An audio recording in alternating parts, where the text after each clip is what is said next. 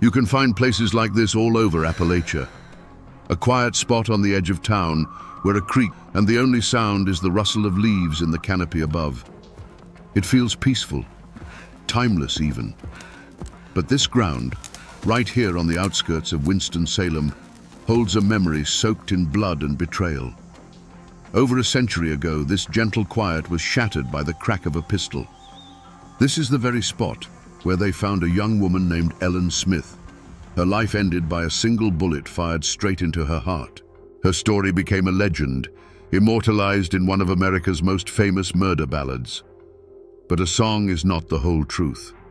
Today, we're going to peel back the layers of that old, mournful tune and listen for the real story. We're here to ask the questions the ballad never answered. Who was Ellen Smith, and why did the story of her death refuse to die? Let's turn back the clock to 1892. Winston-Salem, North Carolina, was a town caught between two worlds. The sweet, heavy scent of curing tobacco from the new R.J. Reynolds factories hung in the air, a promise of new money and new industry. But just beyond the town limits, the old ways of Appalachia held fast, a world of hard work, strict honor, and unwritten rules that could govern a person's life and death. It was a place of opportunity, but also a place where a person's reputation was everything, especially for a young woman trying to make her way alone. Into this world came Ellen Smith. She was barely 19, a girl from the surrounding foothills who, like so many others, was drawn to the town by the prospect of a steady wage. She found work as a maid at the Zinzendorf Hotel, a bustling hub where the wealthy tobacco barons mixed with travelers and local townsfolk. By all accounts, she was pretty, quiet, and hard-working. She carried out her duties, changing linens and serving meals, likely dreaming of a life far removed from the hard-scrabble farm she had left behind. She was just one of hundreds of anonymous girls hoping for a bit of luck, maybe even a bit of love. And then there was Peter de Graaf. If Ellen was invisible, Peter was anything but. He was handsome, always dressed in fine clothes, and moved with the easy confidence of a man whose father was a well-respected citizen. He had a place in society, a name that carried weight. But beneath that polished surface, a different reputation festered. Peter was known to be a heavy drinker, a gambler, a man with a taste for women and trouble. He was charming, yes, but it was a dangerous charm, the kind that promised excitement but often delivered ruin. Their worlds collided within the walls of the Zinzendorf Hotel. He, the privileged customer, she, the humble servant. It was a classic, perilous dynamic. A man like Peter de Graaf would have seen a girl like Ellen Smith as a simple conquest, a dalliance with no consequences. But for Ellen, the attention of such a man, someone so far above her station, must have felt like a fairy tale. He was a glimpse into a world of comfort and status she could only dream of. And so, it began. An affair that was, for a time, an open secret whispered about in the hotel kitchens and the town's back alleys. Peter would visit her. They'd be seen walking together near the edge of town, away from judging eyes. To the rest of the world, it was a familiar, predictable story. But for the two people living it, it was a path that was quickly leading them toward a dark and unforgiving horizon, a point from which neither of them would ever truly return. A story like this isn't just found in the dirt and leaves of a crime scene. The real evidence, the kind that survives a century, is often buried in a different kind of silence, the quiet hush of a library archive.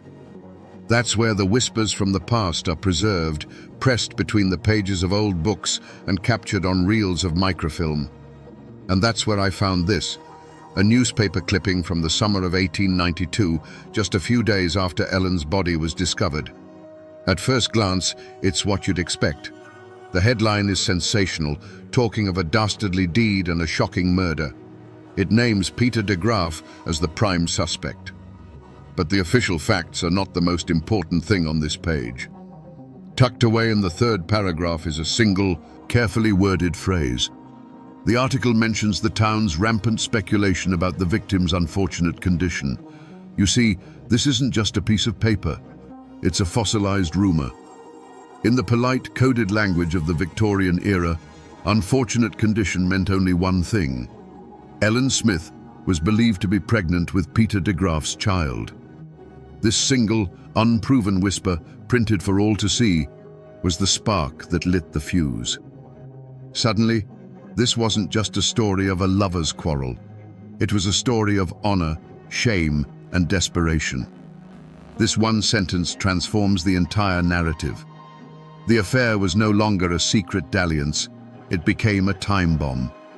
For Peter, it was a threat to his engagement to a more suitable woman and a stain on his family's good name. For Ellen, it was a last, desperate hope for legitimacy. The question this old newspaper forces us to ask is a heavy one. How does a whispered rumor in a small southern town build enough pressure to end in a gunshot? That newspaper clipping only reported what everyone was whispering. But for Ellen and Peter, that rumor was a stark, terrifying reality. Imagine a hushed, desperate conversation in a shadowed corner of the hotel, away from the prying eyes of guests and staff. This is where the love story, if it ever was one, truly died, and the countdown to tragedy began. Ellen, likely terrified but resolute, would have told Peter about the child. For her, it was a plea for salvation. In that moment, she wasn't just his lover. She was the mother of his heir. And in the unwritten code of the mountains, that demanded action. She would have asked him to do the right thing, to marry her and give their child a name. Peter de Graaf, however, was already promised to another woman, Fanny Faust, a bride his family approved of. Ellen's news was not a blessing, it was a catastrophe. It was a threat to his reputation, his inheritance, and his entire future. The easy charm he had used to woo her would have vanished, replaced by a cold panic. To him, her plea for marriage was not a request for honor, but an ultimatum that could unravel his entire world. The days that followed must have been a private hell for both of them. Their secret meetings would no longer have been filled with affection, but with bitter arguments. He likely offered her money, told her to leave town and never come back, to solve the problem on her own. But Ellen wouldn't have backed down. For her, this was not a problem to be disposed of. It was her life, her child's life. Her desperation would have made her bold, perhaps even threatening to expose him to his family and his fiancée. What started as a whispered secret between two people was now a festering conflict. Every denial from him would have fueled her resolve. Every tearful plea from her would have deepened his fear. The seeds of conflict were sown not in jealousy or simple hatred, but in a clash of two inescapable realities. She needed a husband to avoid ruin, and he needed to get rid of her to avoid the very same fate. The air between them grew thick with unspoken violence, and time was running out. Newspaper clippings and court records can give you the skeleton of a story, but they can't give you its soul. For that, you have to talk to the people who keep the memories alive. I found that soul in a conversation with a local historian, a man whose great-grandfather had known the de Graaf family. He wasn't a professor in some university. He was a man whose family had lived on this soil for 200 years, and whose memory was a library of local lore. We sat on his porch, overlooking the hazy blue line of the distant mountains. He told me the official story, the one we all know. The affair, the rumored pregnancy, the arrest. But then he leaned forward in his rocking chair, his voice dropping a little lower. "Now, this part you won't find in any court record," he said. "This is the story that was passed down. The papers will tell you Peter had a motive, but they don't tell you why it had to happen on that specific day. According to the tale that's been told around here for over a century, Ellen Smith had given Peter de Graaf an ultimatum. It wasn't just a tearful plea for marriage anymore. She was done with his stalling and his empty promises. She told him that if he didn't agree to marry her, she was going to walk over to his father's house that very afternoon and tell the old man everything. Suddenly, the timeline snaps into sharp, terrifying focus. This wasn't a problem Peter could put off until next week. It was a crisis with a deadline measured in hours. Exposing the secret to his prominent father would have brought immediate and absolute ruin. It was one thing for the town to whisper, but for the patriarch of the de Graaf family to hear it from Ellen herself. That was unthinkable. Peter, cornered and desperate, knew he had to stop her, and he had to do it right then. This personal testimony, passed down through generations, gives us the missing piece of the puzzle, the emotional trigger for what was about to happen. The ultimatum hung in the hot, still air between them. It wasn't a tearful plea anymore. It was a declaration. Ellen was going to his father's house, today. For Peter de Graaf, the world had just shrunk to the size of a ticking clock, and every second brought ruin closer. The charming dandy, the confident man about town, was gone. In his place was a cornered animal, staring down the collapse of his carefully constructed life. The whispers of the town were one thing. A public confrontation with his father was another. It meant the end of his engagement, the loss of his inheritance, and the fury of a patriarch whose name he was about to disgrace. He couldn't let her get to that house. He had to stop her. But he couldn't do it in the open.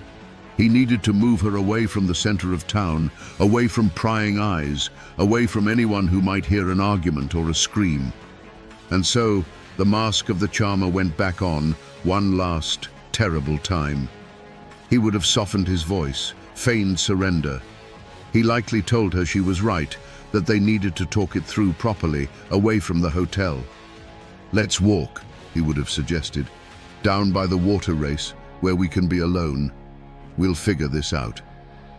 Did a flicker of hope ignite in Ellen's heart? Did she believe for just a moment that her desperate gamble had worked, that he was finally going to do the right thing? Or did a cold knot of fear tighten in her stomach? We will never know.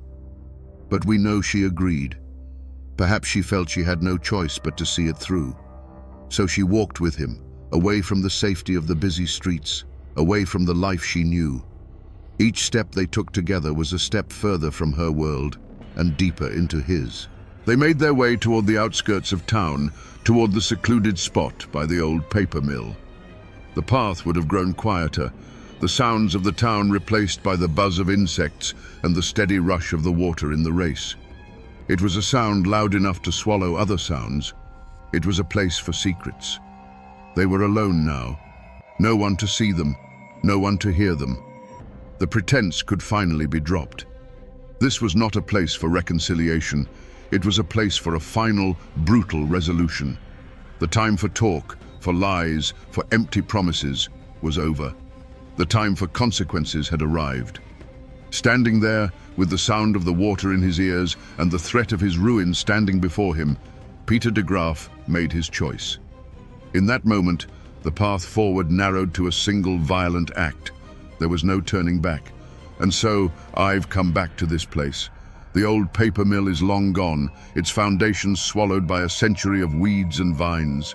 But the path is still here, and the water race, though now just a shallow, meandering creek, still whispers the same story to the stones.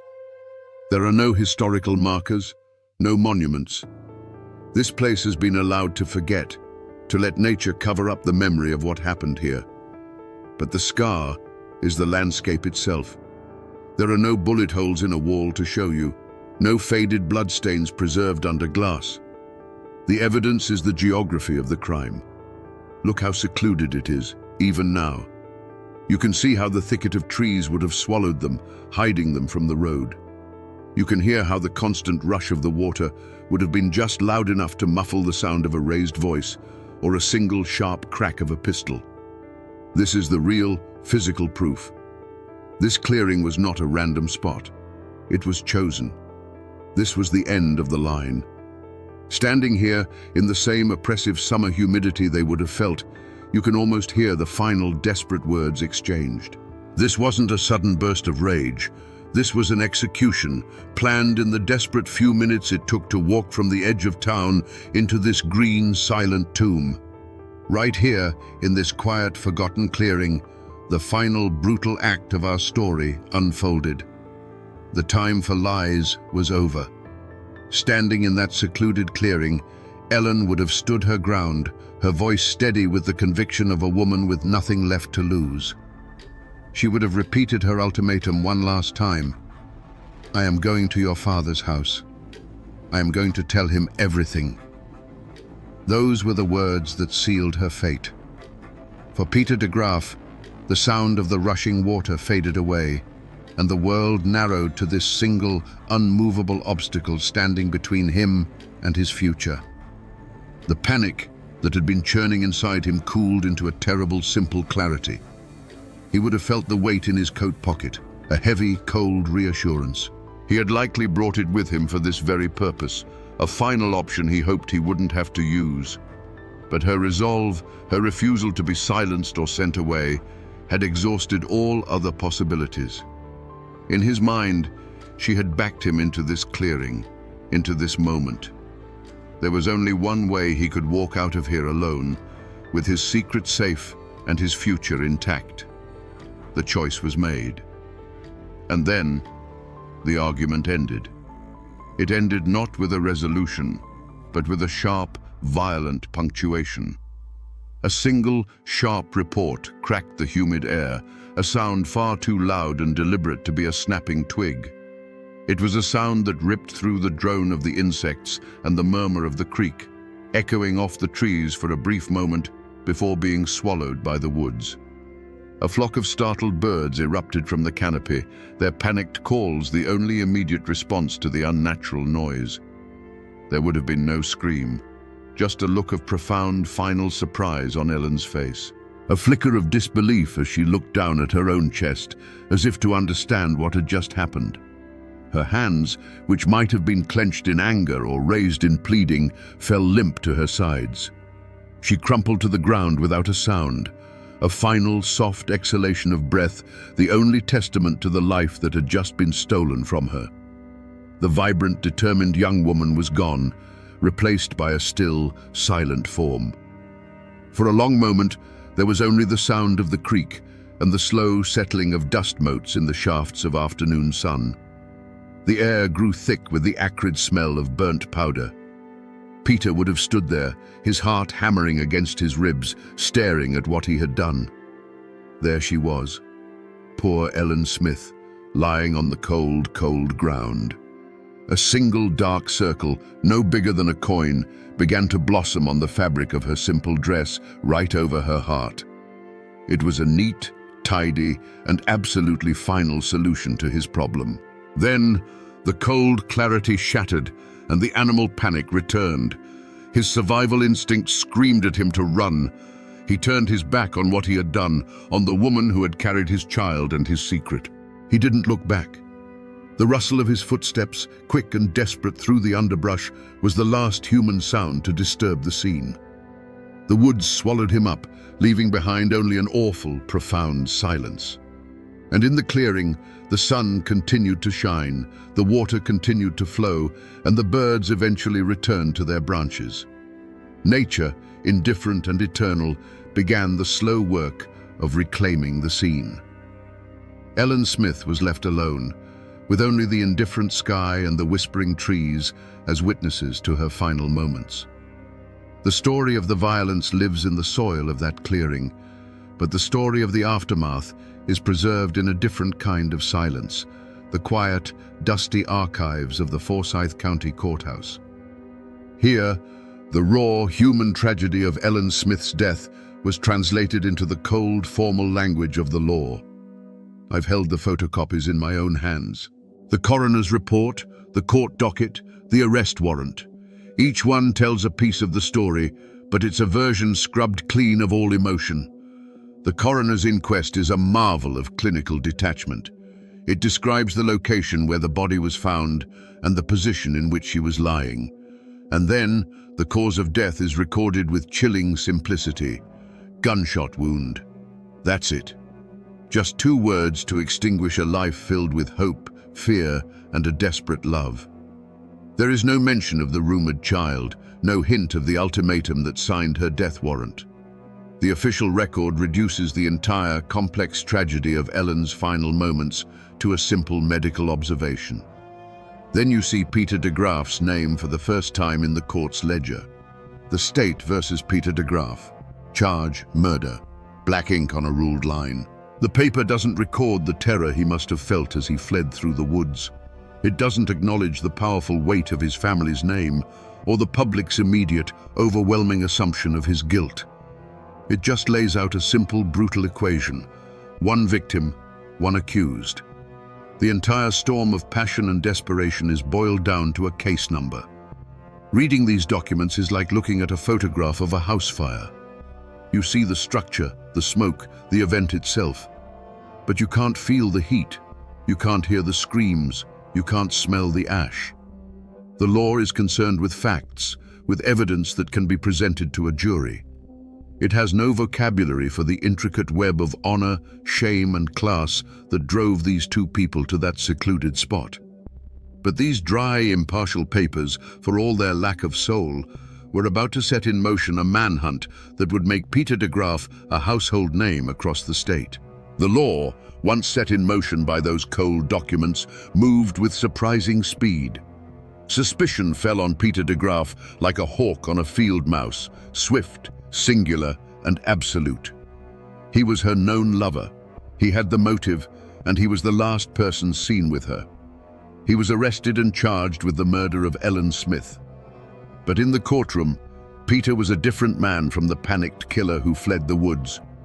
He was unnervingly calm, dressed impeccably, denying everything with a steady voice. The evidence against him was powerful, but purely circumstantial. There was no murder weapon, no confession, no one who saw him pull the trigger. The prosecution built a case on motive and opportunity, while the defense chipped away at the lack of hard proof. The jury was torn, and the result was a mistrial. For a moment it seemed Peter de Graaf might just walk free.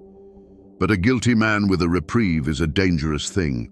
Before a second trial could be convened, Peter made a move that would seal his fate more surely than any piece of evidence. With the help of his brother, he soared through the bars of his jail cell and, under the cover of a moonless night, vanished. To the public, this was the ultimate confession.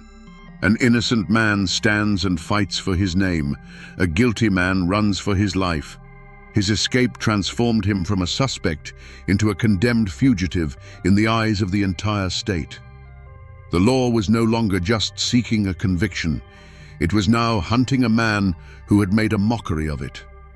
The manhunt was vast. Telegraphs crackled with his description, and his name was on the lips of lawmen from Virginia to Tennessee. Months went by. The trail went cold. It seemed Peter de Graaf had been swallowed by the continent. Then, a tip came from a world away. He was found hundreds of miles from North Carolina, hiding in the most unlikely of places, working as a common hand in a traveling circus in Robinson, Kansas. The dapper man about town had become a ghost, living amongst the clowns and the carnies. The long arm of the law finally closed around him there, and he was brought back to Winston-Salem in chains, the spectacle of his capture only fueling the public's certainty of his guilt. His second trial was a formality. The courtroom was packed, the air thick with condemnation. This time, there was no doubt, no hesitation. The prosecution now had the most damning evidence of all: his flight from justice. The jury didn't need to see a weapon. They saw a man who had run, and they knew why. The trial was swift, the arguments a foregone conclusion. The jury filed out and returned in what must have felt like a heartbeat. The court clerk asked for the verdict. A silence fell over the room, so heavy you could feel the weight of it in your chest. The foreman, a grim-faced farmer, rose to his feet, unfolded a small piece of paper, and spoke the single word that everyone had come to hear: guilty. The dry legal process that began with a line of ink in a ledger had found its final, brutal endpoint. Peter de Graaf was sentenced to hang by the neck until dead. Every story has an end, and for the people who live them, that end is often found in a place like this, the old Salem Cemetery. It's a quiet library of stone, where the final chapters of thousands of lives are etched into granite and marble. I came here to find the last, quiet resting places of the two people at the heart of our story. It doesn't take long to find Ellen's. Her grave is marked by a simple flat stone, a humble marker that lies low in the grass, easily missed if you aren't looking for it. There is no grand epitaph, just her name and the dates that bookend her short, tragic life. It is a lonely grave for a girl who died alone. And yet, her story has kept this spot from being forgotten. People still come. They know the ballad, and they seek out this small stone as a kind of pilgrimage. Her final resting place is as modest as the life she lived, but the legend that grew from it is monumental. In death, the poor, forgotten maid became more famous than any of the wealthy people buried around her. Then, you walk just 100 yards or so past other weathered stones, and you find the de Graaf family plot. And there he is, Peter de Graaf. His marker is part of a respectable family collection, more substantial than Ellen's, but weathered by the same century of sun and rain. And the irony is so thick you can almost taste it. He killed her to protect his family's name, to sever their connection forever. But here they lie, just a short walk from one another. Enemies in life, neighbors for all eternity in this silent city of the dead. Seeing these two stones, so close and yet worlds apart, makes you realize that the gallows was not the end of the story. It was only the end of Peter's. For the families left behind, for the community that had witnessed the tragedy, the consequences were just beginning to unfold. The final verdict had been delivered, but the long shadow of that day was only starting to stretch across the land.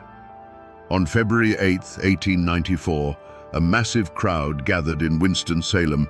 It was a public holiday of the grimmest sort. They came to see Peter de Graaf hang. He was led to the gallows, and even in his final moments, he maintained his unnerving calm. He refused to confess. He did not ask for forgiveness.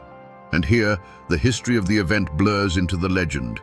The story, the one that truly matters, is that as he stood on the gallows, with the rope around his neck, he handed a note to his brother. Some say it was a poem, a final confession scribbled on a scrap of paper. No one knows for sure if this note ever existed, but it didn't have to.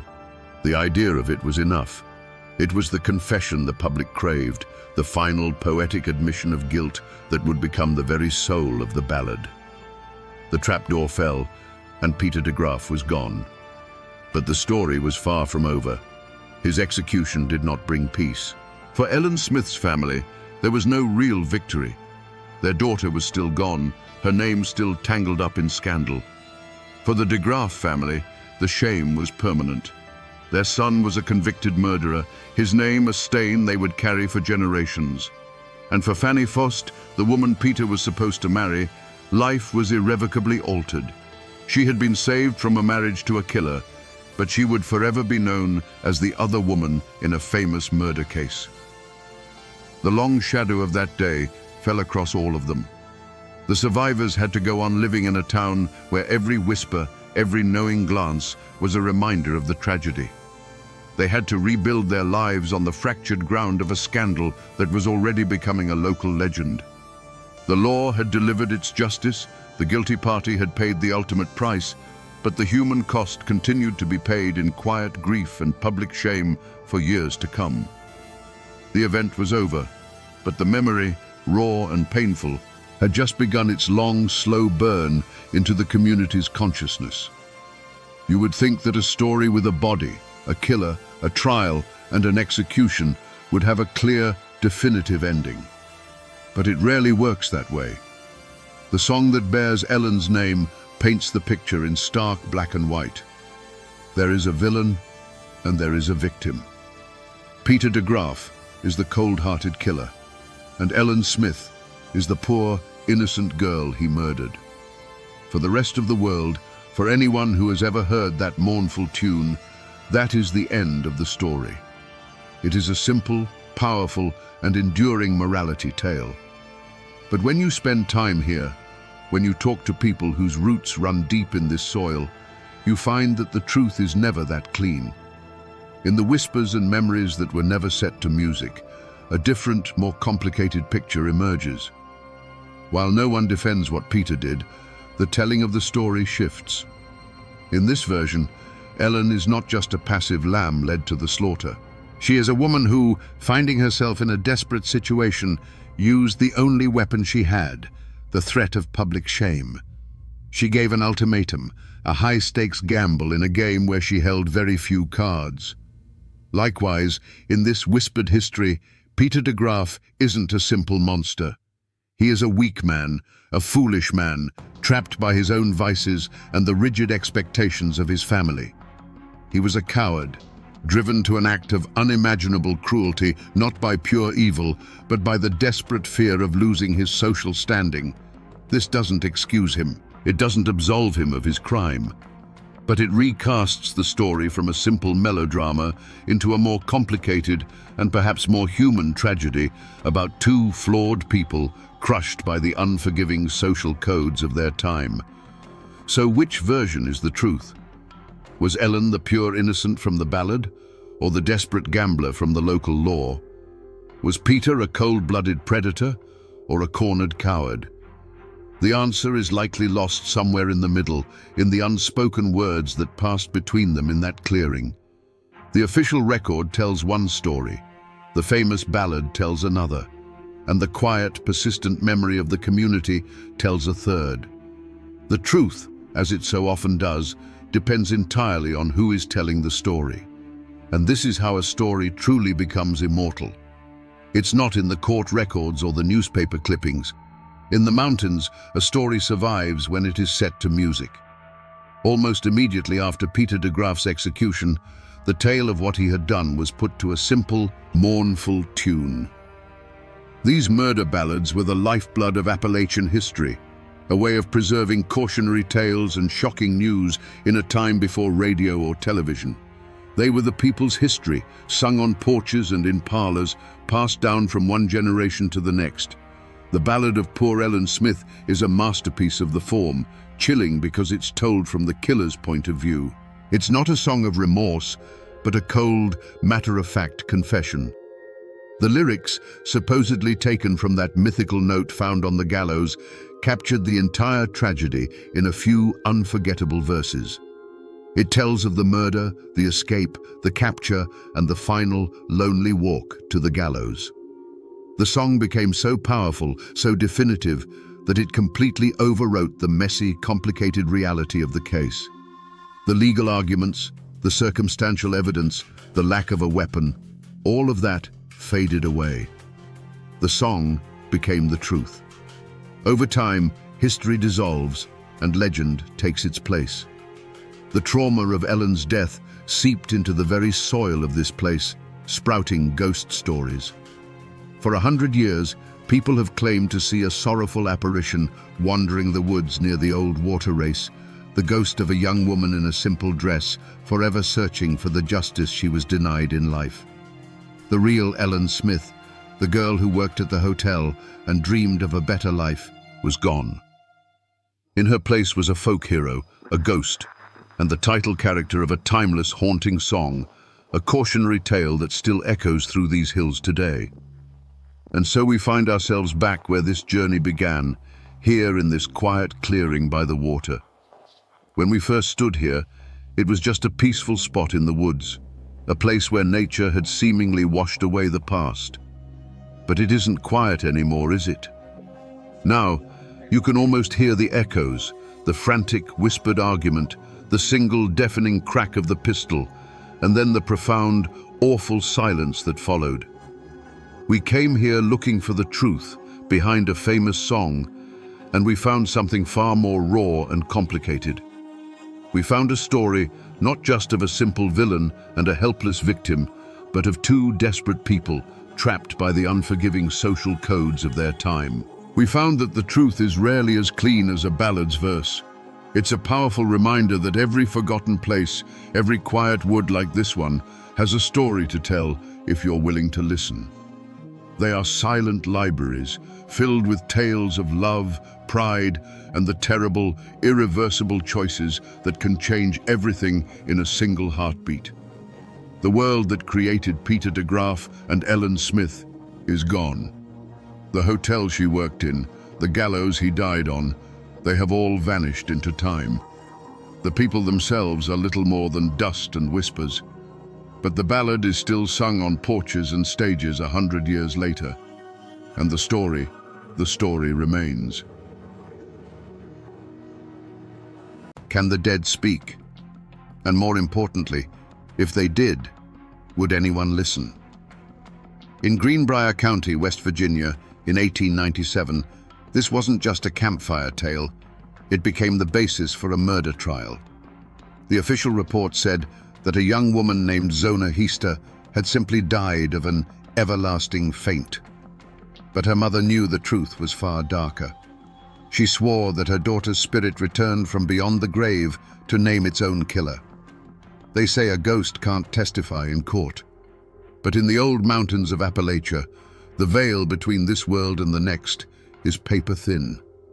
Before the whispers and the shadows, there was just Greenbrier County, a place carved out of the Appalachian mountains where the hollows hold the morning mist like a secret and life moves with the rhythm of the seasons. It was a hard land, but an honest one. People here knew their neighbors, they knew the old stories, and they knew that some things in this world couldn't be explained by logic or law. This was the world of Zona Heaster, a young woman as vibrant and untamed as the mountains she called home. Locals just called her Zona. She was a beauty, with a spirit that refused to be broken. In a time when a woman's reputation was a fragile thing, Zona had already weathered a storm, having borne a child out of wedlock. But shame wasn't in her nature. She held her head high, her laughter echoing in the hills, a testament to a soul that craved life and love without condition. She was a daughter of these mountains, and she was looking for a future as bright as her own spirit. Then a stranger rode into town. His name was Erasmus Shue, but folks called him Trout. He was a blacksmith, strong and handsome, with a smooth way of talking that could charm a bird from a tree. He was new, a man without a past, or at least without one he was willing to share. When his eyes met Zona's, a spark ignited that was too powerful for either of them to ignore. He wasn't like the local boys. He spoke of a life beyond the confines of Greenbrier, a life filled with passion and promise. Their romance was a whirlwind, a sudden fire that burned hot and fast. Trout showered Zona with affection, painting a picture of a perfect life together. For a girl who had known hardship, his words were like a sweet melody, promising a home, a name, and a love that would protect her from the world's judgment. She was completely captivated, seeing in him not just a husband, but the fulfillment of all her dreams. But one person saw not a dream, but a nightmare. Zona's mother, Mary Jane Heaster, felt a chill every time Trout Shue was near. A mother's intuition is an ancient and powerful thing, and hers screamed that something was wrong. She saw a darkness behind his charming smile, a predator's stillness in his eyes. She warned Zona, begged her to be careful, but her daughter was blinded by the light of first love, deaf to the warnings of a woman who had learned to listen to the whispers of the mountains. In October of 1896, against her mother's wishes, Zona married Trout. They moved into a small house near the blacksmith shop, and for a fleeting moment, it seemed like Zona's dream had come true.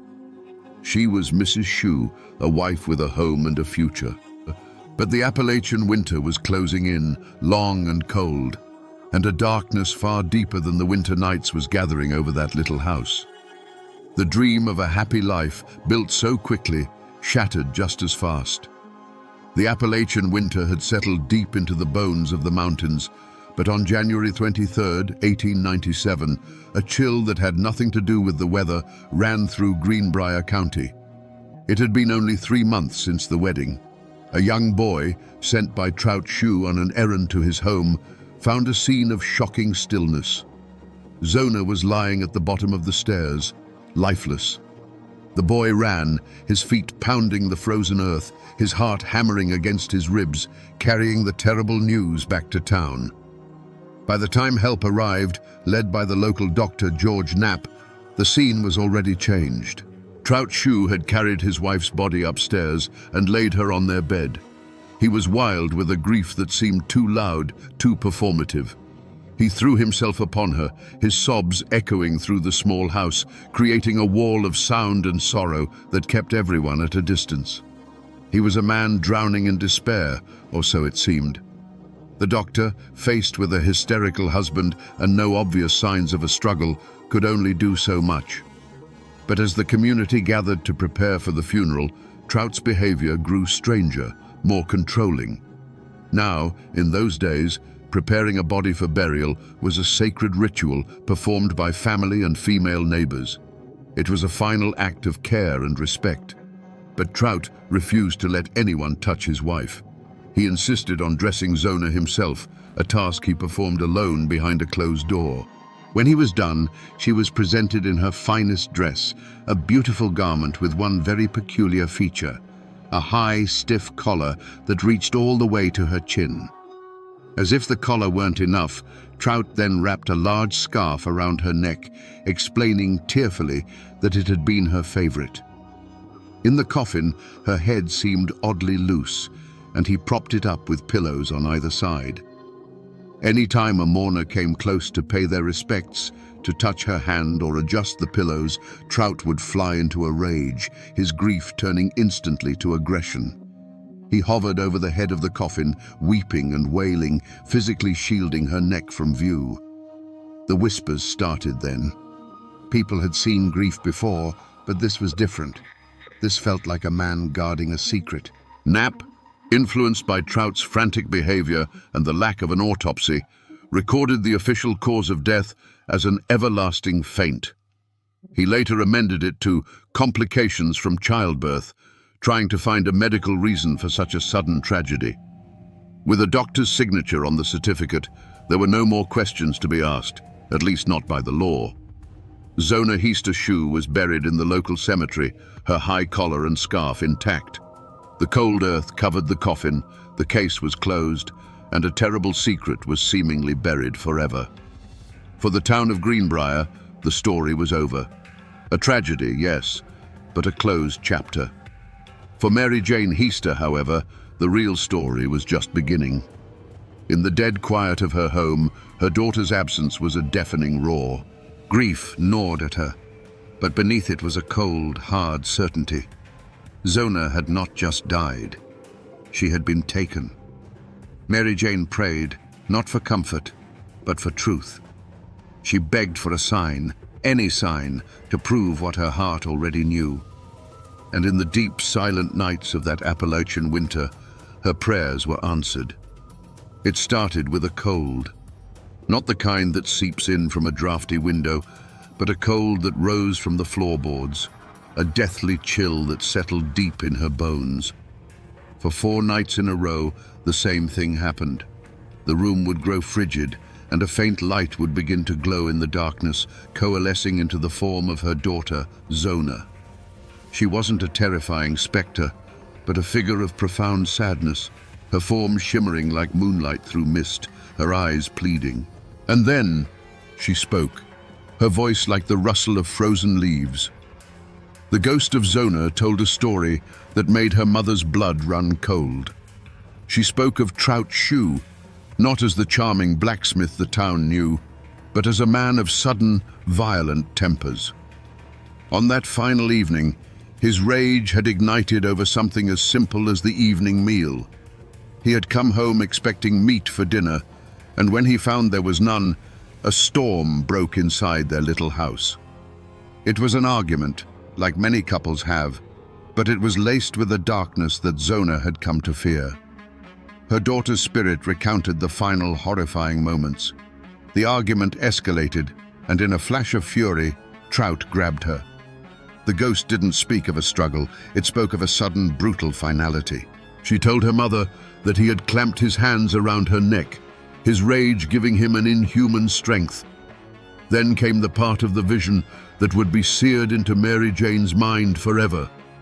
To show her mother exactly what had happened, the spirit of Zona slowly turned its head. It turned and turned, past the point where a living neck could go, all the way around, until a faint, dry snap echoed in the silent room. A sound that was the final punctuation mark on her daughter's life. The apparition explained everything. It explained why her head was so loose in the coffin, why Trout had propped it with pillows. It explained the high, stiff collar and the carefully placed scarf. They were all meant to hide the terrible truth of his hands. For 4 nights, the ghost returned, telling the same story, reinforcing the same horrible details, until Mary Jane was no longer just a grieving mother. She was a witness. She was the keeper of a testimony delivered from the other side of the veil, and she knew she could not stay silent. When the 4th night passed, and the ghost of her daughter did not return, a new kind of silence fell over Mary Jane Heaster's home. It was no longer the silence of grief, but the heavy silence of purpose. The story her daughter's spirit had shared was now a weight in her soul, a truth she had to carry out into the world of the living. She knew how it would sound. A woman, already half mad with sorrow, telling tales of a visitor from the grave. They would call her a fool, or worse, a liar. But the image of Zona's head turning, the ghostly echo of that final, terrible sound, it gave her a courage that no amount of ridicule could shake. With a resolve as hard as the frozen Appalachian ground, she went to the county prosecutor, John Alfred Preston. You can just imagine the scene. A man of law and logic, sitting behind a desk piled with earthly matters, suddenly confronted by a woman whose chief witness was a ghost. Preston listened, his expression unreadable, as Mary Jane recounted the 4 nights of visitations. She didn't flinch or falter, describing the icy cold, the shimmering light, and the horrifying story that came with it. On its face, the story was unbelievable, the kind of mountain folklore that had no place in a courtroom. But Preston was a thoughtful man, and he remembered the whispers that had followed Zona's funeral. He remembered the reports of Trout Shoe's bizarre, possessive grief. He remembered the high collar and the scarf. Mary Jane's tale, as wild as it was, provided a chilling explanation for all of it. It was a single strange key for a lock no one else could open. Her story wasn't just a vision, it was a theory of the crime that made perfect, terrible sense. Risking his career and his reputation, Preston made a decision. He would listen to the ghost. He went back to Dr. Knapp and, armed with Mary Jane's conviction, persuaded him that something was deeply wrong. An order was given for the exhumation of Zona Heaster Shoe. On February 22, 1897, a small group of men stood in the cold silence of the cemetery. The work was grim, the sound of shovels striking frozen earth a violation of the peace. They raised the coffin, and in a makeshift autopsy room, the truth was finally brought into the light. The high collar and scarf were removed, and there, on Zona's neck, was the proof. Bruises, shaped like fingerprints, were still visible on her skin. Dr. Knapp's examination was thorough this time. He found that her windpipe had been crushed, and then he felt her neck. The first and second vertebrae were dislocated. Her neck had been broken. Every single detail from the ghost's testimony was now cold, undeniable, physical fact. The whispers of a ghost had led them to the evidence. The law, which had been so quick to close the case, now moved with swift and terrible purpose. The charm and the tears of Erasmus Trout Shoe were now meaningless. He was no longer the tragic widower. He was the monster from his dead wife's story. The manhunt was short because the culprit had been hiding in plain sight all along. Trout Shoe was arrested and charged with the murder of his wife. The trial of Trout Shoe became a sensation. Word of the Greenbrier ghost spread through the mountains like wildfire, drawing crowds to the courthouse in Lewisburg. This wasn't just a murder trial. It was a spectacle, a clash between the modern world of law and the ancient world of mountain belief. The courtroom was packed, a sea of faces, some hungry for justice, others just hungry for a good story. Prosecutor Preston had a strong case built on the solid scientific evidence of the autopsy. He had the broken neck, the crushed windpipe, the bruises. He had the facts. But he knew the heart of the story. The thing that had brought them all here was Mary Jane Heaster's spectral visitor. The defense attorney, on the other hand, saw Mary Jane as his greatest asset. He believed her story was so outlandish, so patently insane, that he could use it to discredit the entire investigation. He thought he could paint her as an unreliable, hysterical woman whose grief had pushed her into delusion. He planned to make a mockery of her testimony and, by extension, the entire prosecution. It was a fatal miscalculation. When Mary Jane took the stand, the courtroom fell silent.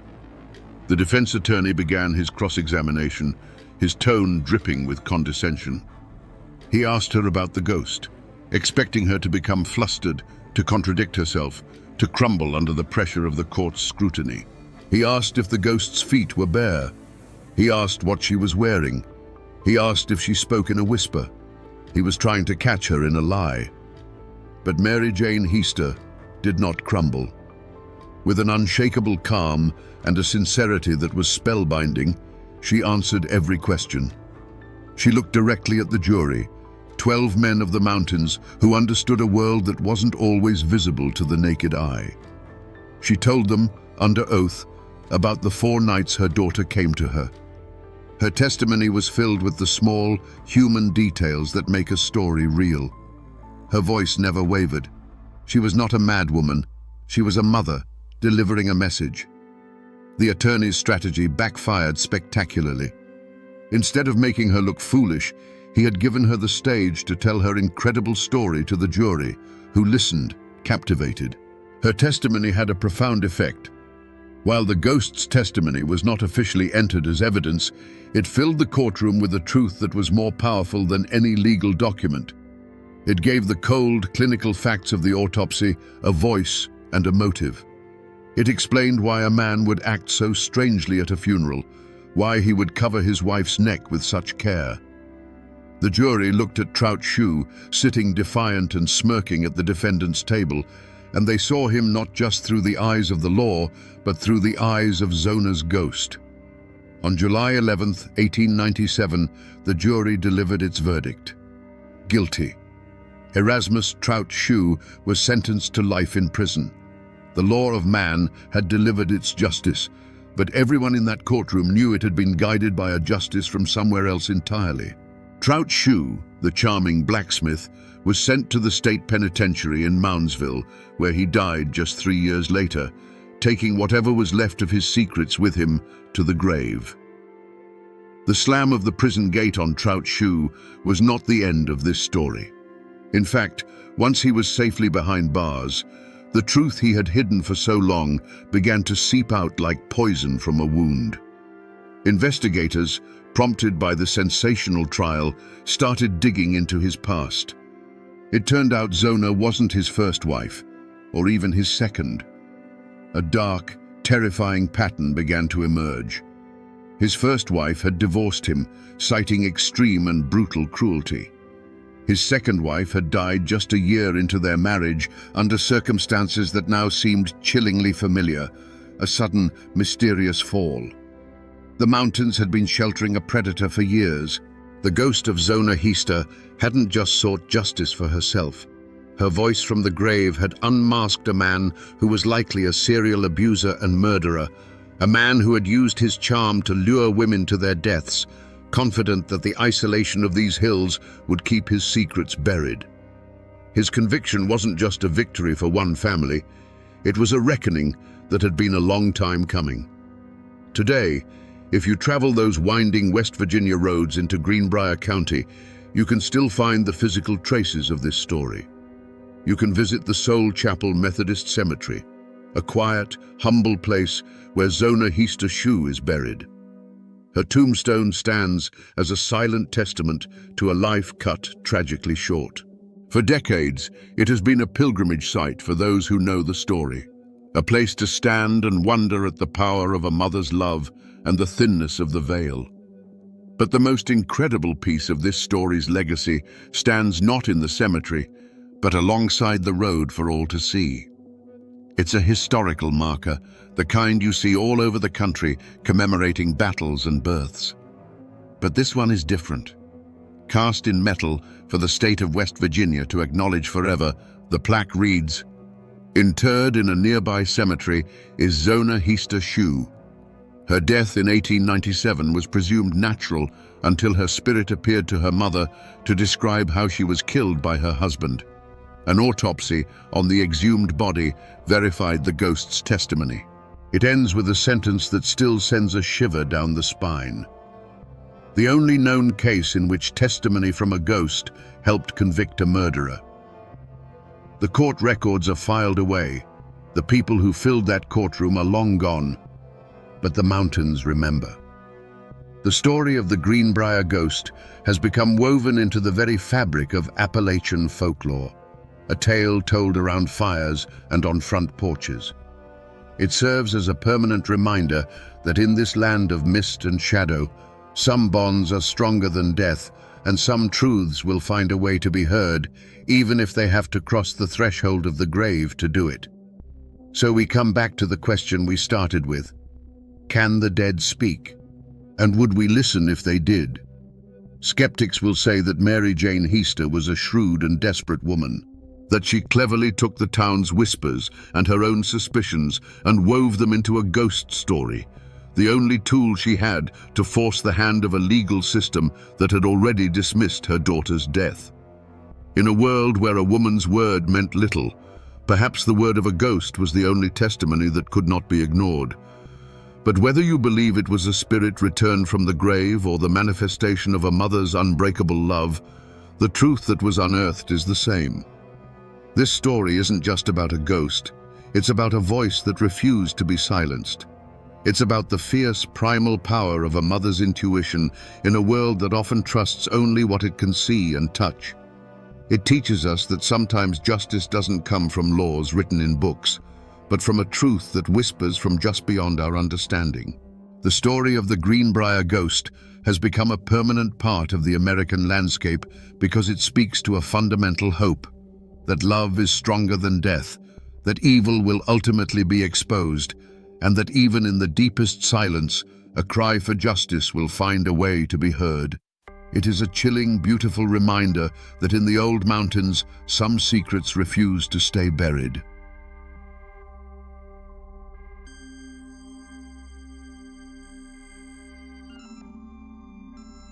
In the stunned silence that followed the storm of gunfire, the people of Huntington, West Virginia, were left with a grim spectacle on their courthouse lawn: the body of a dead stranger. He was a man who didn't belong, a ghost from the bloody plains of Missouri, laid low in the heart of Appalachia. His death wasn't an answer. It was a question mark written in blood on the town's doorstep. How did the most infamous outlaws in American history, the James Younger gang, end up so far from home, leaving one of their own dead in a desperate, bullet-riddled retreat? Today, we will answer that question and unravel a story of Appalachian grit colliding with legendary evil. To understand the shock of that day, you have to understand the world that was shattered. Huntington, in 1875, was not some quiet mountain hollow lost to time. It was a city with a swagger, a raw and muscular town born from coal dust, steel rails, and ambition. Forged just a few years earlier by the railroad magnate Collis P. Huntington, it was the proud western terminus of the Chesapeake and Ohio Railway. It was a place where the ancient rhythm of the mountains met the thunder of the locomotive, a boom town humming with the promise of a new industrial Appalachia. At the very heart of this vibrant new world, on the corner of 3rd Avenue and 9th Street, stood the Bank of Huntington. It was more than just a building of brick and mortar. It was the town's beating heart. Through its doors flowed the lifeblood of the region, massive C&O payrolls for the railroad men, the hard-earned wages of miners who clawed wealth from the deep hills, and the fortunes of the industrialists who were taming the wilderness. This bank wasn't just holding money, it was holding the collected dreams and sweat of an entire community. The guardian of this trust was a man named Robert T. Oney, the bank's cashier. He was a man of ledgers and ink, of quiet respectability and steady habits. His world was one of predictable order, of days measured by the familiar clicks of the telegraph and the comforting clang of the vault door swinging shut. That afternoon, his son was with him in the bank, learning the family trade, surrounded by the symbols of security and civilization. For them, the world was a safe and logical place. Outside the bank's windows, the town bustled with activity, a testament to its newfound importance. But beyond the last paved street, the ancient Appalachian hills rose up, dense and watchful. These were the old mountains, the ones that had seen empires come and go, their hollows filled with secrets and shadows. They formed a stark contrast to the noisy, forward-looking city at their feet, a wilderness that could swallow men whole, a perfect landscape for both escape and ambush. But progress is a double-edged sword. The very thing that made Huntington a beacon of prosperity also made it a target. The same steel rails that carried coal out also carried stories in. Tales of the C&O payrolls, of the fat new bank on the Ohio River, traveled west on telegraph wires and in the talk of rail riders.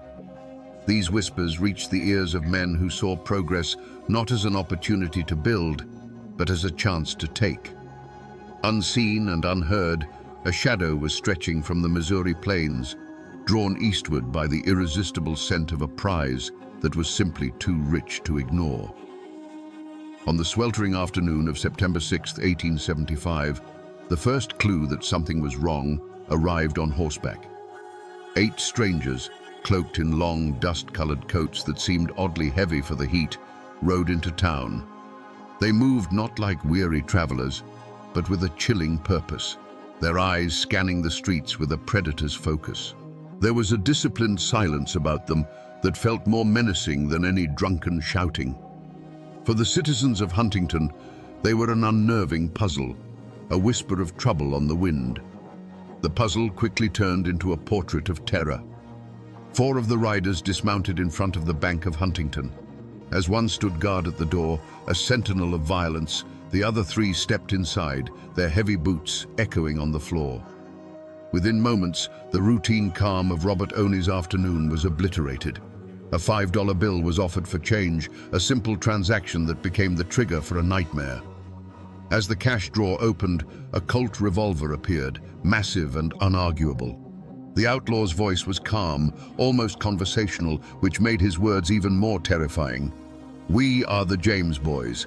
We have come for the money." The scene inside was one of cold, professional plunder. While Oney and his son were held frozen under the barrel of a gun, the other men moved with a terrifying efficiency, vaulting the counter and stuffing bags with the town's wealth. The scene spoke not of a desperate smash and grab, but of a rehearsed, military-style operation. The outlaws knew exactly what they wanted, from the loose cash to the contents of the new, modern vault. Outside, the other 4 horsemen turned 3rd Avenue into a shooting gallery. They galloped back and forth, firing their pistols into the air, their shouts echoing off the brick buildings. This wasn't random chaos.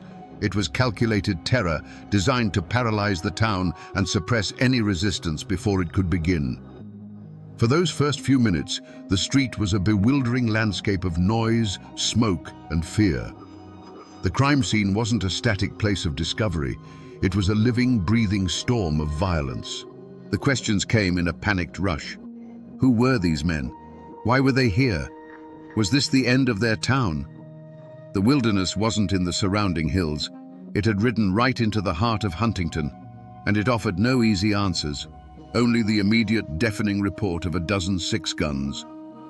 In the days that followed the raid, as the story was pieced together from 100 terrified accounts, the first and most obvious suspect was not a single man, but a ghost. It was the ghost of the Confederacy, a phantom born from the raw, unhealed wound of the Civil War. You see, this wasn't just a bank robbery. To many people, especially those with Southern sympathies, this was a calculated act of war, a personal vendetta waged against a symbol of Northern power and occupation. The motive was as clear as a mountain spring to anyone who had lived through the conflict. The Bank of Huntington was the financial heart of the C&O Railway, a Yankee enterprise carving up the ancient hills and imposing a new order on the land. To a man who had lost his home, his kin, and his cause fighting for the South, that bank wasn't just a building full of money. It was a monument to his defeat. Robbing it wasn't simple theft.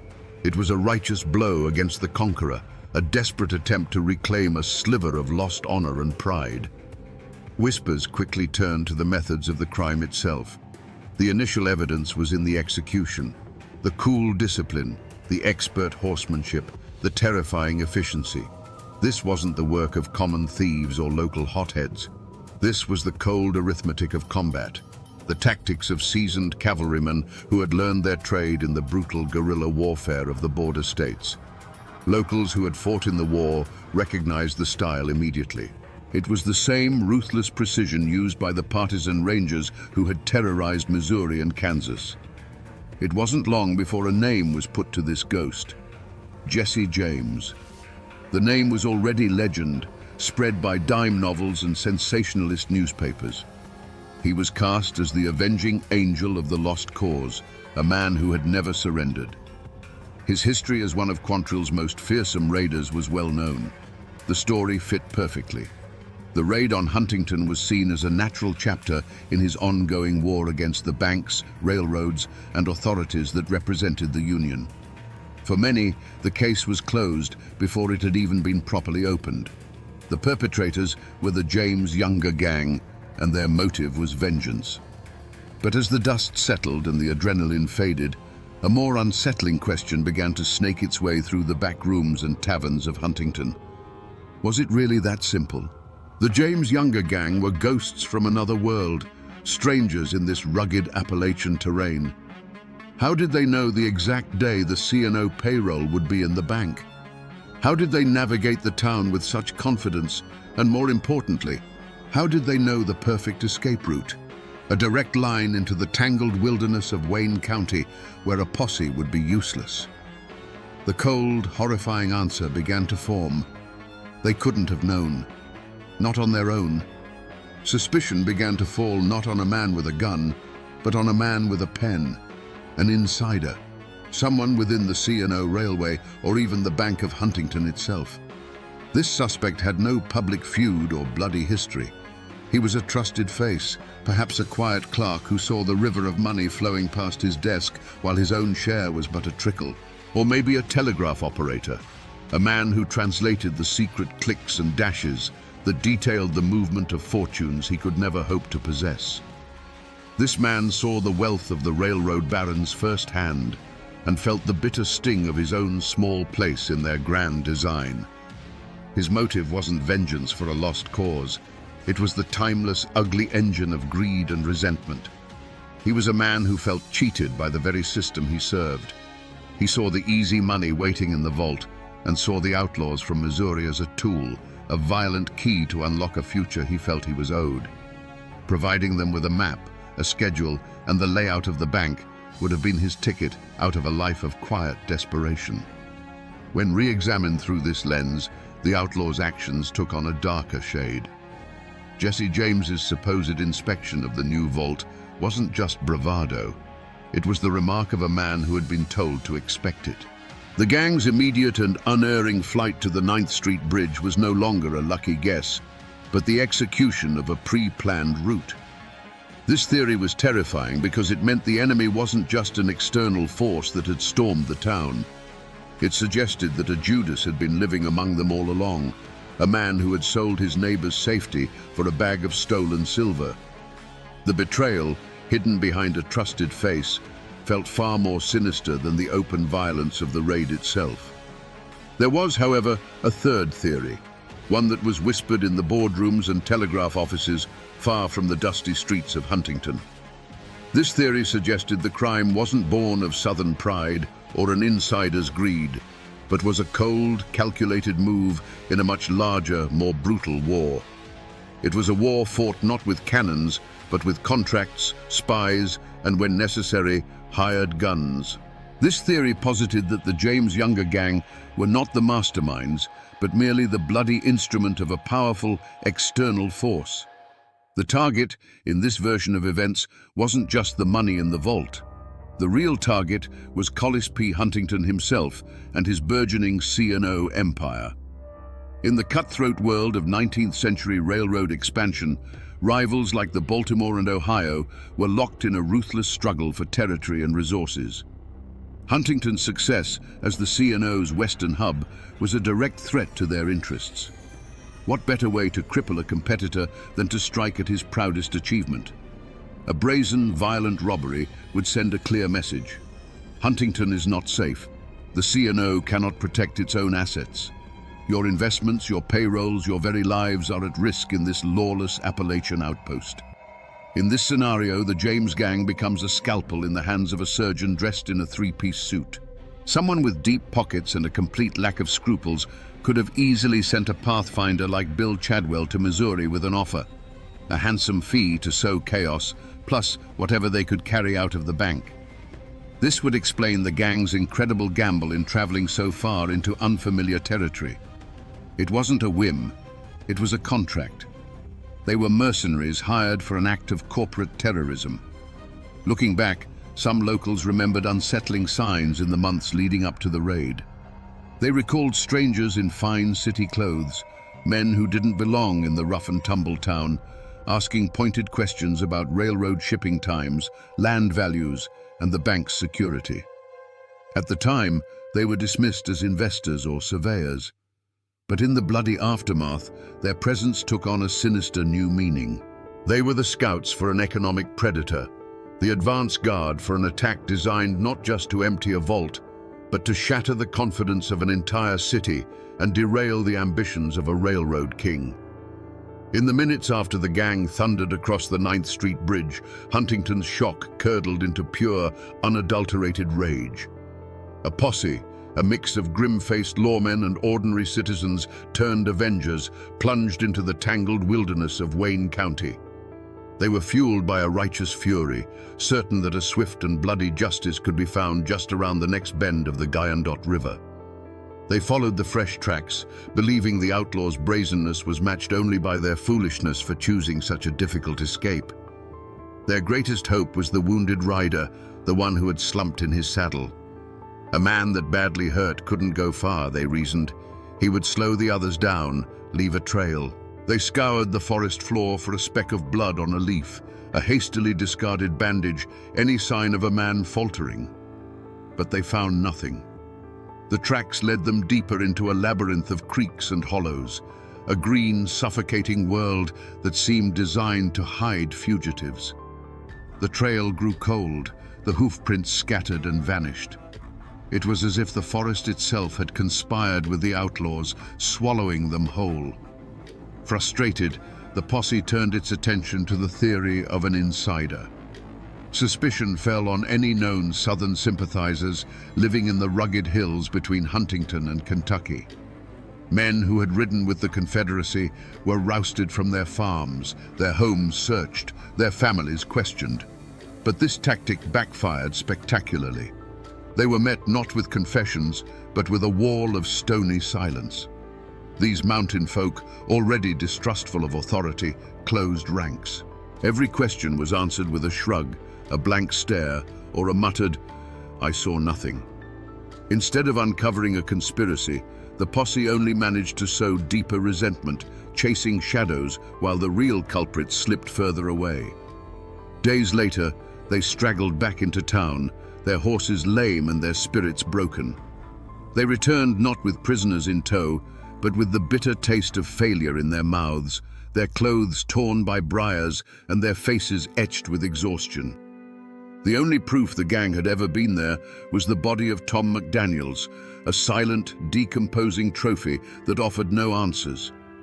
The initial blaze of heroic defiance had died down, leaving behind the cold embers of fear and the growing, terrible realization that the most dangerous men in America had come to their town, bled their streets, and simply vanished. The posse's failure in the hills of Wayne County was about more than just rough terrain. It was a collision with an invisible, impenetrable fortress. It was a confrontation with the ancient mountain code, an unwritten law far more powerful than any statute passed in a distant state capital. As the lawmen pushed deeper into the hollows, they found that people's eyes grew guarded and their doors closed a little tighter. Men who would normally share a story and a dipper of water suddenly had nothing to say. Women would call their children inside and the world would go quiet. This wasn't simple ignorance. It was a deliberate collective act of forgetting. To understand it, you have to understand the soul of Appalachia. This was a land settled by people who had come to escape authority, be it from kings across the ocean or tax collectors from the flatlands. Here, loyalty was not to a government, but to blood, to kin, and to your neighbor. You didn't talk to the law because the law had never done a thing for you, except maybe try to take your land or your moonshine. Justice was a private matter, handled with a handshake or, if necessary, a shotgun. The fear of retribution was a palpable thing, as thick as the morning fog in the valleys. Everyone knew what happened to those who talked. A fence might be cut in the dead of night, letting the livestock wander off. A prize hog might turn up sick. A barn, the very symbol of a family's livelihood, could go up in flames from a single well-placed lantern. These weren't idle threats. They were the grim language of mountain politics. Helping the law against men like the James Gang, men who, to some, were still seen as Confederate heroes, was seen as the ultimate betrayal. It was choosing the side of the outsider against your own. And so, the wall of silence held firm.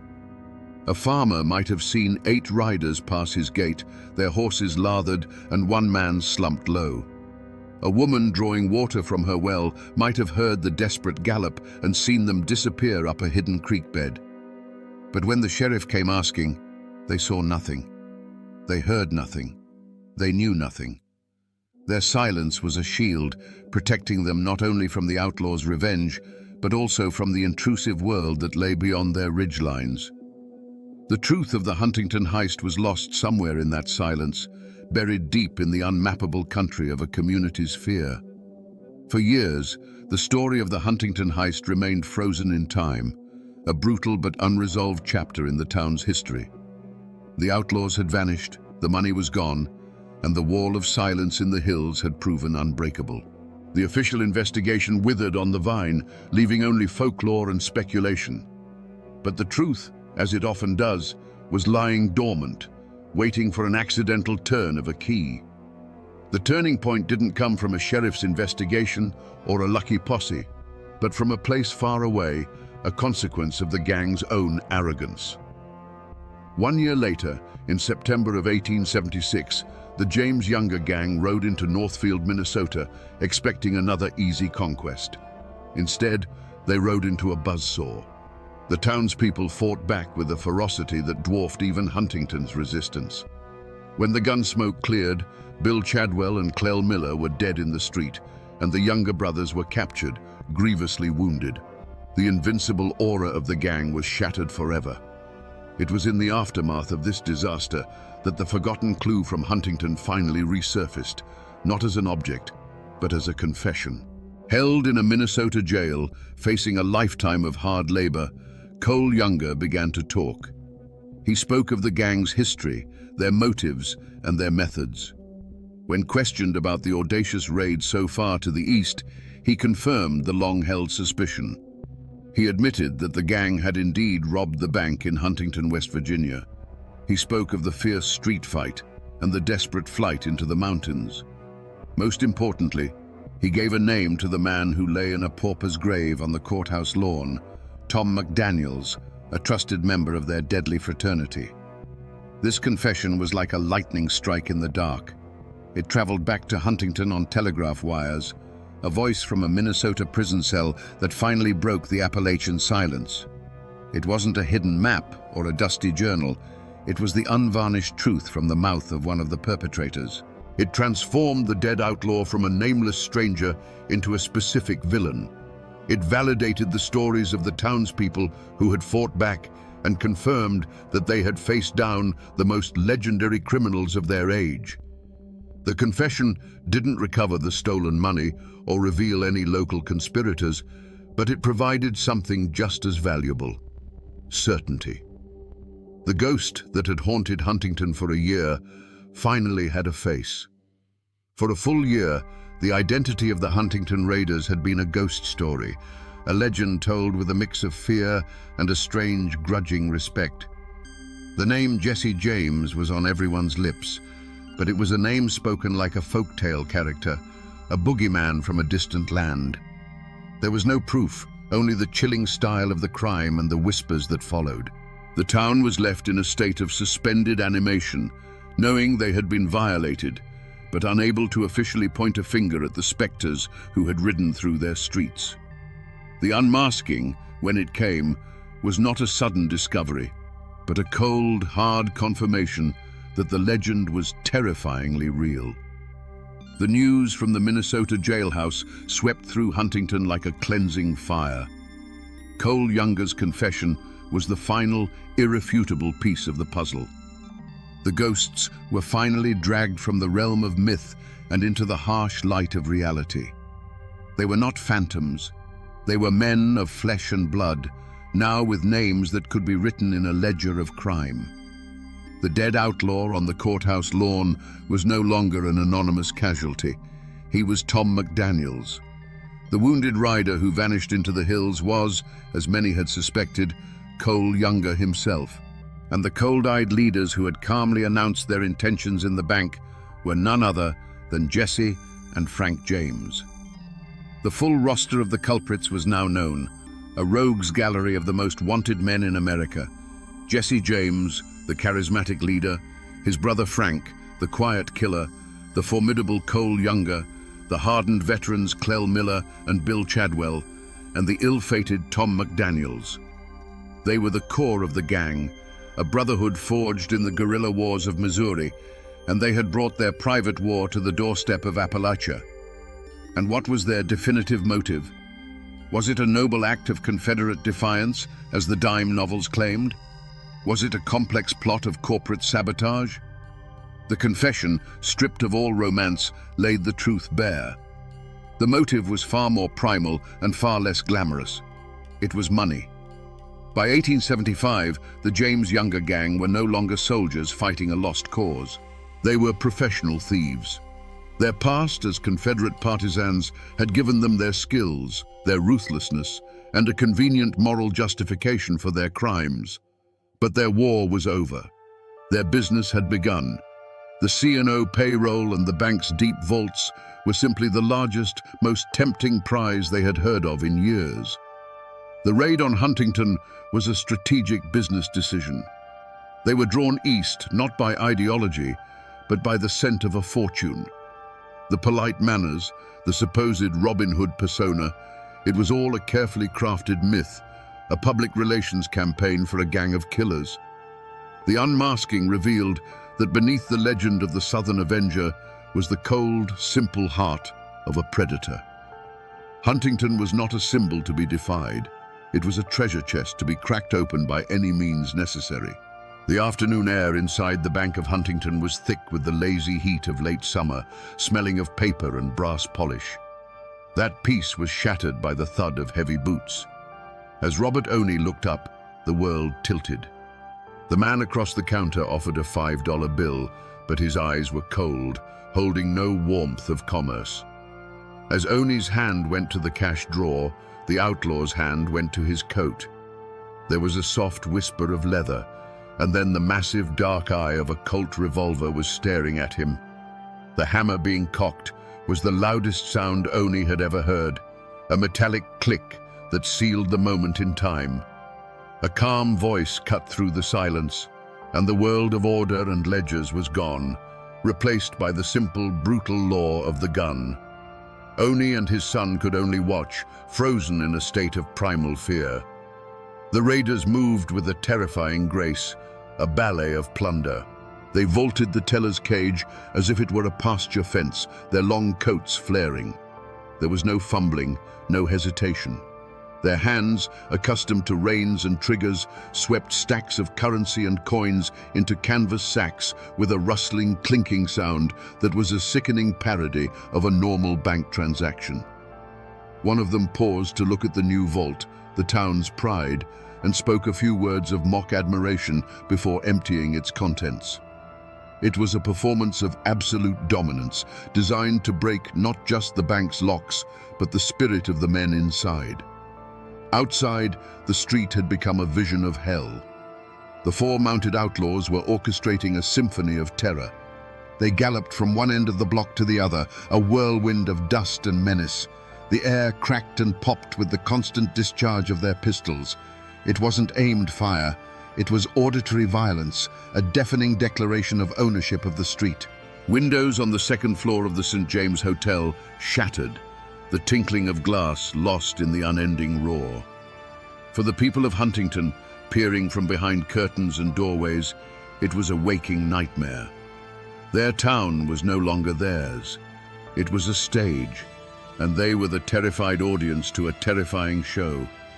But the paralysis of fear can only last so long before it hardens into rage. The outlaws' barrage was suddenly answered.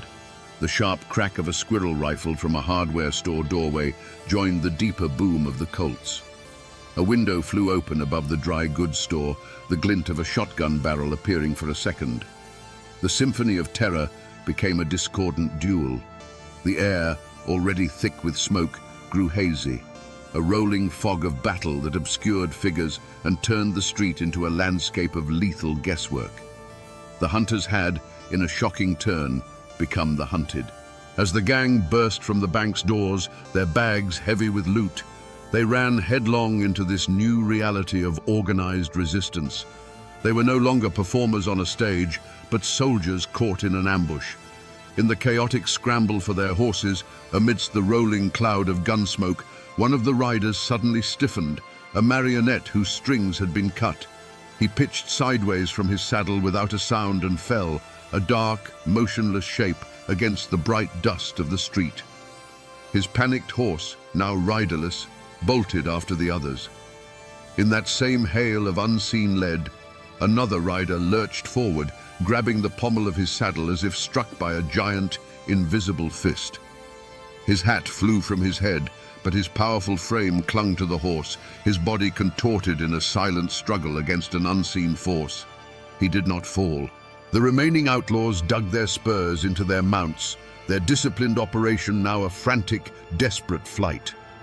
They thundered towards the 9th Street Bridge, a mad dash for the safety of the wilderness, leaving the echoes of their violence hanging in the air. When the last hoofbeat faded, a ringing silence descended upon the street. The smoke slowly drifted away on the afternoon breeze, revealing a scene of surreal stillness. Shattered glass glittered on the boardwalks, and there, in the middle of the street, lay the still form of Tom McDaniels, a final grim testament to the fact that on this day, the people of Huntington had fought back. In the aftermath of the raid, there was no grand trial in Huntington. There was no solemn judge, no jury of 12 peers, no eloquent lawyers arguing points of law. The only trial that ever mattered for the James Younger gang in West Virginia took place in a 90-second span of chaotic gunfire on 3rd Avenue. The jury was a hardware store owner with a rifle, a clerk with an old army pistol, and a dozen other anonymous citizens who decided that their town was worth defending. The verdict for Tom McDaniels was delivered not by a foreman, but from the barrel of a gun, a swift and final judgment that required no appeal. Instead of a courtroom, the town had the courthouse lawn. McDaniel's body was dragged there and put on display, becoming a gruesome pulpit from which the town preached a silent sermon of defiance. Crowds gathered to stare, their faces a mixture of grim satisfaction, morbid curiosity, and lingering fear. This was justice in its most raw and primal form, a public spectacle meant to reassure the community that an invader had been repelled and a price had been paid. A coroner's inquest was held, a brief formality that concluded, to no one's surprise, that the outlaw had died of justifiable homicide. He was then unceremoniously buried in a pauper's grave, his story in Huntington ending as it began, a nameless threat, now a nameless corpse. The real legal reckoning came a year later and hundreds of miles away in a Minnesota courthouse. It was there that the captured younger brothers faced a formal system of justice.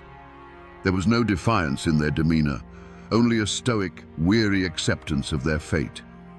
Cole Younger, in particular, was calm and cooperative, his confession providing the final, authoritative chapter to the Huntington raid.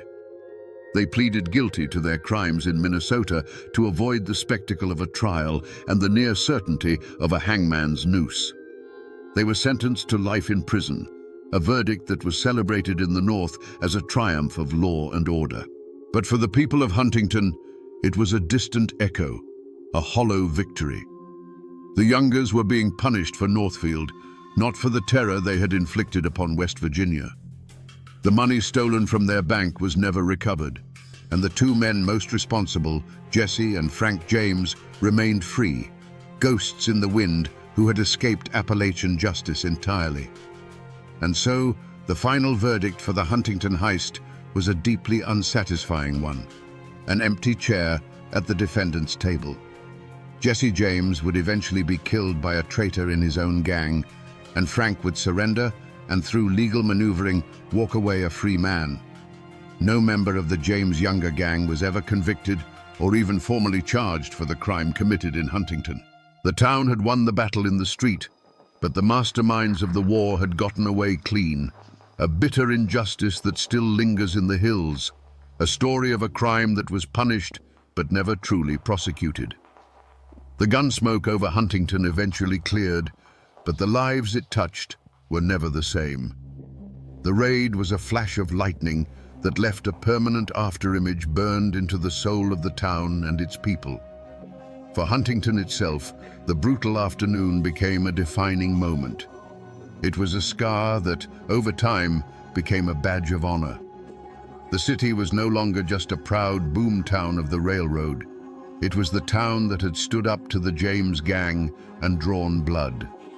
The men who had grabbed their rifles and fought back became local legends, their stories told and retold until they became a part of the city's foundation myth, a testament to the fierce, self-reliant spirit of Appalachia.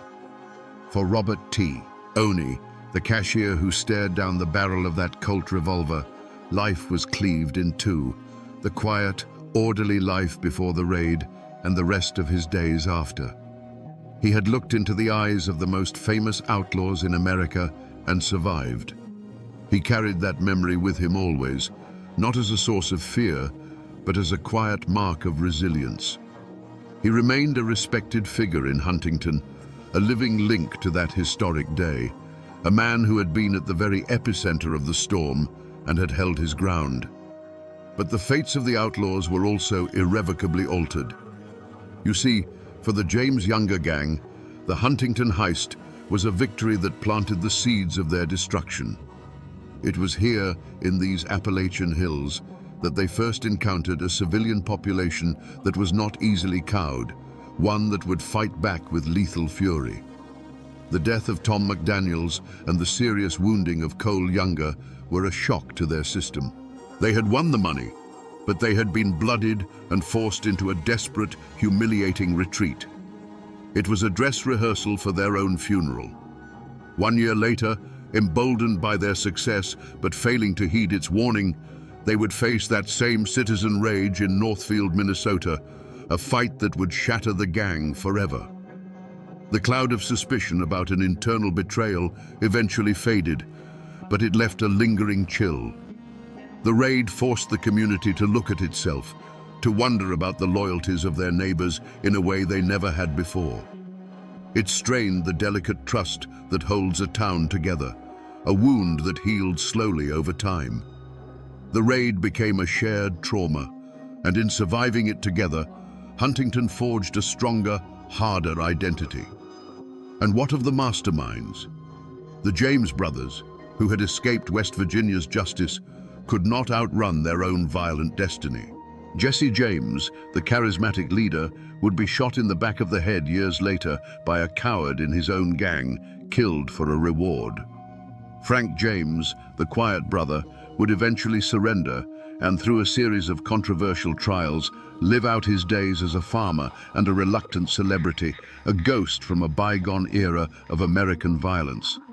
Their lives, and the lives of everyone they touched that September day, were forever intertwined, bound together by the echoes of gunfire on a Huntington street.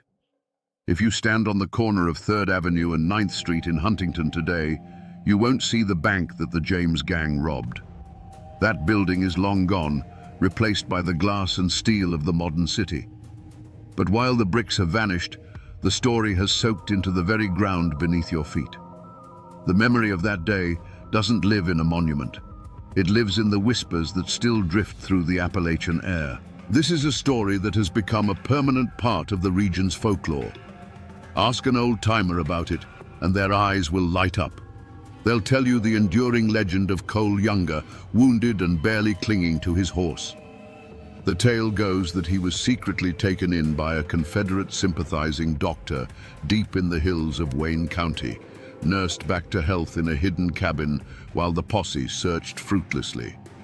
There's no hard proof, of course, but in these mountains, a good story holds its own kind of truth, a truth about loyalty and the old codes that never really die. And then there's the gold. Like a promise whispered on the wind, the legend of buried treasure persists.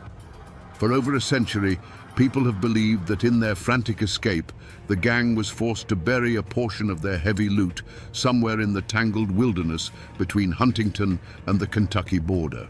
Treasure hunters, armed with folk tales and a stubborn hope, still comb the creek beds and scour the hillsides, searching for Jesse James's Appalachian gold. The most tangible trace of that day is a void. Somewhere in Huntington, in an unmarked pauper's grave, lies the dust of Tom McDaniels, a permanent silent resident from Missouri. And the bridge they crossed is gone, replaced by a modern span of concrete. But the real echo through time isn't made of stone or bone. It's the hollows and creek beds of Wayne County, the very landscape of the escape. The city's memory may fade with each new generation, but the mountains themselves hold the story, etched into their ancient, silent faces. They remember the thunder of hooves, and they've kept the secret of that desperate ride ever since. We began this story with a question mark written in blood on a courthouse lawn. How did the most feared outlaws in America end up so far from home, leaving one of their own dead in a West Virginia street? We know the answer now. They were drawn here not by the ghosts of the Confederacy, but by the simple, powerful magnet of greed. They came for the C&O Railroad's gold, believing their own legend would be enough to paralyze a town with fear. They misjudged their target. They expected to find timid sheep, and instead found a den of wolves. But the true lesson of the Huntington heist is not about the audacity of the James gang. It is about the ferocious courage of ordinary people.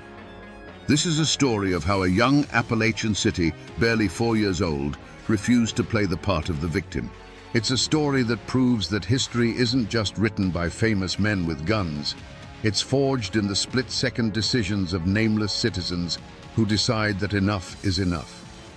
The iron will of the men and women who carved a life from these mountains proved to be a far more formidable weapon than any outlaw's revolver.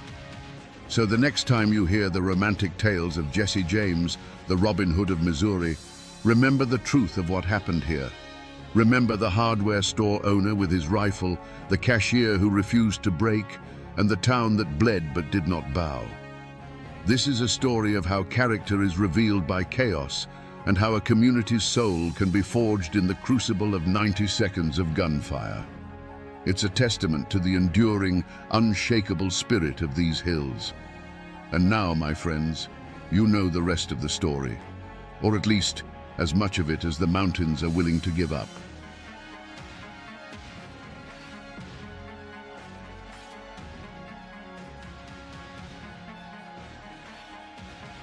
In the deepest folds of the Appalachian Mountains, there are valleys and hollows that have names. Names whispered by the old folks. Names like Moan Hollow. They say it wasn't the wind that gave it that name. It was the sorrow that soaked into the ground, a sorrow that belonged to one family, the Howards. For generations, their story was told not in letters, but in bruises and broken bones.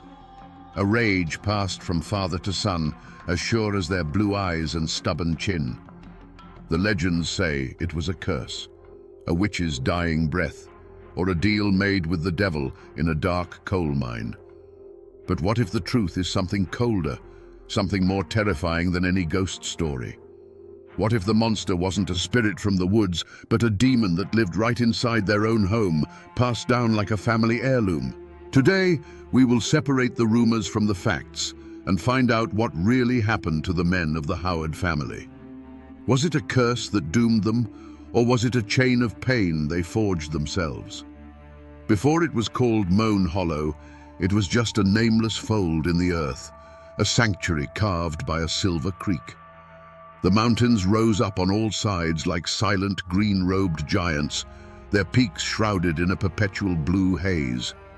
It was a true oasis, hidden in the wild and rugged lands. The forests were thick with chestnut and oak, teeming with deer and turkey. The soil in the narrow bottomland was black and rich. It was a place where a man willing to work until his hands bled could build a life from nothing. And that's exactly what Jedediah Howard came to do. He was the first of them, a man who carried the chill of the Scottish Highlands in his bones and a fierce hunger in his heart. He'd left the old world behind, a world of landlords and famines, and saw in this untamed Appalachian wilderness a kingdom waiting to be claimed. He was a hard man, to be sure, with eyes as cold and clear as a winter stream, but his toughness was first turned against the land itself. He felled trees that were ancient when his grandfather was a boy. He broke the soil with his own back, and he raised a small, sturdy cabin stone by stone. For a time, there was peace in that hollow. Jedediah took a wife, a quiet woman named Elspeth, and soon the silence of the valley was broken by the cry of their firstborn son, Silas. Their life was a rhythm of seasons and survival. They were governed by the rising of the sun and the ache in their muscles. They feared the hard frost and the dry summer, but they feared little else. They were poor, but their barn was full. They were isolated, but they were self-sufficient. Jedediah had done it. He had carved out a piece of the world that was his, and his alone. But the mountains keep secrets. And the story the neighbors told was that this piece of the world hadn't been empty when Jedediah arrived. They said an old Cherokee woman had lived there, a healer who knew the secrets of the herbs that grew in the dark places of the woods. The official record says Jedediah bought the land fair and square, a simple transaction. But the whispers said something different. They said the deal was less of a purchase and more of an eviction. They said she didn't leave quietly. And so, a shadow lingered at the edge of their hard-won peace. Sometimes, Elspeth would swear she saw a flicker of movement by the ancient oak at the edge of the property. At night, when the fire burned low, the wind blowing through the gorge would sometimes sound like a mournful voice, a lament. Jedediah Howard had built his home, but he didn't know that the foundation was laid on a grievance. He believed he had conquered the wilderness, but he hadn't yet learned that some debts aren't paid with money, but with blood. The storm was gathering, and it would bear his family's name. Now, in the mountains, a good neighbor is worth more than a good mule, but Jedediah Howard never found one. The closest family, the Suttrys, lived a mile down the creek, and they looked upon Jedediah's prosperity with a sour eye. The patriarch, Elias Suttry, was a man whose family had been hunting and trapping in these hills for 2 generations before the Howards arrived. He told anyone who would listen that the fertile bottomland Jedediah had claimed was promised to him, that he'd been on the verge of filing the deed himself. The Suttrys felt the land had been stolen right from under them, and their resentment simmered like a pot left too long on the fire. The old wound festered over a property line. A small creek separated their lands, and after a spring flood one year, the water changed its course, carving a new channel that gave a few more acres of rich soil to the Howards. To Jedediah, it was an act of God. To Elias Suttree, it was theft by water and a sign of Howard's devil's luck. It came to a head at the crossroads store, where words, sharp and heavy as stones, were thrown. No punches were exchanged, not yet, but a line was drawn. Suttree swore that creek would one day run with more than just rainwater. It wasn't spoken of loudly after that, but memories in the mountains are as long as a winter's night. This bitter dispute was the dry kindling, and the legend of the Cherokee woman was the spark. The Suttrees and their kin started repeating the story, adding their own dark embellishments. When one of Jedediah's cows took sick and died, it wasn't colic, it was the curse. When a late frost killed the Howards' apple blossoms, it wasn't the weather, it was the witch's revenge. The story of the curse became a social weapon, isolating the Howards and marking them as other. People who had once nodded a greeting now looked away. The Howard land, once seen as a testament to hard work, was now viewed as a place of bad blood. And so, the hollow became a pressure cooker. Inside the Howard cabin, the whispers from the outside world turned Jedediah's heart to granite. He saw enemies in every shadow. His wife Elspeth grew more withdrawn, her silence a constant, fearful prayer. And young Silas, he was being raised on a diet of resentment and suspicion. His father taught him to read the weather and to mend a fence, but the real lessons were unspoken. He learned that the world was hostile. He learned that a Howard trusts no one but another Howard. And he learned that any sign of weakness would be seized upon by your enemies. He was being forged in a crucible of suspicion and pride, being shaped into the perfect instrument to carry the family's legacy, whether it was a blessing or a curse. The harvest festival that year was supposed to be a time of truce. For one day, families set aside their grievances to celebrate the bounty of the land. There was music from a fiddle and banjo, the sweet smell of roasting meat, and the amber glow of moonshine being passed in a jar. And in that brief moment of peace, a dangerous seed took root. Silas Howard, now a young man with his father's solid build but his mother's quiet eyes, saw Sarah Suttree. She was Elias Suttree's youngest daughter, and a young man's heart doesn't care much for property lines or old grudges. They stole glances across the crowd, their secret a fragile spark in the midst of a simmering hate. That spark became a fire when the dancing started. Under the light of the harvest moon, Silas asked Sarah to dance. It was a reckless, defiant act. For the length of one song, they were just a boy and a girl, lost in the music, the world of their fathers fading away. But it was a world that wouldn't be ignored. Sarah's two older brothers, Caleb and Joshua, saw it all. They were their father's sons through and through, barrel-chested and quick to anger, and they saw a Howard's hands on their sister as the ultimate trespass. The music hadn't even finished before they pulled Sarah away and cornered Silas behind the barn. The first words weren't about the dance. They were about the land, the creek, the old rumors. They called him the son of a thief and a witch lover. They sneered that the curse was already showing in his eyes. Silas, raised on a strict diet of Howard pride, stood his ground. He didn't say a word, but his silence was louder than any shout. The taunts escalated, his family's name dragged through the mud with every curse. Then Joshua Suttree shoved him hard against the rough-hewn planks of the barn wall. Silas shoved back, and the festival was over. It was 2 against 1, a brutal, clumsy fight fueled by moonshine and generations of bad blood. Silas was strong, but they were stronger. They beat him to his knees, his face in the dirt. But as Caleb raised a heavy boot to stomp his hand, Silas's desperate eyes landed on a heavy wooden mallet left behind from setting up the tents. With a guttural roar, he lunged, swinging the mallet in a blind arc. There was a sickening crack of wood against bone. Caleb Suttree collapsed to the ground, his arm bent at an unnatural angle, a shard of white bone peeking through his skin.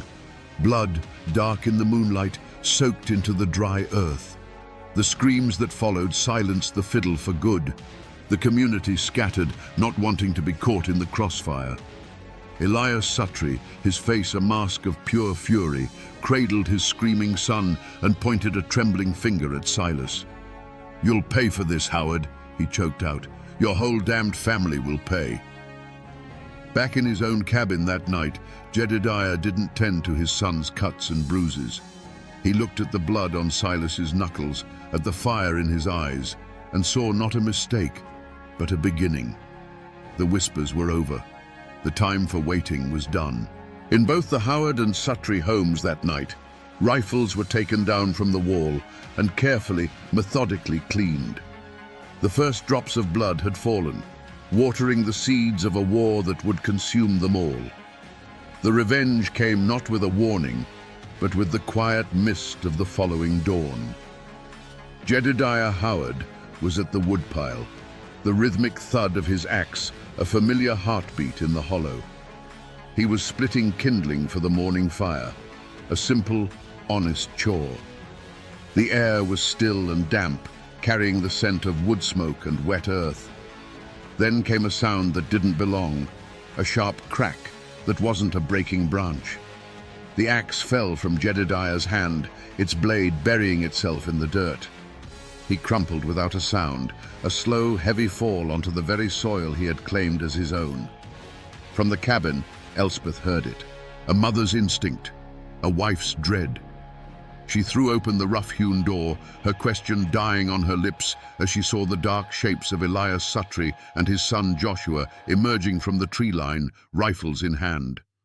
The air filled with a blood-curdling scream, and then there was a dull thud, and the scream was cut short. A second crack echoed the first.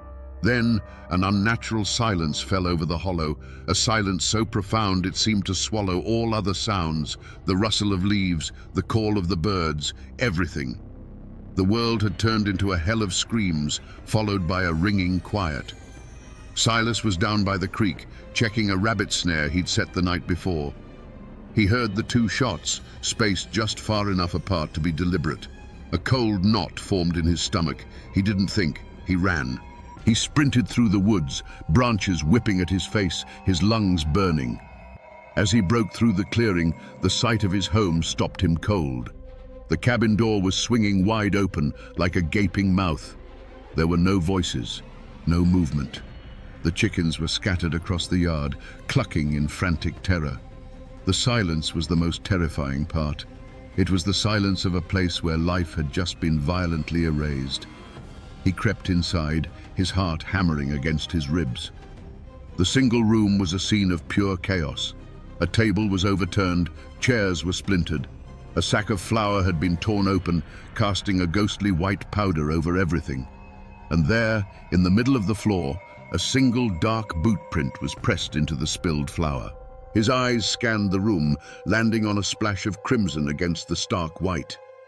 Near the cold hearth, his mother's favorite wool shawl, the one she was always mending, was cast aside in a heap. He backed out of the cabin, a silent denial screaming in his mind. And then he saw him. His father lay near the woodpile, a place of work, of life. He looked smaller somehow.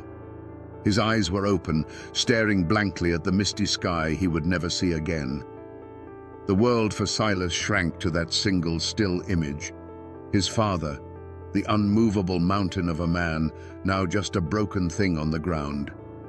In that moment, something inside Silas Howard broke. Or perhaps something was forged.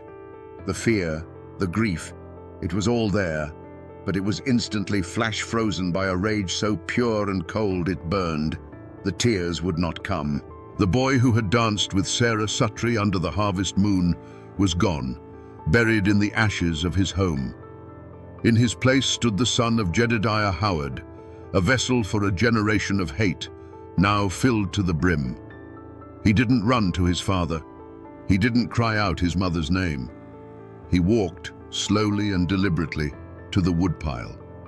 He looked down at his father's still face, the face that had taught him that the world was a hard and unforgiving place. Then he bent down. His hand closed around the smooth, worn handle of the fallen axe. As he lifted it, its weight felt familiar, righteous. The curse, whether real or imagined, had found its new champion. Silas Howard stood alone in the clearing, the axe in his hand feeling less like a tool and more like a part of his own arm. He did not weep. Tears were a luxury, and the price of vengeance was paid in sweat and resolve. With a grim, mechanical determination, he went to the small barn and retrieved 2 shovels. He chose a spot under the old oak tree at the edge of the property, the one his mother had always admired. And he began to dig. For hours, the only sound in Moan Hollow was the scrape and thud of a shovel biting into the earth, a solitary, heartbreaking rhythm. He carried his parents, one by one, and laid them to rest. He filled the graves himself, tamping down the soil with the back of his shovel, his movements precise and unhurried. There were no prayers said, no final words spoken. The act itself was the only eulogy. When the grim task was done, he did not go back into the cabin. He stood at the threshold and looked in at the scene of desecration, the spilled flour, the broken furniture, his mother's discarded shawl. This was no longer his home. It was a monument to a promise made in blood. He turned his back on it, leaving the door to swing on its hinges, an open invitation for the wind and the rain to come in and reclaim the place. He took only his father's rifle from the wall, a pouch of shot, a powder horn, and the axe. He walked away from the hollow without a single look back, melting into the deep woods that bordered his land. The hollow fell silent again, but this time it was the silence of a tomb. Word travels slowly in the mountains, but it travels surely. A few days later, a traveling preacher making his circuit found the Howard homestead unnervingly quiet. He saw the 2 fresh mounds of earth under the oak tree and knew instantly what they were. He didn't linger. He spurred his horse and carried the news to the nearest settlement. The story spread like a fever. It wasn't the killing that shocked people. Feuds and violence were a known part of life. It was the manner of it. The killing of a woman. An ambush at dawn. It was an act without honor, and it struck a chord of fear in the scattered community. Families who had feuds of their own looked at their neighbors with new eyes. Locks were bolted that had never been used before. The county sheriff, a portly man named Abernathy, who preferred settling disputes with talk rather than a gun, eventually made the ride out to the hollow. He saw the graves, noted the abandoned cabin, and then paid a visit to the Suttree family. Elias and his sons met him on their porch, their faces like stone masks. They denied everything. They'd been tending their own land, they said, and hadn't seen a soul. With no witnesses and no bodies to examine, Sheriff Abernathy's hands were tied. He made some notes in a dusty ledger, issued a stern warning about mountain justice, and rode away. The law in those mountains moved with the speed of an old man walking uphill, and in this case, it had come to a dead stop. But the story wasn't over. The community knew it. The Suttrees certainly knew it. Silas Howard was gone, but he wasn't dead. He had been swallowed by the mountains, the same ancient, unforgiving wilderness that had forged his father. He was out there, somewhere in the endless ridges and dark ravines. The manhunt had begun, but it wasn't the law that was doing the hunting. A ghost was now stalking Moan Hollow, and Elias Suttree and his sons began to understand that the 2 shots they had fired at dawn were not an ending, but the beginning of a reckoning. Every snapped twig in the woods, every shadow that moved at dusk, now held a terrifying new possibility. Silas Howard was no longer a name, but a whisper on the wind. There was no posse. Sheriff Abernathy had declared the matter closed, a family tragedy best left to the ghosts and the mountains.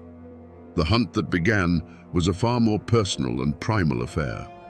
Elias Suttree and his remaining sons, Joshua and the one-armed Caleb, became both the hunters and the hunted. Their farm became a fortress, and they became its prisoners. They barred the windows at night and took turns standing watch, rifles cradled in their arms, their gazes fixed on the dark, whispering tree line that separated them from their unseen enemy. They were hunting a ghost, a boy they had created and then unleashed. But Silas Howard was no ghost. He was flesh and blood, and he was perfectly at home.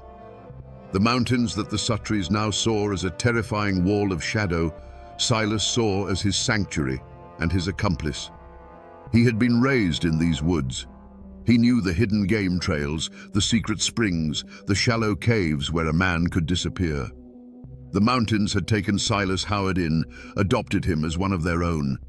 He moved like a deer, lived off the land, and his senses became as sharp as a hawk's. He became a roomer with a rifle, a phantom whose presence was felt in the cold dread that settled over the Suttree homestead. Silas did not launch a direct assault. He was waging a war not on their bodies, but on their minds. The torment began with small, deliberate cruelties. One morning, Elias found a freshly killed rabbit hanging from his porch rail, skinned with the same distinctive knife stroke his own father had taught him. A few nights later, a rock shattered the kitchen window in the dead of night, and when they rushed outside, there was nothing but the chirping of crickets. They started hearing things, the distant rhythmic sound of an axe splitting wood deep in the forest, a low whistle on the wind that sounded like a tune Silas used to favor.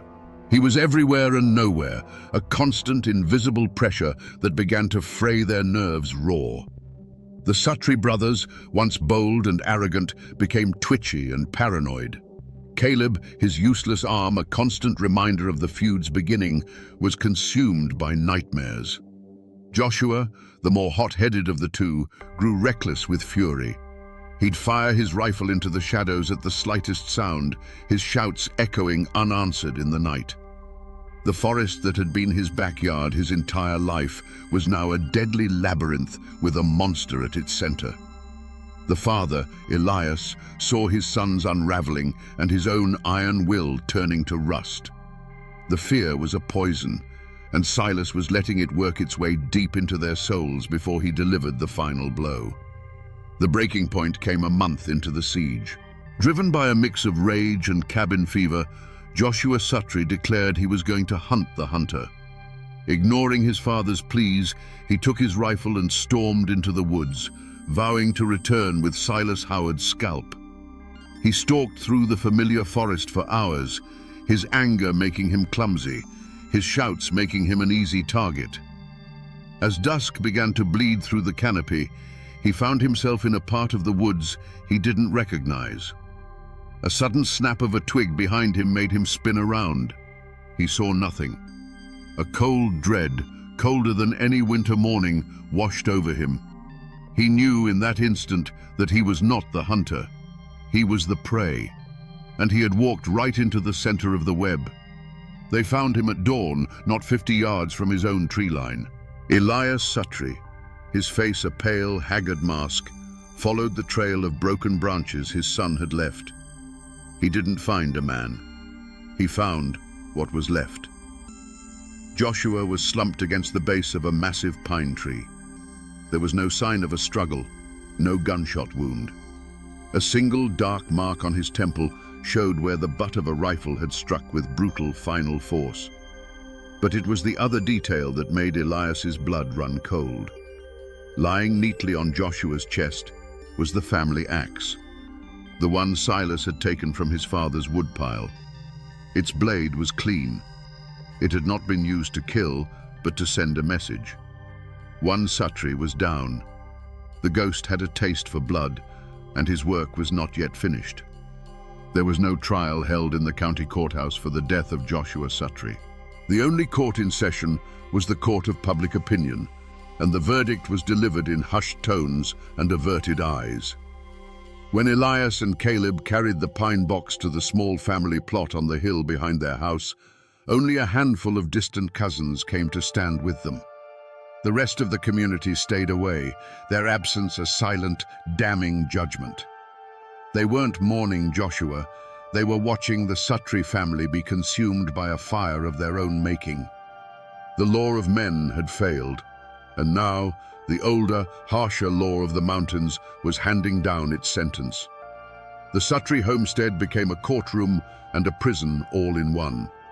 Elias and Caleb were the accused, and Silas Howard was the unseen judge, jury, and executioner. The farm began to die around them. Fences sagged, weeds choked the cornfields, and the livestock grew thin from neglect. How could they work the fields when their eyes were constantly scanning the tree line? How could they sleep when every creak of the floorboards sounded like an intruder?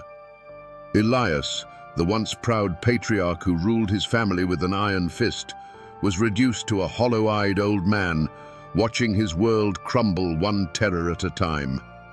The legacy he had fought to build was being systematically dismantled by the ghost of a boy he had wronged. Caleb, however, was haunted by more than just fear. With his useless dangling arm, a constant aching reminder of his role in starting the feud, his spirit began to break. He started drinking heavily, seeking courage in a jar of corn liquor that only brought forth the demons of his guilt. In his drunken stupors, he would whisper his mother-in-law's name, swearing he saw her face in the shadows. He raved about a curse, not the one they had mockingly pinned on the Howards, but a real one, a curse of blood they had brought upon themselves that day at dawn. The trial within the Sutri home reached its climax one moonless night. Fueled by whiskey and terror, Caleb finally turned on his father. He stood in the middle of the cabin, his one good hand trembling, and screamed the truth into the suffocating silence. He shrieked about the look in Elspeth Howard's eyes, about the silence after the second shot, about the blood on their hands that would never wash away. "It's him. He's not a man. He's a spirit. And he's come for us." Elias tried to silence him, to slap the hysteria out of him, but the dam of denial had burst. The truth, ugly and raw, now filled the space between them. The verdict was delivered just before the next sunrise. Caleb Sutri, stripped of his bravado and his sanity, seemed to find a strange and sudden calm. He walked out onto the porch, unarmed, his face pale in the grey pre-dawn light. He took a deep breath of the cold mountain air, and then, in a voice that was not a shout, but a weary plea, he called out a single name into the mist-shrouded woods. Silas. He stood there, a man offering himself up to the inevitable. A moment passed, then another. And then, from the dark, silent wall of trees, a single shot rang out, sharp and final. It was an answer, an execution, a mercy. Was this justice? A circuit judge would have called it murder. But in the hollows and hills, where life was cheap and honor was everything, the story was told differently. They said Silas Howard was simply balancing the scales. He had taken an eye for an eye, a son for a mother, a brother for a father. Elias Sutri was now utterly alone, a king of a dead and haunted kingdom, left to live with the ghosts he had created. The law of men had never laid a hand on him, but the justice of the mountains had delivered a sentence far worse than a hangman's noose. It had taken everything. Elias Sutri didn't die from a bullet. He died from silence. He lived out his remaining years in that hollow, a ghost in his own home, surrounded by the ghosts of his sons. His land went fallow, and his name withered on the vine. When he finally passed, no one was there to mark the occasion. The Sutri line, once a source of pride, ended in a weedy, forgotten grave on a lonely hillside. Their story became a cautionary tale about the price of hate. And Silas Howard, the avenging angel of the hollow, walked out of the mountains and into a bigger, bloodier war. When the nation split apart, he joined the Union Army, perhaps seeing in the chaos of the Civil War a place where a man with his particular skills could belong. He saw the horrors of Gettysburg, a slaughter that made his family feud look like a schoolyard scuffle. But the war didn't wash away his sins. It just baptized him in a new kind of hell. He returned a broken man, quiet and cold, the fire of righteous vengeance replaced by the hollow emptiness of trauma. It was this Silas, the soldier with the haunted eyes, who would eventually take a wife and have a son of his own, passing down not a name, but a darkness. The curse had found its vessel for the next generation. If you were to go looking for Moan Hollow today, you wouldn't find it on any map. But the locals could point the way. The Suttree place is gone, reclaimed entirely by the forest, a place where people say the weeds grow a little too thick and the birds sing a little less sweetly. The Howard cabin was swallowed by the woods too. All that remains today is a pile of moss-covered foundation stones and a single stubborn chimney standing like a tombstone for a home. They call it the Howard Chimney now, a local landmark where teenagers dare each other to spend the night. And the 2 mounds of earth under the ancient oak tree? They are still there, sunken and subtle, almost invisible to the untrained eye. But they are there. The paper trail of this tragedy is thin, a few lines in a dusty county ledger about a land dispute. But the mountains have a longer memory. The story of the Howards and the Suttrees isn't written in ink. It's carved into the landscape itself, in the names people whisper, in the ruins they avoid after dark. Though most people have forgotten the details, the sorrow has soaked into the soil and the mountains remember everything. So we come back to the question that started it all, the question whispered around campfires in these mountains for over a century. Was the Howard family doomed by a supernatural curse? It's a powerful story, the idea of a witch's hex or a deal with the devil. It gives a name to an evil that feels too big and too relentless to be human. But the truth, as it often is simpler and somehow far more tragic. The real curse wasn't a whisper on the wind. The real curse was the silence between neighbors nursing old grudges, the silence of a man who can't speak his pain, and the ringing, final silence after a gunshot. This is a story not just of cruelty, but of the formidable, unyielding Appalachian spirit, a spirit forged in hardship and isolation. It's a story of the fierce pride that can build a life on a steep mountainside with nothing but bare hands, and the terrible pride that can tear that same life apart over a single insult. The Howards weren't monsters. They were men, trapped in a cage built by poverty, ignorance, and trauma.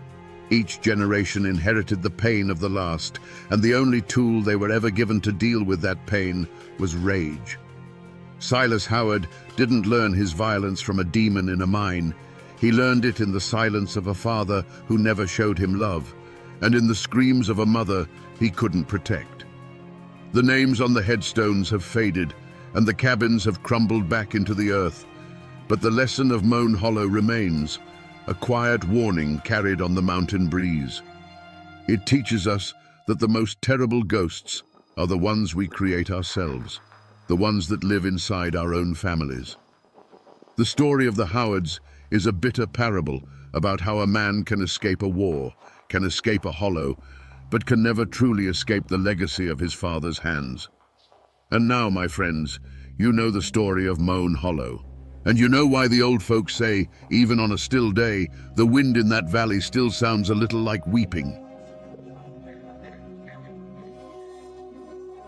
Out here, deep in a West Virginia holler, where the road turns to gravel and the fog clings to the hillsides, the modern world gets quiet. You can find places like this all over the mountains. A forgotten family cemetery, nearly swallowed by ivy and time. These aren't grand monuments. They're simple weathered stones, leaning like old men tired of telling the same story. But it's the names and the dates etched upon them that pull you in. Earl Gibson died 1921. Silas Blackwood died 1923. These men didn't die in the mines. They didn't fall to the fever that swept through these camps so often. They shared one thing, and one thing only. A wife. A woman named Zoe Wilkins. To the law that condemned her, she was a monster. To her few defenders, she was just the unluckiest woman in the state. But to everyone else, she had a different name, the Black Widow of Appalachia. Today, we stand among these silent stones to listen to their whispers and piece together a story this land has tried its best to forget. Let's wind the clock back 100 years. The air here wasn't clean and silent then. It was thick with the grit of coal dust, a fine black powder that settled on windowsills, in your lungs, and in the lines of every face. This hollow was alive with the rumble of coal cars on the tracks and the distant rhythmic clang of pickaxes against the mountain's bones. Life was dictated by the shriek of the company whistle, a sound that sent men like Earl Gibson into the dark belly of the earth before sunrise, and a sound that wives like Zeo Zoe prayed to hear again at the end of the day. Earl was a young man, strong and full of the quiet hope that marks so many who work a dangerous trade. He believed his back was broad enough to carve out a decent life for him and his new wife. He'd come home each evening, his face caked in black, and wash up in a basin on the porch of their small two-room cabin. It wasn't much, but it was theirs, a tiny speck of warmth against the vast, indifferent mountains. Zeo Zoe was different from the other miners' wives. While they gathered on their porches to trade gossip and remedies, she often kept to herself. She wasn't unfriendly, just reserved. She had a sharp mind and a gaze that seemed to take in everything, a calm that felt out of place in a world built on noise and struggle. Some saw it as dignity. Others, even then, whispered it was a kind of coldness, an ambition that didn't belong in a simple coal camp. Their life together was a routine of small things, a shared meal of beans and cornbread by the fire, Earl talking about his dream of one day saving enough to buy a small piece of land away from the company store and its endless cycle of debt. Zeo Zoe would listen, her dark eyes reflecting the firelight, her thoughts her own. To anyone looking in, they were just another young couple trying to survive in a place that didn't make survival easy. But in these mountains, death was a constant neighbor. It came suddenly in the form of a rockfall or a gas explosion in the mine. It came slowly in the wheezing cough of black lung. And it came violently in the gut-wrenching sickness they called the flux, a plague that could sweep through a camp and fill a graveyard in a matter of weeks. A doctor was a luxury, and a sudden death was a tragedy, but it was a familiar one. It was a world that had grown used to the sight of fresh-dug graves, a fact that would soon prove very convenient for someone. The stories buried in the ground are one thing. The stories buried in paper and ink are another. In a county courthouse basement, tucked away in a dusty archive box, you can find the documents that give a voice to those silent gravestones. It's amazing what survives. This here is a copy of a page from the local paper, dated 1921. It's brittle and yellow, the words printed in the stark, formal language of the time. It's a short column nestled between an advertisement for livestock feed and a notice about a church social. It's the obituary for Earl Gibson. It's barely a paragraph long, and it reads just like 100 others from that era. It says he was a fine, hard-working man, taken too soon by a sudden and severe gastric illness. A stomach flux. The kind of thing that could kill a man in 3 days and have the neighbors nodding in sympathy, murmuring about bad water or tainted food. On the surface, it's just another sad, common story. A young wife left all alone. The community pitied her. But it's another piece of paper from that same box that changes the tone completely. This one is a life insurance claim, filed by Zeo Zoe Gibson, just days after her husband was in the ground. It wasn't a huge amount of money, not by today's standards. But in 1921, to a miner's widow with no other prospects, it was a small fortune. It was enough to buy a little plot of land, enough to be free from the company store, enough to breathe for the first time in her life without the weight of debt and dependency. This document right here, this isn't just an insurance policy, it's the first clue. It raises the question that no one dared to ask out loud back then. Was this just a fortunate coincidence in the midst of tragedy? Or was this the moment Zoe Wilkins realized that a husband's life had a value, but his death had a price?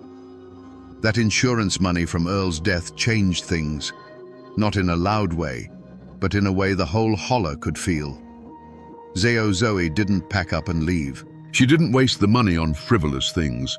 She bought a small plot of land, a little house just outside the direct control of the mining company. For the first time, she was a woman who owned something, a woman who answered to no one. And you have to understand, in a place where the company owned the houses, the store, and a man's very soul until his debt was paid, that kind of independence was as strange and unsettling as a summer snow. At first, the whispers were sympathetic. Good for her, some would say, making the best of a bad situation. But pity in a small town has a short shelf life, especially when the object of that pity seems to be doing just fine.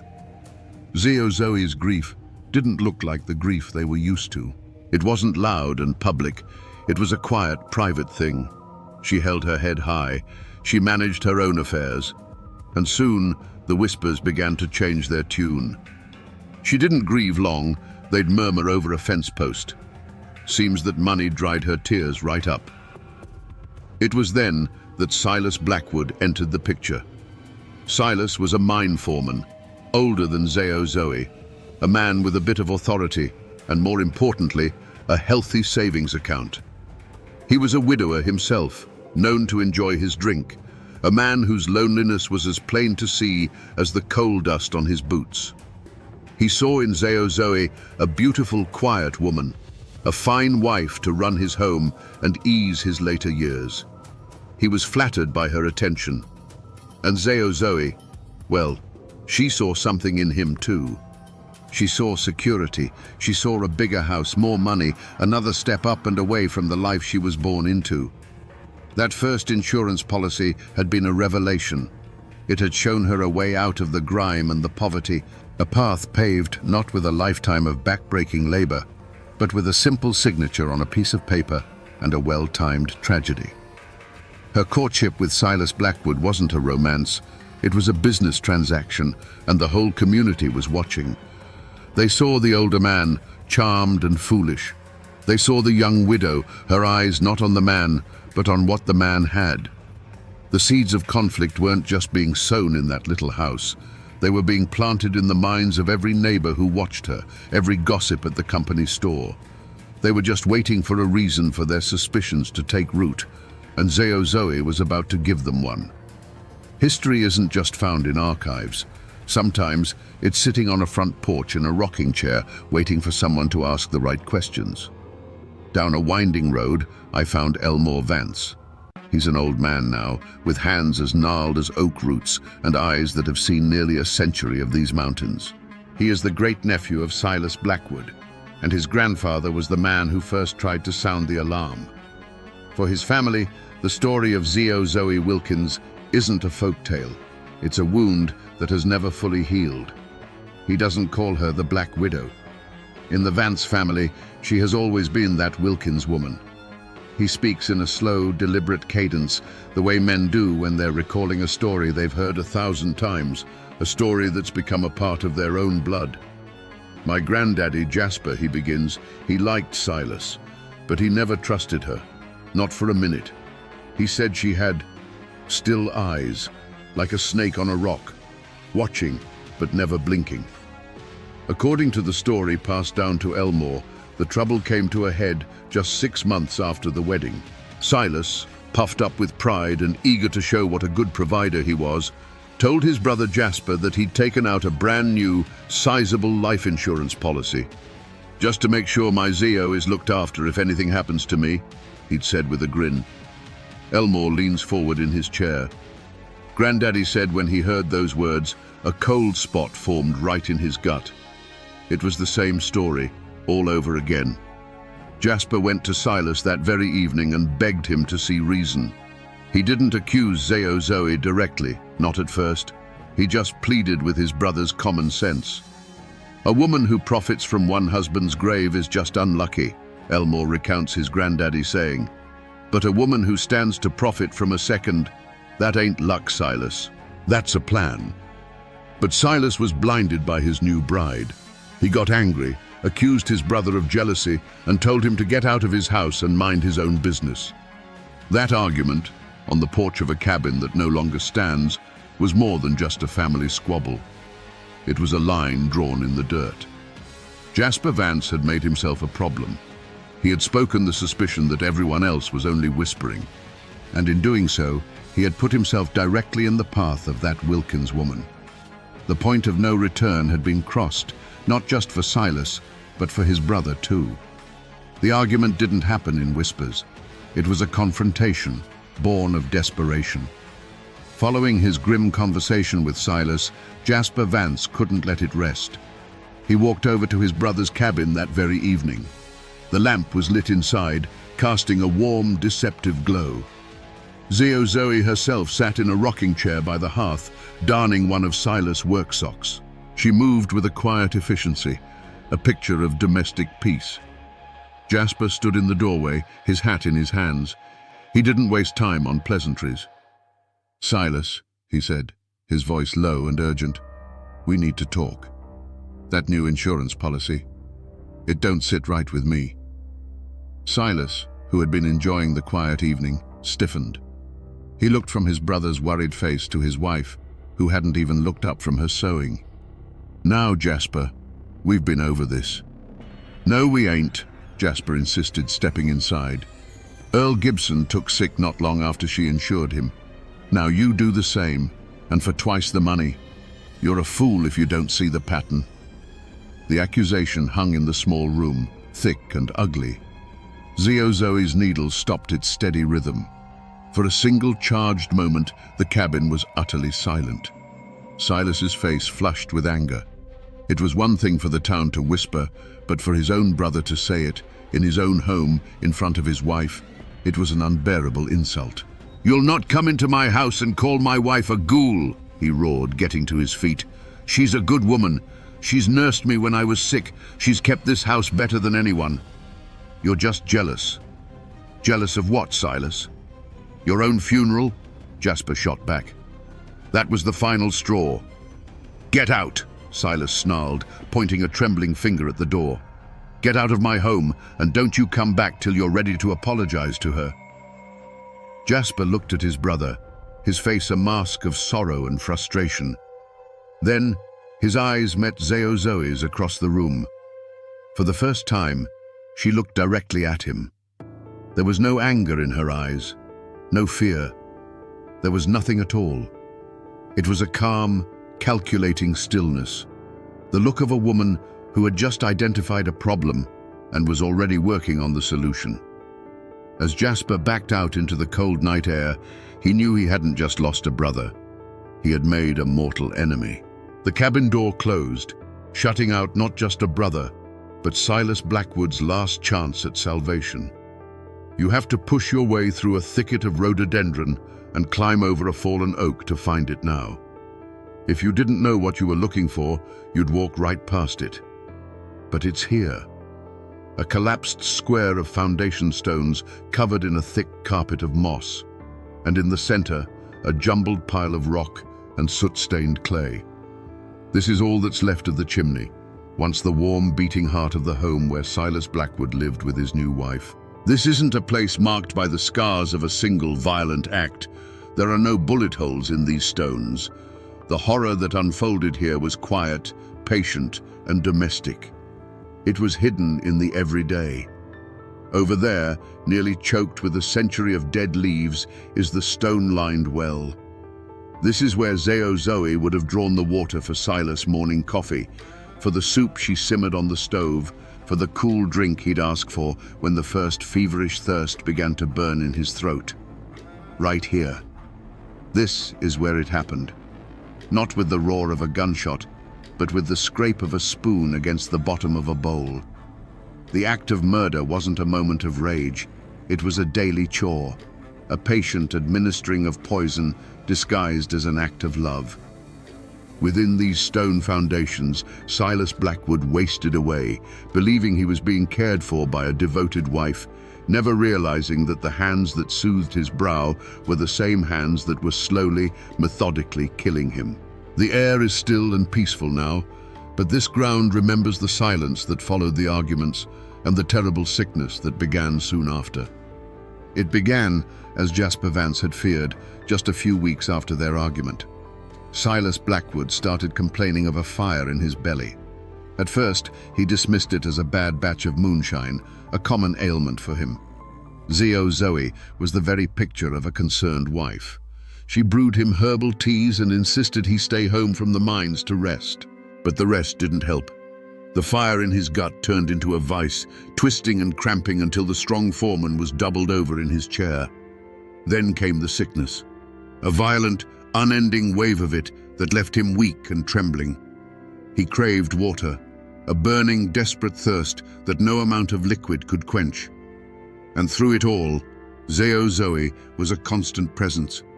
She was always there with a cool cloth for his forehead and a bowl of thin broth. "Just a little something to keep your strength up," she would murmur, spooning the warm liquid into his mouth. To any neighbor who stopped by to check on the ailing man, she was a saint. They saw her tending to him day and night, her face etched with worry. They didn't see the tiny pinch of white powder she stirred into the soup when no one was looking. The days bled into weeks. Silas, once a stout and hearty man, began to shrink. His skin grew pale and loose, his eyes sunk deep into their sockets. He became a ghost in his own home, too weak to leave his bed. The company doctor came once, a rushed visit between a broken leg at the mine and a berthing up the creek. He took one look at the withered man in the bed, listened to Zoe's calm description of the symptoms, and nodded grimly. "It's the stomach flux, and a bad case of it," he declared. "Keep him comfortable. That's all you can do." One evening, after Silas had been bedridden for nearly a month, his brother Jasper came to the house again, swallowing his pride. He couldn't bear the thought of his brother dying without making peace. He found Silas barely conscious, his breathing shallow. Zoe sat by the bed, her hands folded in her lap. Jasper looked at the shell of his brother, then at her calm, serene face, and the awful truth settled in his heart like a stone. He left without a word, the image of that quiet, patient woman seared into his memory. The rocking chair in the corner of the room swayed gently in the draught from the door, empty, but for the shawl left draped over its back. Silas Blackwood's struggle ended 2 nights later, in the dark, silent heart of the Appalachian night. After a man dies, his story is told in whispers. But the version that lasts, the one that gets filed away, is told in ink. This is the death certificate for Silas Blackwood, filed in the county clerk's office. It's a simple bureaucratic ledger. Name, date of birth, date of death. And under the heading Cause of Death, the doctor wrote 2 words, acute gastritis. It's so clean, so medical. A neat and tidy explanation that fits perfectly in a little box on a form. But acute gastritis doesn't capture the truth of it. It doesn't describe a man wasting away for weeks, his body racked with a fire that no water could put out. It doesn't mention the insurance policy that had just been signed, or the brother who was shouting warnings that nobody listened to. The official record sanitizes the horror, boiling a slow, agonizing death down to a stomachache. But then, you find another file. This one isn't from the doctor, it's from the insurance company. And insurance men, they have a different kind of curiosity. They deal in patterns and probabilities. The report, written by a claims investigator, is just as dry, but it asks a pointed question. He notes, "This is the second claim filed by Mrs. Wilkins in 3 years, both following the sudden gastric death of a husband. Further inquiry is recommended." Those 2 words, further inquiry, were the spark that lit the fuse. That recommendation led to this, the exhumation order from the circuit court judge. Look at the formal, looping script. It gives law enforcement the authority to go to the quiet churchyard cemetery and disturb a fresh grave. This piece of paper took the whispers of the holler and turned them into the cold, hard action of the law. The official record started with a lie, but it ended with an order to dig up the truth. That exhumation order was not a quiet affair. The news spread through the hollers like a brush fire. On the day the sheriff and his deputies arrived at the cemetery with shovels, a crowd gathered at a respectful distance, their faces a mixture of morbid curiosity and dread. The sound of digging was the only noise that broke the silence. When the caskets of both Earl Gibson and Silas Blackwood were opened, a collective gasp went through the onlookers. The bodies were in an unnervingly well-preserved state, a telltale sign of the preserving qualities of arsenic. The whispers now had physical proof. The truth wasn't just buried 6 feet deep, it was pickled in poison. The day the law came for Zoe Wilkins, there was no dramatic chase through the mountains. Sheriff Miller and a deputy simply rode their horses up to her little house. She was on the porch, rocking in her chair, as if she were expecting them. They say she didn't flinch when the sheriff showed her the warrant for her arrest. She didn't cry or protest her innocence. She simply stood up, smoothed the front of her black dress, went inside to fetch her bonnet, and walked with them as calmly as if she were heading to the Sunday service. Her silence was more damning than any confession. The trial was a mountain spectacle. The courthouse was packed to the rafters every single day, the air thick with the smell of sweat, dust, and cheap tobacco. Miners took days off from the coalface. Farmers left their fields, all to cram into the sweltering room and get a look at the woman they were now calling the Mountain Borgia. It wasn't just a trial, it was a reckoning. This was the community's chance to finally pass judgment on the woman who had unsettled them for so long. The prosecutor, a fire and brimstone preacher in a lawyer's suit, built his case brick by damning brick. He laid out the pattern of death and the pattern of profit, showing the jury how each untimely death had made Zoe a richer woman. His star witness was the town pharmacist, a nervous little man named Abernathy, who, under oath, pointed a trembling finger directly at the defendant. "That's her," he squeaked. "She's the one who kept buying rough-on-rats poison, said she had a terrible infestation, bought enough to kill every rat in the county." Her defense lawyer fought back, painting a picture of a poor, misunderstood widow being persecuted by superstitious neighbors. He argued that dysentery was common, that arsenic was used in every farmhouse, that this was nothing more than a witch hunt fueled by gossip and jealousy. But his arguments were undone by his own client. Zoe sat through the entire proceeding as still as a stone effigy. When the prosecutor finally turned to her and thundered, "Did you feed these men poison for their insurance money, Mrs. Wilkins?" She looked at him with those unblinking eyes and said, in a voice no louder than a rustling leaf, "No, sir, I did not." She showed no fear, no anger, no grief, nothing. That chilling calm was all the jury needed to see. They were out for less than 2 hours. When they filed back in, their faces were set like stone. The foreman didn't even look at her as he delivered the verdict. Guilty. The judge, his voice ringing with condemnation, called her actions a cold-blooded stain upon the soul of this state and sentenced her to spend the rest of her natural life in the state penitentiary. The law's pursuit was over. The official record was now written, and Zoe Wilkins's name was forever etched into the annals of Appalachian crime.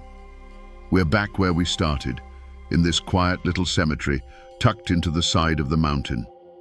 Here are the stones for Earl Gibson and Silas Blackwood. They're weathered, but you can see that someone still tends to them. The weeds are pulled back, and a small faded plastic flower sits in the dirt in front of Silas's marker. Their names are still here, etched in stone, a permanent testament to the lives they lived, however short. They remain a part of this land, buried in the soil they called home, remembered by family. But to find Zoe Wilkins's final resting place, you have to travel hundreds of miles away to the grounds of the old state penitentiary. There's a field there, behind the high stone walls. It's not a family plot. It's a place of grim uniformity, a grid of simple, numbered markers for the inmates who lived and died in the state's care. There are no loving epitaphs, no flowers, no family names. It's a place scrubbed clean of personal history. And under one of those anonymous markers lies the woman who caused so much turmoil.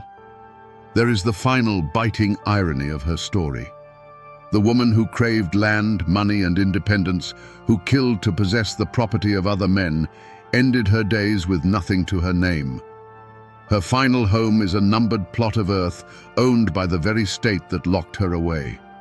Her victims, the poor miners she looked down on, lie here in the free mountain air, their names known. Her name, the one that once struck fear into a whole community, is nowhere to be found. Looking at these disparate graves, the remembered and the forgotten, you realize the verdict wasn't the end of the story. It was just the beginning of the final chapter. For the families left behind, and for Zeo Zoe herself, the sentence was the start of a long, slow aftermath, a shadow that would stretch on for decades. After the gavel fell and the cell door clanged shut, a different kind of quiet settled over the hollow. The excitement of the trial bled away, leaving behind the awkward silence of a community that had just consumed one of its own. For a time, life tried to return to normal. The company whistle blew, the men went back into the mines, and the women went back to their chores. But a scar had been left. Doors were locked a little tighter at night, and a neighbor's sudden sickness was met with a flicker of suspicion that hadn't been there before. For Jasper Vance, the verdict was not a victory. The justice he had fought so hard for tasted like ash in his mouth. It didn't bring his brother back. It didn't erase the memory of Silas wasting away in that bed, or the image of Zeo Zoe's cold, placid face in the courtroom. He had been right, but being right had brought him no peace. He lived out his years a quieter, more somber man, forever marked by the knowledge of what one human being was capable of doing to another, hidden behind a placid smile and a bowl of soup. Meanwhile, Zeo Zoe Wilkins traded the green, open mountains for a world of grey stone and iron bars. Her reputation preceded her, and the other inmates at the penitentiary gave her a wide berth. They watched the infamous Black Widow, expecting to see a monster. Instead, they saw a quiet, reserved woman who did her work in the prison laundry without complaint, who read books from the meager library, and who never, ever spoke of her past. Her chilling composure, which had condemned her in court, now served as a kind of armor. She was an enigma within the walls, just as she had been in the hollow. The years ground on, turning the ink on the court records from black to brown. Zeo Zoe's dark hair turned to grey. Her youth and beauty faded under the harsh prison lights, but her story didn't. She never filed an appeal. She never sought a pardon. And to the parole boards that met with her every few years, she gave the same calm, unwavering answer she gave in the courtroom. I did not do it. Her silence became her final legacy, a wall of denial that would stand until the day she died, an old woman in a prison infirmary, taking her secrets, whatever they were, with her to a numbered grave. You'd think a guilty verdict and a life sentence would be the end of it. The case closed, the story finished. But in the mountains, stories have a way of living on, of changing shape in the telling. And the story of Zeo Zoe Wilkins is no exception. To this day, the truth of what happened in that little cabin remains a point of contention, a ghost that haunts the family lines. For the descendants of the Vance family, and for most people who know the tale, the book is closed. Zeo Zoe Wilkins was a monster hiding in plain sight, a mountain Medea who saw her husbands not as partners, but as assets to be liquidated. They point to the pattern, the insurance money, the pharmacist's testimony, and her chilling lack of emotion in the courtroom. To them, it's an open and shut case, a clear story of greed dressed in a black mourning gown. But Zeo Zoe never confessed.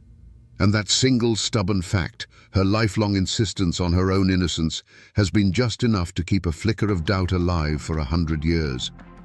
You can still find a few old-timers, a few contrarians, who will offer up the other side. They'll ask you, was she a killer, or was she just a woman who refused to play the part of the helpless, weeping widow? In an age when women were expected to be emotional and dependent, Zeo Zoe was quiet, intelligent, and handled her own finances. Was she condemned for murder, or was she condemned for being different? They'll point out that the evidence was purely circumstantial. No one ever saw her put poison in the soup.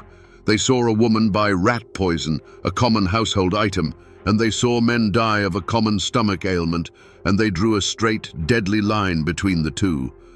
Perhaps, they argue, she was just the victim of a mountain witch hunt, a woman destroyed by gossip and the bad luck of being widowed twice. The truth? The absolute truth of what was in her heart probably died with her in that prison infirmary. All we're left with are the conflicting echoes, two stories that can't both be true, but that both refuse to die. Over the decades, the hard facts of the Zio Zoe Wilkins trial began to soften and warp like old glass in a fire.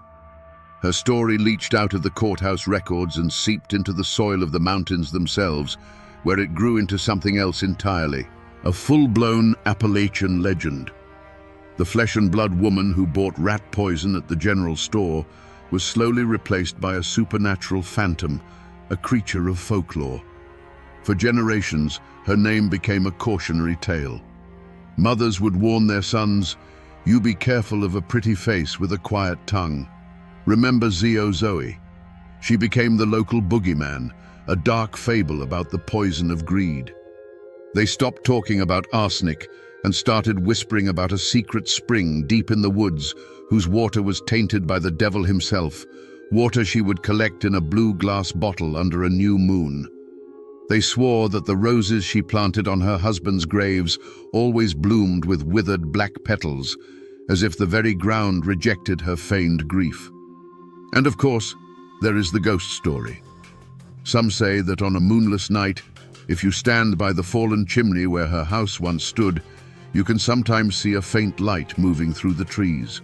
They say it's the ghost of Zio Zoe, forever wandering the land she bought with blood, eternally searching for something she can never truly own. The real woman died in a state prison far from here.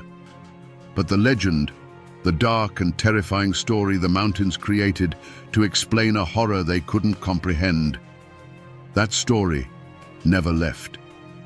And so we find ourselves back where we began, standing in this quiet patch of ground among the leaning stones. It looks the same.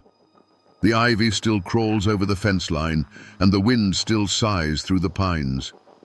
But it feels different now, doesn't it? These aren't just names on weathered rock anymore. They are Earl and Silas, men with hopes and fears, whose lives ended in a bowl of soup. We see the ghost of a small cabin over on that ridge, and we can almost feel the cold, calculating gaze of the woman who watched the world from its porch. We have followed this story from these graves to the dusty pages of the courthouse, from the faded memory of an old man on his porch to the grim reality of a prison ledger. We've seen how a real-life tragedy, born of desperation and greed, can curdle into a ghost story told to frighten children. It's a reminder that every forgotten foundation, every overgrown family plot you pass on a lonely road isn't just a ruin. It's a library, filled with stories of love, rage, and the terrible choices that can echo for a century. Was Zio Zoe Wilkins a cold-blooded monster or a misunderstood woman condemned by circumstance? The absolute truth of what was in her heart is likely buried with her in that anonymous grave. But in the end, it almost doesn't matter. The story she created, whether by her actions or by her silence, has become a part of this landscape, as permanent as the mountains themselves. The arsenic has long since turned to dust. The insurance money is gone. The people are all just memories, but the story remains.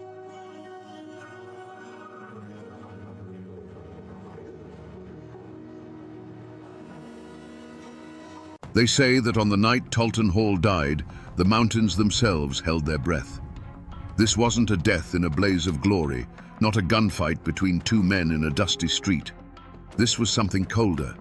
This was a mob, silent and determined, dragging a shackled man from a train car. This was the end of the line for the man they called the Pikeville Killer, the Mountain Demon, his fate sealed not by a judge's gavel, but by a rope thrown over the branch of a maple tree. How does a man become so feared that his death becomes a legend? Was he a simple monster, a killer for hire who finally ran out of road? Or was he something more complex, a perfect, brutal product of a lawless time?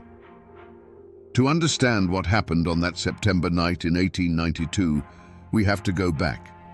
We have to trace the bloody path that led Talton Hall from the anonymous hollows of Kentucky to his final, haunting dance at the end of a rope. To understand the man, you have to understand the mountains that made him. Talton Hall was born around 1846 into a world that was already old, a world of deep hollows and interlocking ridges that separated families from the law, from the government, and from each other. In these parts of eastern Kentucky, a man's world was as big as he could walk in a day, and his only true allegiance was to his kin. Justice wasn't something you found in a courthouse, it was something you took with a rifle in your hands. This was the soil where a man like Hall would take root.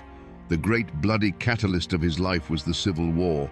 For the rest of America, it was a war of armies and grand campaigns. But in the Cumberland Mountains, it was a poison that seeped into every creek and hollow. It was a war of bushwhackers and home guards, where your neighbor might be a secret enemy and a knock on the door at night could mean death. Young Talton came of age in this furnace. He would have seen men hanged for their loyalties, families burned out of their homes, and vendettas born that would fester for generations. This is where he learned his first, and perhaps only, lesson.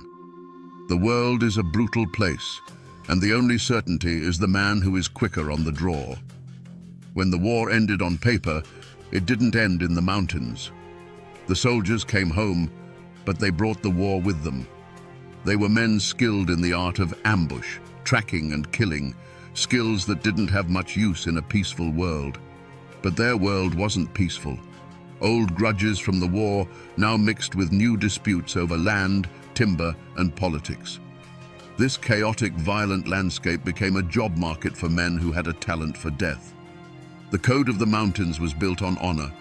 You defended your family, you avenged insults, and you never ever backed down from a fight. It was a harsh code, but it had its own logic. For Talton Hall, this code seems to have been stripped of its heart, leaving only the cold mechanics of violence. He saw that the loyalty men had to their families could be manipulated.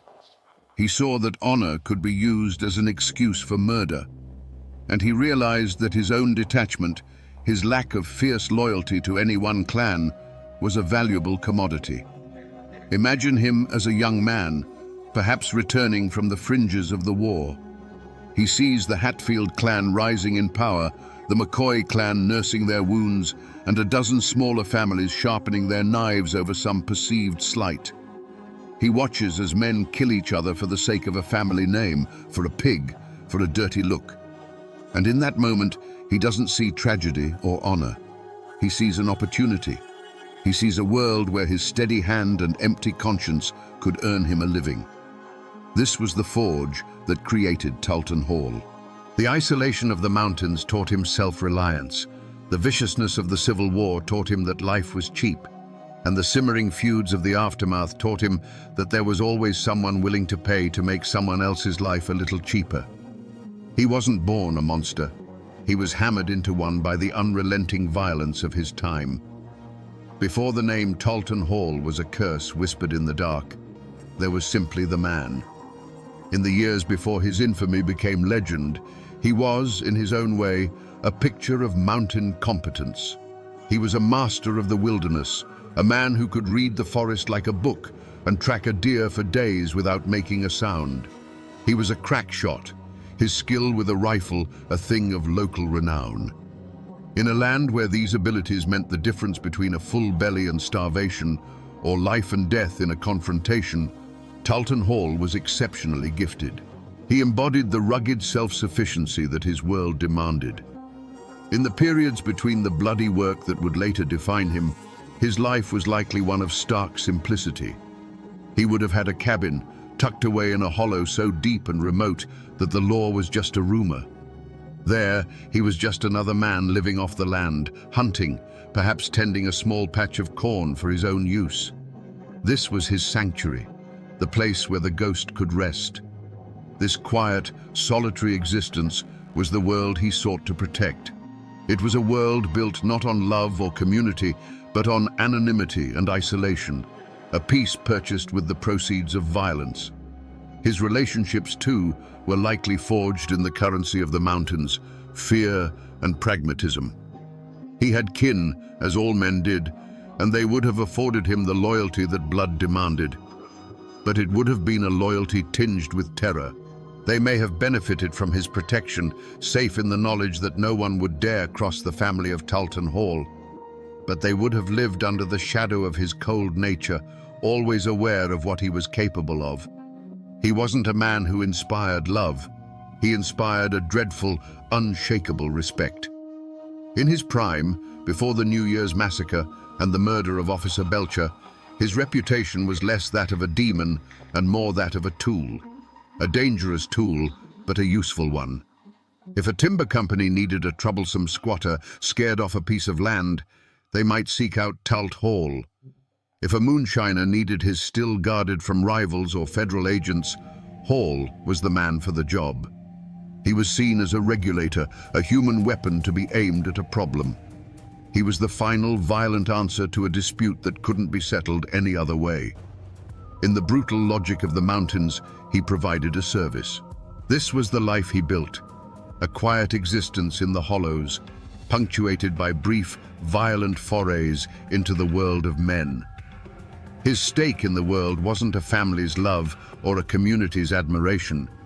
It was his freedom. The freedom to move through the mountains unseen, to be a name without a face, and to be the master of his own dark destiny. It was this self-contained, predatory world that was about to be threatened, and its destruction would unleash the full measure of his brutality.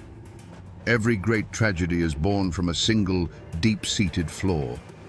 For Talton Hall, it wasn't greed or a quick temper. His flaw was a cold, patient arrogance, a venom that had been brewing for years. He had operated as a shadow for so long, a bringer of death who melted back into the mists, that he had begun to believe he was untouchable. He saw himself as an instrument of a higher, more primal law, and he believed the world of common men, with their sheriffs and their courts, simply did not apply to him. This wasn't just simple pride, it was a core part of his professional identity. It was a shield. The stories they told about him in hushed tones around the fireplace weren't just tales, they were his armor. It was said that Hall could walk into a crowded Pikeville saloon, and the simple act of him ordering a whiskey would be enough to end a loud argument at the other end of the room. He didn't have to raise his voice or draw his gun. He would just fix his piercing eyes on the source of the trouble, and the problem would evaporate. He had come to rely on this aura of fear, to see it as an absolute power. This belief in his own myth was both his greatest strength and his most profound weakness. It gave him the nerve to take on impossible jobs, to face down armed men without flinching. It was the source of the chilling calm he possessed in moments of extreme violence. He wasn't afraid because he genuinely believed he was death itself, and what does death have to fear? But that armor had a crack. Over time, he began to forget the difference between being feared in the secret world of the feuds and being feared in the open world of growing towns. He started to believe his reputation alone would bend reality to his will, no matter where he was or who he was facing. He thought the name Talton Hall was a magic word that made all obstacles disappear. This supreme arrogance, this absolute faith in his own terrifying legend, was making him careless. He began to take risks, to operate more openly, to let the world see the monster it had only whispered about. He was walking a razor's edge, convinced he would never fall, unaware that the world was changing around him. The very flaw that had kept him alive in the lawless wilderness was about to become the engine of his own destruction in a place where a badge and a uniform had started to mean something. For a man who lived in the shadows, Talton Hall had grown dangerously comfortable with the light. In 1891, he crossed the state line into the burgeoning town of Norton, Virginia. He wasn't there on business, not for a contract. He was there for himself, and he was full of whiskey. The quiet, calculating professional had been swallowed by the arrogant legend. He was loud, belligerent, and causing a disturbance, a man who believed his very name was a shield that made him immune to consequence. He was no longer a spectre of death. He was a drunken bully, daring the world to challenge him. And the world sent a man named Charles H. Belcher. He wasn't a rival feudist or a hired gun. He was a town policeman, a symbol of everything the mountains were not. He represented order, society, and a law written in books, not in blood. When he saw the disturbance Hall was causing, he did his duty. He walked toward the Pikeville killer, his simple blue uniform a stark contrast to Hall's reputation, which was as dark and formless as a mountain shadow. For Officer Belcher, this was just another drunk to be quieted. He had no idea he was walking toward a man who considered himself a god. The affront, in Hall's mind, was not an insult or a threat. It was the simple act of being confronted. The moment Belcher spoke to him, the moment he attempted to impose the town's law on the mountain's killer, was an intolerable challenge to Hall's entire existence. Eyewitnesses would later describe the look in Hall's eyes, not anger, but a cold, dismissive contempt. Here was a man with a tin badge who thought he could lay hands on Talton Hall. The arrogance that had been simmering for years now boiled over. In Hall's mind, this wasn't a man. It was an obstacle, a thing to be removed. His reaction was not the wild swing of a drunk. It was the chillingly efficient motion of a professional. As Officer Belcher moved to make the arrest, Hall drew his pistol. There was no hesitation, no final warning. The movement was as natural and practiced as breathing. He fired, and Charles Belcher fell to the dusty street. It was not an act of passion or self-defense. It was a correction. It was Talton Hall reminding the world of the natural order of things, where he was the predator and men like Belcher were the prey. But this time was different. In that single deafening moment, Hall's fatal flaw had sealed his fate. He hadn't just killed another man in a long line of men. He had murdered a uniformed officer of the law in public, in the middle of a town that was trying to call itself civilized. He thought he was just swatting away an annoyance, but he had just declared war on the states of Virginia and Kentucky. The gunshot that killed Charles Belcher was an echo that would shake the mountains, and it would hunt Talton Hall to the very end of his days. The murder of a lawman in Norton was a line crossed, a bell that could not be unrung. Talton Hall, a master of the Appalachian wilderness, did what he always did. He vanished. He slipped back across the border into the familiar tangled hollows of Kentucky, believing he could wait out the storm as he had done a dozen times before. This was his first and most arrogant mistake. He thought he had merely killed a man. He failed to understand that he had murdered a symbol, and civilization itself was now coming for him. The response was unlike anything the mountains had ever seen. This wasn't a half-hearted posse led by a local sheriff who was likely related to the man he was hunting. The states of Virginia and Kentucky pooled their resources. Bounties were posted, large enough to make a poor farmer forget all about mountain loyalty. And then came the name that struck a different kind of fear into the hearts of outlaws: the Pinkertons. They were relentless, methodical men who couldn't be bribed, intimidated, or swayed by family ties. They were a modern machine of justice, and they were hunting a relic from a bygone era. Warnings came, not from his enemies, but from what few allies he had left. Old associates, men who understood the shifting tides of power, would have told him in no uncertain terms, "Talt, this is different," they'd say. "You killed a badge in the street. They ain't gonna stop. You need to go west, disappear for good." They offered him the only path that might lead to survival, true, absolute anonymity, far from the mountains that knew his name. But Talton Hall's arrogance was a wall that no reason could penetrate. He scoffed at the warnings. He had outsmarted the law his entire life. He saw the Pinkertons as nothing more than city boys who would get lost in the first creek bed. In his mind, this massive manhunt was almost a testament to his own legend. It was a grand, fitting challenge for the Pikeville killer. He believed he was smarter, tougher, and more cunning than any man they could send after him.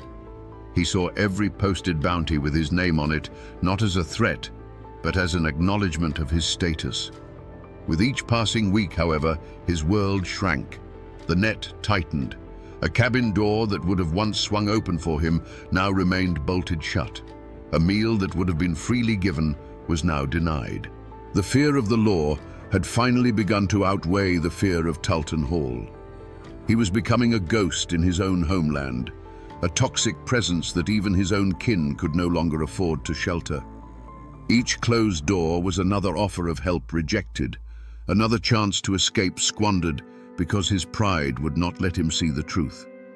He was being squeezed out of the only environment where he knew how to survive. The decision to finally flee, to make a run for a place like Memphis, Tennessee, was not a strategic retreat. It was an act of desperation. He was leaving the tangled wilderness that was his shield and armor and heading for the open, anonymous streets of a city. He was a mountain predator who had been driven from his forest, forced to walk onto the open plains where the hunters could see him for miles. His path of no compromise had led him right into a trap of his own making. Memphis was a cage of brick and smoke, a foreign land to a man born of mist and shadow. Talton Hall was cornered.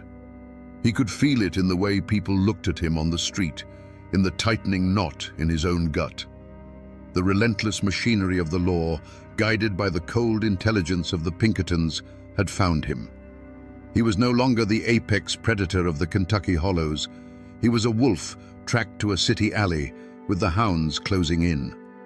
He was in a cheap boarding house, listening to the city breathe, knowing that each breath might be his last moment of freedom.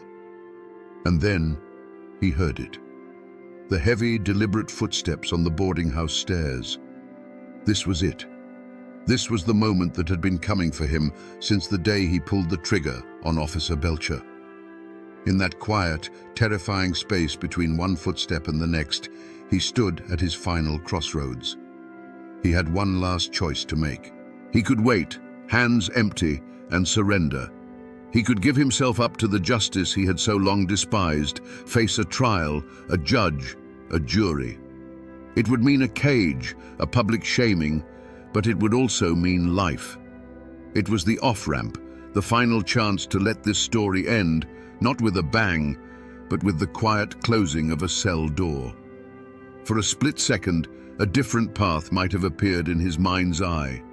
A long, drawn-out trial, a life spent in a stone penitentiary. Could Talton Hall, the mountain demon, truly allow himself to be led in chains, to be put on display like a captured animal? Could the man, whose reputation was a weapon in itself, allow that reputation to be stripped away, leaving only a common, pathetic killer? The very idea was a kind of death more profound than any bullet. It was an assault on the only thing he had ever truly built, his own terrifying myth. The answer, when it came, was as swift and final as one of his own gunshots. No. The thought was more repulsive than a hangman's noose. His arrogance, the fatal flaw that had brought him to this very room, made its final stand. He would not be broken. He would not be humiliated. The law could have his body, but it would not have his submission. He made a conscious, chilling choice. He rejected the chance for a quiet end and fully embraced the violent destiny he had been carving for himself his entire life. He didn't make a run for the window or try to barricade the door. That was the act of a desperate man hoping to live. Instead, he calmly walked to his bag, pulled out his revolver, and checked the loads. Each click of the cylinder was a word in his final sentence. In that moment, he sealed his own fate, not with resignation, but with defiance. He chose to be the Pikeville killer right to the very end. The lawmen breaking down his door wouldn't be capturing a fugitive. They would be walking into the last act of a legend, an act that Talton Hall himself had decided to write in blood. The splintering of the door was the only warning he needed. It wasn't the sound of a lock being picked or a hinge being forced. It was the raw, violent crack of wood giving way to brute force. For Talton Hall, the world, which had been a tightening cage of streets and unfamiliar faces, suddenly shrank to the size of that small boarding house room. He was a creature of the deep woods, and in that moment, the lawmen crashing through the door were no different from a pack of hounds cornering a wolf in a box canyon. He wasn't panicked. He was eerily calm, the way a man is when he finally meets a fate he has been expecting his whole life. All the running, all the hiding, it had all led to this cramped, smoke-stained room. The revolver felt cool and familiar in his hand, a solid piece of certainty in a world that was coming apart. The figures in the doorway were just shapes, dark silhouettes against the light of the hallway, and in his mind, they ceased to be men. They were simply the final problem he had to solve. His hand moved with a fluid economy that was born of 1,000 deadly calculations. The room erupted in a deafening concussion of sound and fire. The muzzle flash was a bolt of lightning in the dimness, momentarily illuminating the determined faces in the doorway. It was the only language he knew how to speak to a world that sought to contain him, a single, explosive syllable of pure defiance. The smell of burnt gunpowder filled his nostrils, a scent more familiar to him than any perfume. But this was not a mountain holler where a single shot could settle an argument for good. Thunder answered thunder from the doorway. More flashes of light strobed across the room, turning the air into a chaotic storm of noise and swirling, acrid smoke. The world narrowed to the kick of the revolver in his hand, the ringing in his ears that drowned out all other sounds, and the shadowy dance of figures in the smoke. For a few heartbeats, Talton Hall was in his element, a whirlwind of violence at the heart of the storm. Then, a sensation he hadn't felt in years, a sharp, searing impact in his arm, a force that felt like a blacksmith's hammer. His fingers went numb. His trusted revolver, the instrument of his will, suddenly felt like a useless lump of lead. The weapon clattered to the wooden floor, the sound small and insignificant after the deafening roar of the gunfight. The storm inside the room had passed as quickly as it had begun. An almost supernatural silence descended, broken only by the harsh sound of men breathing and the slow, acrid clearing of the gun smoke. The dark silhouettes in the doorway resolved into tired, grim-faced lawmen, their own pistols still smoking. They moved in, not with anger, but with a weary professionalism. The fight was over. The great Talton Hall, the Pikeville killer, was standing in a ruined room, his arm useless, his gun on the floor. The final act was not a shout, but a cold, metallic whisper. The chilling slide and click of handcuffs locking around his wrists. That sound, more than any bullet, was the one that ended his life. In that moment, the legend died, and all that was left was a captured man facing the cold, methodical justice he had so long outrun. The roaring storm of his life had ended in the quiet snap of a lock. There was no triumph in the eyes of the lawmen who took him, only a grim, professional exhaustion. For Talton Hall, the moments after his capture were a blur of pain from his wounded arm and the heavier, colder pain of the shackles on his wrists. The swagger of the untouchable killer was finally gone, replaced by the quiet, heavy stillness of a caged animal. He wasn't filled with regret or fear, but with a deep, sullen emptiness. The world had finally proven to be bigger and stronger than his own myth, and the realization settled on him like a shroud. His journey back to the mountains was not a victory parade for the law. It was a covert operation, thick with tension. They knew the name Talton Hall still held power, that his allies might try to free him, or worse, that the families of his victims might try to kill him before he ever saw a courtroom. So they put him on a train, but its route was a lie, a winding, circuitous path designed to throw off any potential ambushes. He was heavily guarded, a man so dangerous that even in chains, he was treated like a ticking bomb. For Hall, the journey was a special kind of hell. He sat in the rattling train car, watching the familiar landscape of his homeland slide by through the grimy window. He saw the misty blue ridges, the deep, dark hollows, the very terrain that had once been his fortress and his kingdom.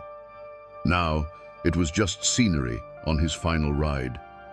Each mile that clicked by on the tracks was a mile closer to his end. He was a king being paraded through his conquered territory, a ghost forced to revisit his old haunting grounds one last time, not as a predator, but as prey. He was silent the whole way, a brooding, dark presence that unnerved even his seasoned guards. The fight had gone out of him, but the malice had not. He was no longer an active player in his own story. He was cargo. His fate was now in the hands of other men, and his only remaining role was to arrive at his destination. The end of the road for Talton Hall wasn't going to be a courtroom or a jail cell. It was this train, this slow, rattling journey back into the heart of the mountains that were waiting to claim him, one way or another. The news of Talton Hall's capture didn't travel by wire or by rail. It moved like smoke on the wind, from one isolated cabin to the next, carried by riders on horseback and whispered across fence lines. And with that news, the fragile, fearful peace of the mountains was shattered. The fall of one man sent a shockwave that would ripple through every holler, leaving a trail of wreckage that had little to do with Hall himself. His personal story was ending, but the tragedy he had authored was just entering its most brutal chapter. For his own kin, the name Hall, once a shield of fear, now became a target. The protection his terrifying reputation had afforded them vanished overnight. Now, they were just the family of a captured killer, vulnerable and exposed. Every shadow on the road, every late-night bark of a dog would send a spike of fear through them. They were living in the crosshairs of every man who had ever held a grudge against Talton, and that was a very long list. The sins of the father were about to be visited upon them, and their lives would become a paranoid existence of bolted doors and watchful eyes. For the families of his victims, the news was not a relief. It was a call to arms. For the widow of Charles Belcher, it was the reawakening of a grief that was still raw. For the remaining McCoys, who had seen their brothers tied to pawpaw trees and their sister shot down in the snow, this was not a matter for a distant court. It was a personal debt of blood that had come due. Hall's capture didn't bring closure. It tore the scabs off wounds that had never healed, and the pain demanded a release. Their desire was not for legal proceedings, it was for a reckoning. The entire community felt the tremor. For years, the violence had been, if not controlled, then at least predictable. It followed the dark logic of the feuds. But Hall's capture created a power vacuum, a chaotic moment where old hatreds could flare without a central figure to fear. He had acted as a cancer on the region, and his removal didn't cure the disease. It simply sent the body into a violent, final spasm. The quiet resentment of his reign of terror now had a voice, and it was a chorus calling for vengeance. The true wreckage Talton Hall left behind was not the bodies he had buried, but the hatred he had cultivated. He had spent his life profiting from the region's culture of violence, and now, even in chains, he was about to give it one last, terrible gift. His capture hadn't brought peace. It had simply brought the promise of a different, more terrible kind of violence, a communal violence, where an entire region, haunted by his ghost, would gather to deliver a final bloody verdict of its own. The law had done its part. It had hunted a killer across state lines, engaged him in a gunfight, and brought him back in chains. The next step in the machinery of civilization was a trial, a slow, methodical process of evidence, testimony, and deliberation. The Commonwealth of Kentucky intended to give Talton Hall a proper legal defense, a jury of his peers, and a verdict rendered under the solemn roof of a courthouse. It was a testament to the new order that was trying to tame the mountains, an insistence that the rule of law was absolute and applied to all men, even the devil of the tug fork. But in the mountains, another court was already in session. This court didn't meet in a building. It gathered in secret, in barns and on ridges, under the cold light of the moon. Its jurors were men with names like McCoy and Belcher. Its evidence was not written on paper, but scarred into their memories. The image of a burning cabin, of brothers tied to trees, of a good man bleeding out in a dusty street. The code they operated under was ancient, simple, and merciless. It was the mountain code of an eye for an eye, a blood debt that could only be paid in one currency. The clash between these two systems of justice was inevitable. As the train carrying Talton Hall chugged closer to Pikeville, the official legal process became more and more irrelevant. The law saw a prisoner who needed to be tried. The community saw a rabid dog that needed to be put down. The lawmen guarding Hall were operating under their code of duty and due process. The mob gathering to meet the train was operating under a code of honor and vengeance that was etched into the very stones of the mountains. The community's verdict had been reached long before Hall was ever captured. He was guilty, not just of killing Officer Belcher, but of everything. He was the living embodiment of the fear and violence that had plagued their lives for a generation. A trial, in their eyes, was a farce. It was a place where legal tricks and silver-tongued lawyers might let a monster walk free. They had seen it happen before. They had no faith in a system that seemed so far removed from the raw, immediate reality of their lives. They believed in a more direct, more certain form of justice. The train carrying Talton Hall was the ultimate symbol of this clash. Inside the car was the prisoner of the state, a component in a legal machine. But outside, gathering in the darkness, was the judgment of the mountains. The law's plan was to deliver him to a jail. The mountain's plan was to deliver him to a tree. In the end, it was a question of whose jurisdiction was more powerful in that place, on that night. Was it the new, fragile authority of the state, or the old, unyielding power of the clan? The answer was coming as surely as the train was coming down the tracks. While Talton Hall was taking his last ragged breaths in a Virginia town square, another man, a far more powerful one, was watching the world change from his porch in West Virginia. What became of Anderson Devil Anse Hatfield, the patriarch who had employed Hall's gun and allegedly directed the New Year's night massacre? Did he face a mob's justice? Did he ever see the inside of a courtroom for the crimes of the feud? The answer adds a bitter, complex layer to this story of mountain justice. The brutal attack on the McCoy cabin was a turning point. It was too savage, even for the feuding mountains, and it brought the full weight of the law down on the Hatfield clan. Several of Devil Anse's sons and supporters were hunted down, tried, and sent to prison. One, Ellison Cottontop Mounts, was hanged for his role in the massacre. The political power that Devil Anse had wielded for decades began to crumble. The war was over, and in a way, he had lost. But Devil Anse himself, the great leader of the clan, was never made to pay by the law. He was indicted, but he was never arrested, never forced to stand trial for the murders of the McCoy children. He lived out the rest of his days as a timberman and a farmer, a living legend who had outlasted his own violent era. In a final strange twist, the man they called Devil Anse was baptized in his old age, seeking peace with his God after a life of war with his neighbors. He died of pneumonia in 1921 and was buried on a mountainside overlooking the land he had fought so fiercely to control. This is the messy, unsatisfying truth of it all. Talton Hall, the hired gun, the disposable instrument of violence, was lynched by a mob for a crime committed in the open.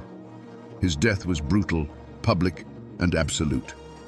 But the powerful man who had allegedly paid for his services, who had directed the feud from the top, died a free man in his own bed. The mob got its vengeance, but it got it from the hired help, not the man who wrote the checks. The story of Talton Hall's end is not just about justice being served, it's about who it's served to and who gets to walk away. After the mob dispersed and Talton Hall's body was cut down, A strange and heavy quiet fell over Wise, Virginia, and the surrounding mountains. The great bloody chapter was over, but the book was not yet closed. The years that followed were not years of celebration or relief. They were years of silence. The community had performed a brutal act of surgery on itself, cutting out a cancer. But the wound was deep, jagged, and slow to heal. For the descendants of Talton Hall, the name became a curse and a burden.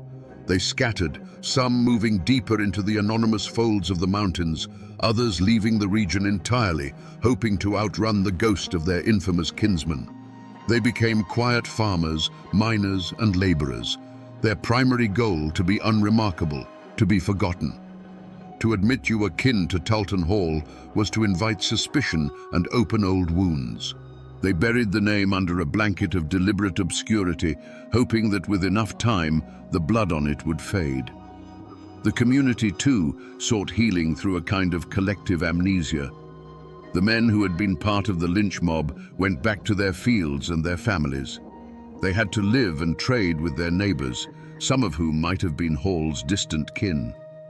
To speak of that night, to name the names of the men who held the rope, would have been to invite a new generation of bloodshed. And so, they simply stopped talking about it. The lynching of Talton Hall became a story told only to outsiders or to children as a cautionary tale. Within the community itself, it was a scar that everyone could see, but no one dared to touch. But the power dynamics of the region had been irrevocably altered. Hall's death was a brutal exclamation point at the end of an era. It was a clear and bloody message that the days of the untouchable gunfighter, the man who could be hired to settle a family squabble with a rifle, were over.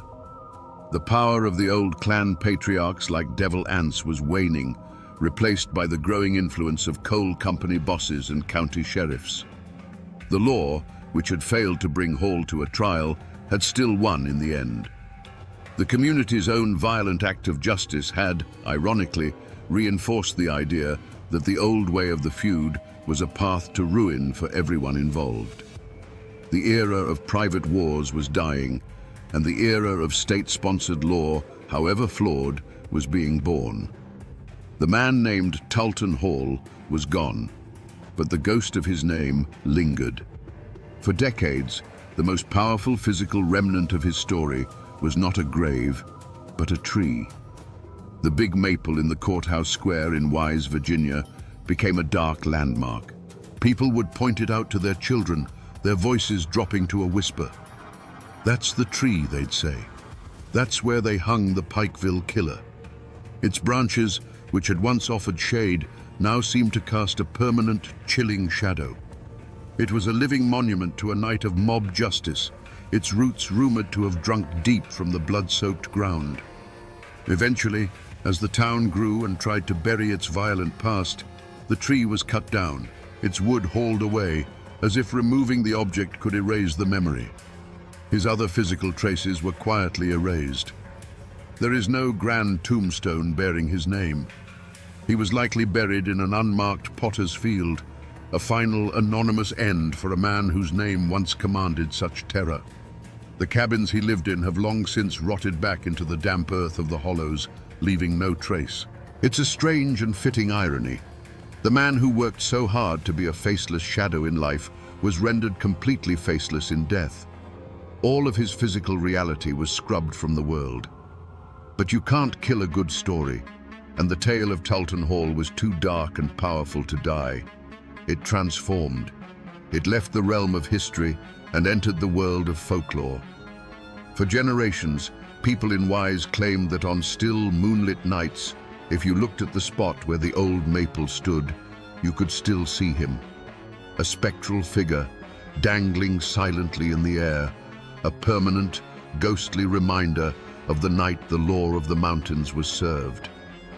The man became a boogeyman, a cautionary tale told to frighten unruly children into behaving. His life became a kind of unwritten murder ballad, the verses known by heart in every holler. He was no longer just a man, he was a character, a symbol of the entire bloody era of the feuds. His name became a shorthand for a certain kind of cold, professional violence. When old-timers spoke of the bad days, of the lawless times before the coal companies and the state police truly took hold, the name they would use to punctuate their point was always the same. It was a time of men like Talt Hall. So while the man himself is dust, and the tree that ended his life is gone, his spirit, the spirit of the mountain gunfighter, still haunts the collective memory of Appalachia. He is the ghost that walks the ridgelines of the past, a chilling echo of a time when justice didn't come from a book, but from the barrel of a gun and the end of a rope. So we come back to the question that hung in the air at the very beginning, a question as quiet and heavy as the mountain fog. Was Talton Hall a hero or a villain? The answer is as clear and cold as a Kentucky creek in winter. He was no hero. He was a killer, a man who dealt in death for profit, whose hands were stained with the blood of an unknown number of men. There is no honor in that. But to simply call him a villain is to miss the deeper, more unsettling truth of his story. Talton Hall was not an aberration. He was a perfect, terrible product of his time and place. He was a monster, but a monster the mountains themselves had birthed. He was forged in the pointless brutality of the Civil War and sharpened on the whetstone of the feuds. He was the logical conclusion of a world where law was a suggestion and violence was a way of life. He was a symptom of a disease, not the disease itself. In the end, this is a story about a man whose greatest strength, his absolute belief in his own terrifying legend, became the flaw that destroyed him. He saw himself as a timeless force, a permanent part of the mountain landscape. But the world was changing around him. The law, clumsy and slow as it was coming. He was a relic of a savage past, unable and unwilling to adapt. The same cold arrogance that made him a feared gunfighter made him blind to the fact that his time was over. And that, my friends, is the ballad of Talton Hall. A killer who sold his gun to the highest bidder and whose life was finally paid for, not with silver dollars, but with a rope, in a town square that wanted to forget his name.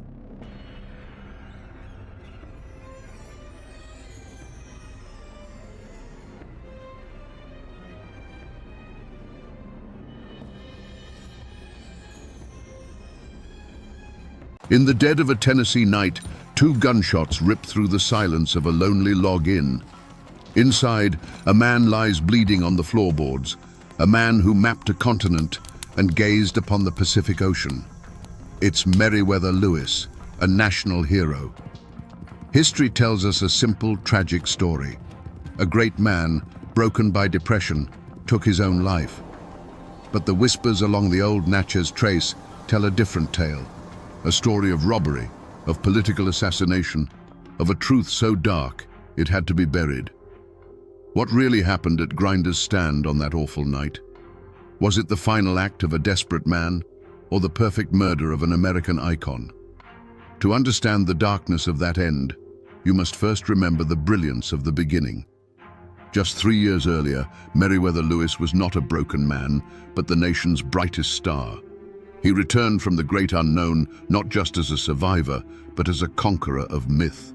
He was the man who had walked to the edge of the world and come back, bringing an entire continent with him, folded neatly onto maps drawn by his own hand. Parades were thrown in his honor, women swooned, and children whispered his name like that of a folk hero sprung to life. He was America's Odysseus, the living embodiment of its boundless ambition. This was no simple soldier. Lewis was a scholar of the wild, hand-picked and mentored by President Thomas Jefferson himself.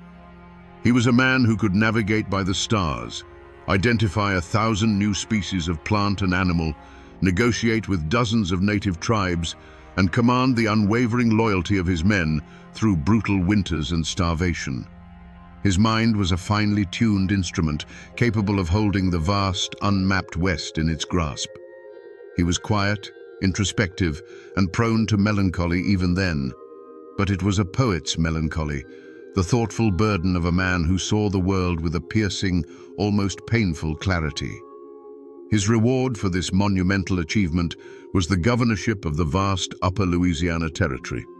St. Louis, his capital, was the wild heart of this new American empire, a chaotic frontier town of fur trappers, French Creoles, Spanish agents, and land speculators, all swirling in a storm of ambition and conspiracy.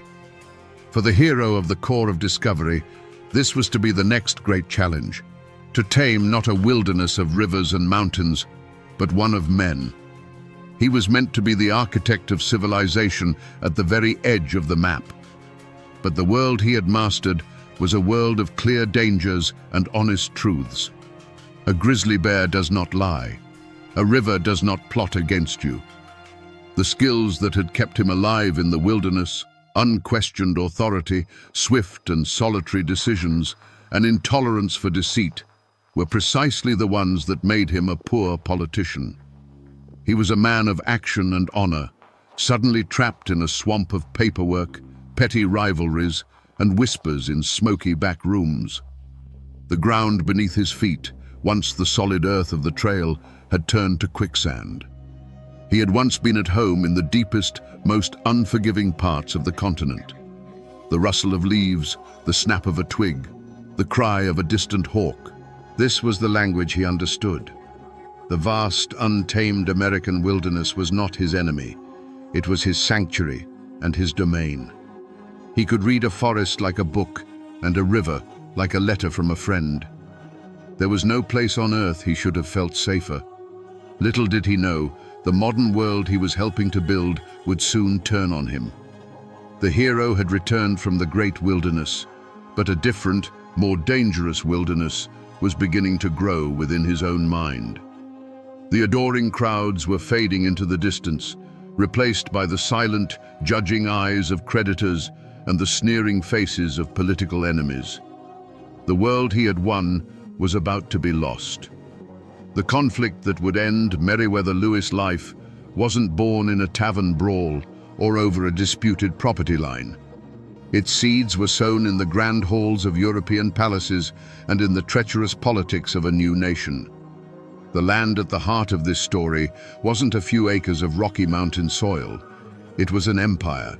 The Louisiana Purchase of 1803 wasn't just a transaction, it was the acquisition of a ghost, a vast, undefined territory haunted by the ambitions of France and Spain. Lewis was the man sent to give that ghost a body, to map its rivers and mountains, to make it truly American. The land was his legacy, the source of his fame, and ultimately the reason for his destruction. The ink on the Purchase Treaty was barely dry, but the region was already scarred by a century of shifting loyalties. St. Louis was not a simple American frontier town. It was a place layered with history, a city with a French soul and a Spanish past. Its most powerful citizens, the old money fur traders and landowners, had deep ties to the old world. To them, Governor Lewis wasn't a hero. He was an outsider, a federal agent sent by a distant government in Washington to impose a new order. He represented an American authority they had no reason to trust and every reason to resent. This wasn't a feud between families, it was a cold war between the old guard and the new nation. At the heart of this simmering conflict was a man who personified the region's treachery, General James Wilkinson. To the public, he was a decorated general. In reality, he was a master of deceit, a paid agent for the Spanish crown, and a man whose ambition knew no bounds. He was a spider at the center of a web of conspiracy that stretched from New Orleans to the Canadian border, and he had served as the first governor of the territory Lewis now controlled. Lewis, a man of uncompromising honor, was a direct threat to Wilkinson's shadowy empire. He wasn't just an obstacle, he was a potential witness, a man who, by virtue of his office, had access to documents and records that could expose Wilkinson's treason and send him to the gallows. In these mountains, a family name can be a heavy burden. But for Meriwether Lewis, his own name had become a curse. The name Lewis was supposed to mean courage, integrity, and triumph over the wilderness. But in the viper's nest of St. Louis, his enemies worked tirelessly to redefine it, to associate it with incompetence, instability, and financial ruin. Every rejected expense report, Every political maneuver that undermined his authority was a deliberate blow against his honor. To be Meriwether Lewis meant you could not fail. And as he set out on that final journey, he knew he was fighting for more than his career. He was fighting for the very meaning of his name.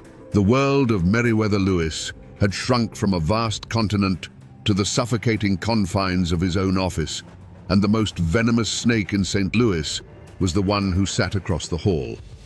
His name was Frederick Bates, the territorial secretary and Lewis' second in command.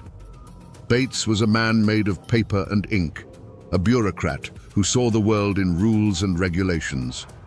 He resented Lewis' fame, disdained his decisive, often unilateral style of command, and coveted his position. He became the quiet, meticulous architect of the governor's downfall. The deepest wounds were not inflicted by a knife, but by a bookkeeper's pen in a distant Washington office. Lewis, acting as governor, had issued drafts to pay for militias, for Indian affairs, and for government supplies, all necessary expenses to manage a wild and unruly territory. But the War Department, perhaps nudged by Bates's poisonous letters, began to reject them. One protest after another came back, branding the hero of the nation as financially irresponsible. The most galling was the refusal to pay for the expedition to return the Mandan chief Sheheke to his people, a matter of national honor that Lewis had personally guaranteed.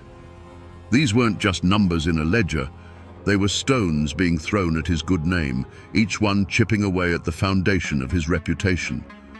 From his desk in St. Louis, Frederick Bates spun a web of insinuation that reached all the way to the Capitol. He wrote letters to his powerful friends, painting a picture of Governor Lewis as erratic, extravagant, and possibly corrupt. He framed Lewis's decisive actions as reckless overreaches of authority and his bouts of melancholy as evidence of a complete mental breakdown. The rumors took on a life of their own, whispered in the halls of Congress and the offices of the War Department. The hero who had once been praised for his boldness was now being condemned for it. The whispers from St. Louis had become a roar in Washington, and Lewis could feel the ground crumbling beneath him. He was a man isolated. Beyond Bates, he had made powerful enemies among the old guard of St. Louis by challenging their dubious, often fraudulent, Spanish land grants. These were wealthy, influential men who saw Lewis not as a governor, but as a threat to their fortunes. They formed a silent chorus of approval for Bates' campaign of character assassination. Everywhere Lewis turned, he saw a smiling face with daggers hidden behind its back. His few allies were far away, and his mentor, Jefferson, was now retired. His influence diminished. The hero was alone, surrounded by a closing circle of enemies who wanted nothing more than to see him fall. As Meriwether Lewis left the civilized world behind and plunged into the autumn twilight of the Natchez Trace, he entered a different kind of wilderness. This wasn't the majestic, untamed West he had once conquered. This was a place of dark folklore, a path said to be haunted by the ghosts of murdered travelers. Rivermen and traders called it the Devil's Backbone, and they told stories around their campfires of spectral highwaymen and strange, unsettling cries that echoed through the cypress swamps on moonless nights. The trace itself felt like a bad omen, a place where the veil between the living and the dead was thin, a place where a man's worst fears could take solid form in the oppressive shadows. The human omen on this journey was Lewis himself. The hero of the Corps of Discovery was gone, replaced by a tormented figure whose mind was unraveling. At Fort Pickering, near modern-day Memphis, the darkness had surfaced with terrifying force. He had tried to take his own life, not once, but twice. His traveling companion, Major Neely, found him so utterly deranged that he had to be placed under watch. The men around him no longer saw a governor or a great explorer. They saw a man possessed, his eyes wild, his speech frantic and paranoid. He was a storm cloud moving across the land, and everyone in his path could feel the chill in the air. Inside Lewis's own mind, the premonition of dread was a constant screaming torment. Every snap of a twig in the forest was an assassin sent by Wilkinson. Every shadow that danced at the edge of his vision was a debt collector sent from Washington. The papers he carried, the very documents meant to be his salvation, felt like a physical weight, a death warrant, marking him as a target for his enemies. He was caught in a gut-wrenching spiral, unable to trust anyone, not even his own servant. This wasn't just a journey to clear his name, it was a desperate flight. He spurred his horse on, riding ahead of his companions in a frantic burst of energy, as if he could outrun the demons that were chasing him, both from behind and from within. He was riding hard toward a rundown little inn called Grinder's Stand, a place that was waiting in the gloom to claim him. The point of no return wasn't a dusty crossroads or a declaration of war. It was the moment Meriwether Lewis, alone and haggard, rode out of the darkening woods and into the small, squalid clearing of Grinder's Stand. The inn was little more than a pair of crude log cabins huddled against the immense, indifferent wilderness. For a weary traveler, it should have been a sanctuary. For Lewis, it was to be his Gethsemane. The proprietor, Robert Grinder, was gone, leaving his wife, Priscilla, to manage the place alone with her children. She was a simple frontier woman, accustomed to hardship, but she was not prepared for the storm that was about to break upon her doorstep. The confrontation began not with a drawn pistol, but with a gaze. Lewis dismounted, his face flushed, his eyes holding a wild, feverish light that unnerved Mrs. Grinder instantly. He asked for some spirits, and as she served him a simple supper, the governor's torment began to spill out. He couldn't sit still. He paced the dirt floor of the cabin, from the hearth to the door and back again, his movements sharp and erratic like a caged wolf. He would stop, stare into the fire, and then burst into frantic, disjointed monologues. The words tumbled out, a torrent of grievances about the government, about the protested drafts, about the ruin of his good name. He wasn't speaking to her. He was a man arguing with ghosts only he could see. Mrs. Grinder watched, her initial unease curdling into genuine fear. This was not the celebrated explorer she had heard tales of. This was a man on the ragged edge of sanity. She saw his hand tremble as he raised his cup. She heard the desperation in his voice as he muttered about his enemies and the destruction of his honor. This wasn't a guest seeking lodging. It was a man's soul coming apart at the seams, right there in her cabin. The conflict was no longer a matter of distant politics and letters. It was a raw, terrifying human crisis unfolding just feet away from her. The escalation was silent, but decisive. When Lewis retired to the room she offered him, the atmosphere in the main cabin was thick with dread. It felt charged, like the air before a lightning strike. The last semblance of normalcy shattered. For Priscilla Grinder, the code of frontier hospitality was overridden by the primal instinct of a mother protecting her young. She gathered her children and fled to the separate kitchen cabin, barring the door behind her. It was a simple act, but it was the final, fatal isolation of Meriwether Lewis. The last friendly human face in his world disappeared behind a wall of logs. He was now utterly, completely alone with the darkness that had chased him all the way down the devil's backbone. In the suffocating dark of the kitchen cabin, Priscilla Grinder lay awake, her heart pounding a frantic rhythm against her ribs.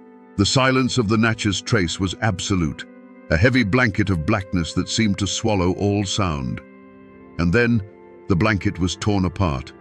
The deafening roar of a pistol shot from the main cabin ripped through the night, a violent crack of thunder from a cloudless sky. She jolted upright. A moment later, she heard a second sound, a heavy, sickening thud, as if a sack of grain or a man's body had crashed to the floor. Silence rushed back in, now more terrifying than before. It was a listening silence, charged with the question of what had just happened. And then another shot rang out, echoing the first, a brutal exclamation point on the night's violence. Fear, cold and sharp, pierced Mrs. Grinder. She didn't dare move. She didn't dare breathe. She was a woman alone with her children, with a terrible violence unfolding just a few yards away. What came next would be seared into her memory forever. It wasn't the sound of fighting or shouting. It was the sound of pure agony. She heard a dragging, scraping noise from the main cabin, the sound of a body, wounded and broken, trying to pull itself across the rough-hewn floorboards. It was a sound of desperate, animalistic struggle. And then a voice, strained and hoarse with pain, cried out into the darkness. "Oh, Mrs. Grinder, give me some water." It was the governor's voice. Paralyzed by a terror she would later call a woman's fear, she remained frozen in the dark. The pleas continued, rising and falling with ragged gasps for air. Through the chinks in the logs of her cabin, she claimed she could see a shadowy figure stumbling outside, reaching for the water bucket before collapsing. For what felt like an eternity, she did nothing but listen to the low, tortured groans of a dying man just beyond her door, a sound that would surely haunt her for the rest of her days. The nightmare only ended with the grey light of dawn. Lewis's servants, finally arriving, found him. He was still breathing. Propped against the cold logs of the cabin, he was a ruin of a man, his clothes stained dark, his body a testament to the night's horrific violence. He had endured for hours. As the sun's first rays touched the clearing, he looked at his servant and whispered his last words, a final, desperate plea for his honor. "I am no coward," he said, "but I am so strong. It is so hard to die." And then, as the sun climbed above the Tennessee wilderness he had helped to claim for his nation, the great explorer's light went out forever. If we are to believe the official story, then the beast that cornered Meriwether Lewis in that cabin was not an assassin or a robber. It was a phantom that had been stalking him for years, his own mind. To understand its twisted logic, you have to understand the code of honor that governed men like Lewis. His reputation was not just a part of his life, it was his life. In his mind, the protested drafts and the whispers from Washington were not just financial problems, they were a mortal wound to his soul. The beast, his depression, his paranoia, told him that a slow public death by 1,000 cuts of disgrace was an agony no man of honor could endure. It whispered a poisoned logic, that a quick, violent end by his own hand was not an act of cowardice, but the last defiant act of a man refusing to be broken by lesser men. The point of transformation likely came in the suffocating solitude of that cabin after Priscilla Grinder had retreated.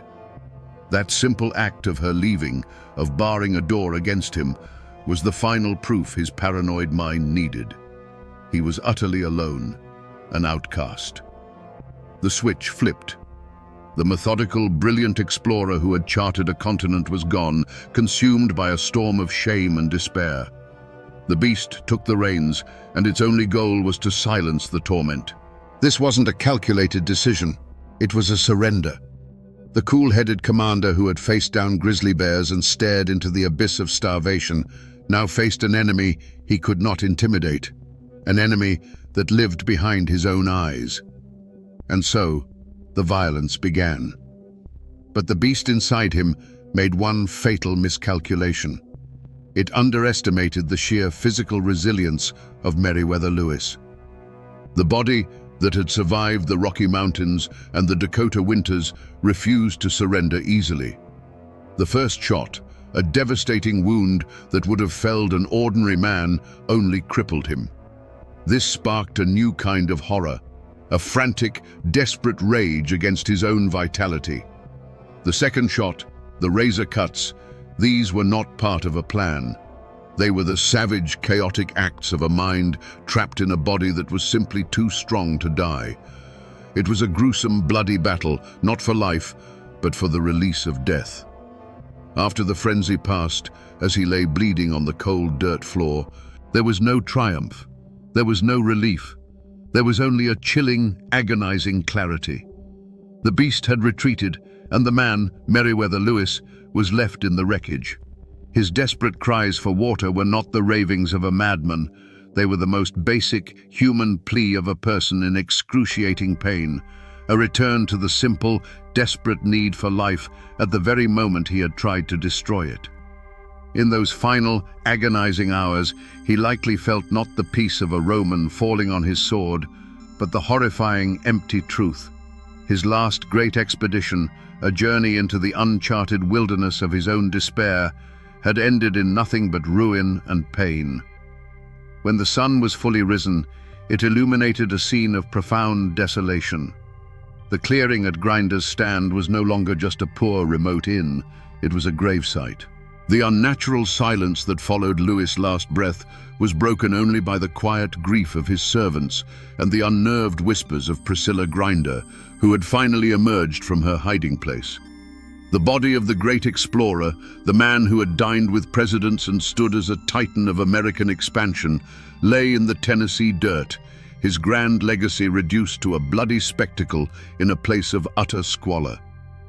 Into this grim tableau rode Major James Neely. He arrived to find his worst fears realized. He saw the body, the pistols, the razor. He listened to Mrs. Grinder's harrowing, disjointed account of the night's events. For Neely, there was no mystery here. He saw the tragic but logical conclusion to the mental decay he had witnessed just days before at Fort Pickering. He was not a detective arriving at the scene of a crime. He was an officer arriving to confirm a casualty. His mind was already made up. The fate of the survivors began to solidify in those first few hours. Priscilla Grinder's story, born of terror and confusion, became the one and only official account. She was the sole eyewitness, and her narrative of Lewis's madness and self-destruction provided a simple, horrifying explanation that answered every question, even if it created a dozen more. Her fight was not for justice for the governor, but for a version of the truth that would allow her and her family to survive the terrible event that had landed on their doorstep. For Lewis' servant, John Pernier, the fight was over. He was a man adrift, his master and protector gone, left with the grim task of attending to the remains.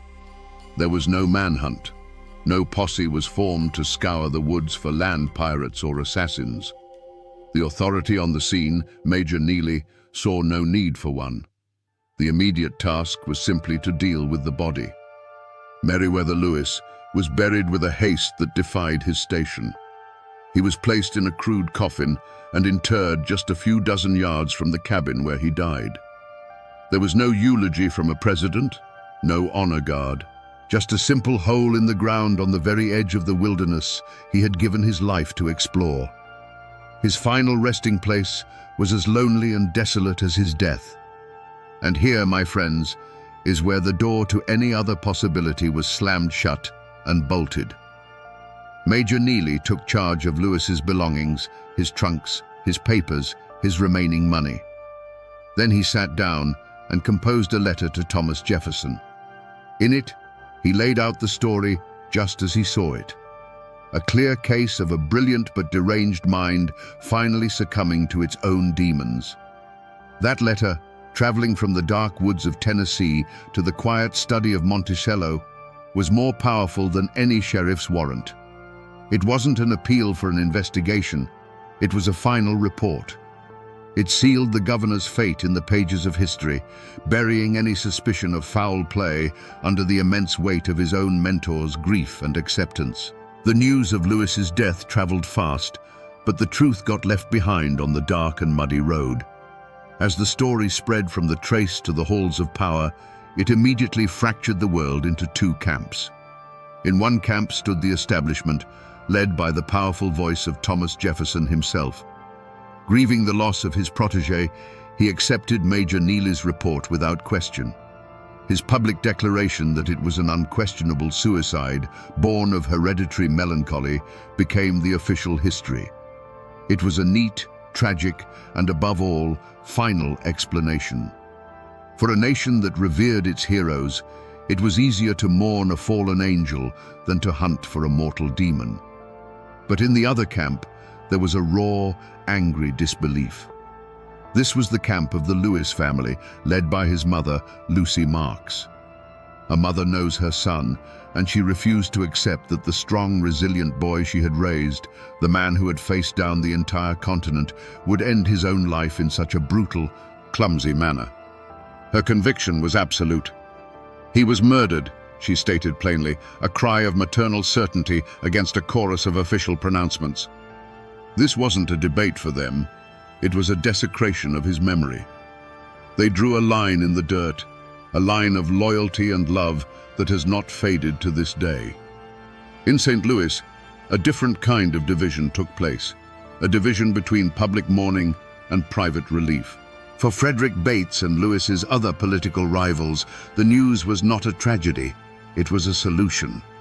The troublesome governor, the man whose honor they had so carefully dismantled, was gone. A collective, unspoken sigh of relief went through the city's old guard. No one in power there had any interest in asking difficult questions that might lead back to their own intrigues. Their silence was a powerful endorsement of the suicide verdict, a quiet conspiracy to let the matter die with the man. Meanwhile, back along the Natchez Trace, the community of settlers and frontiersmen drew their own conclusions. These were practical, often brutal people who understood the dangers of the road. To them, a high-profile traveler getting killed for his money was a story that made perfect sense.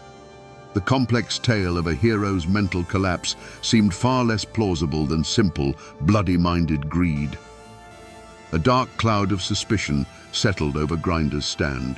Whispers turned Robert Grinder into a murderer and his wife into a liar, their poverty seen not as proof of their innocence, but as a sign of a curse for the blood they had spilled.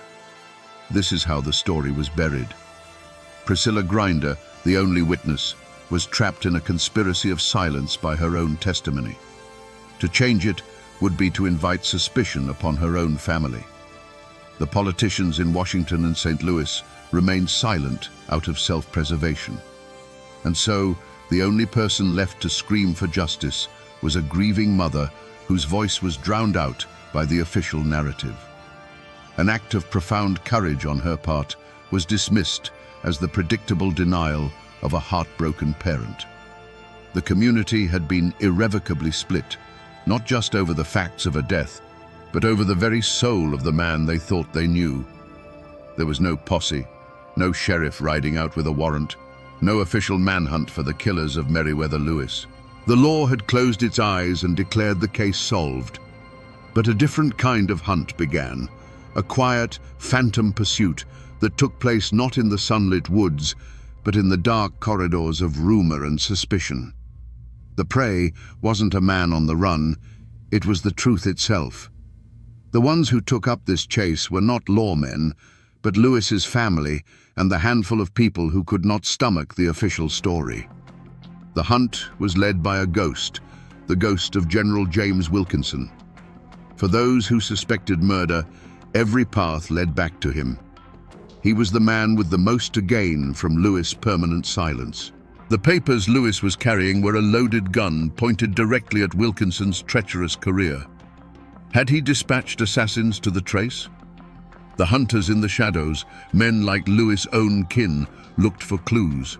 They spoke to travelers who had been on the road at the same time. They listened to the whispers in river towns and frontier forts.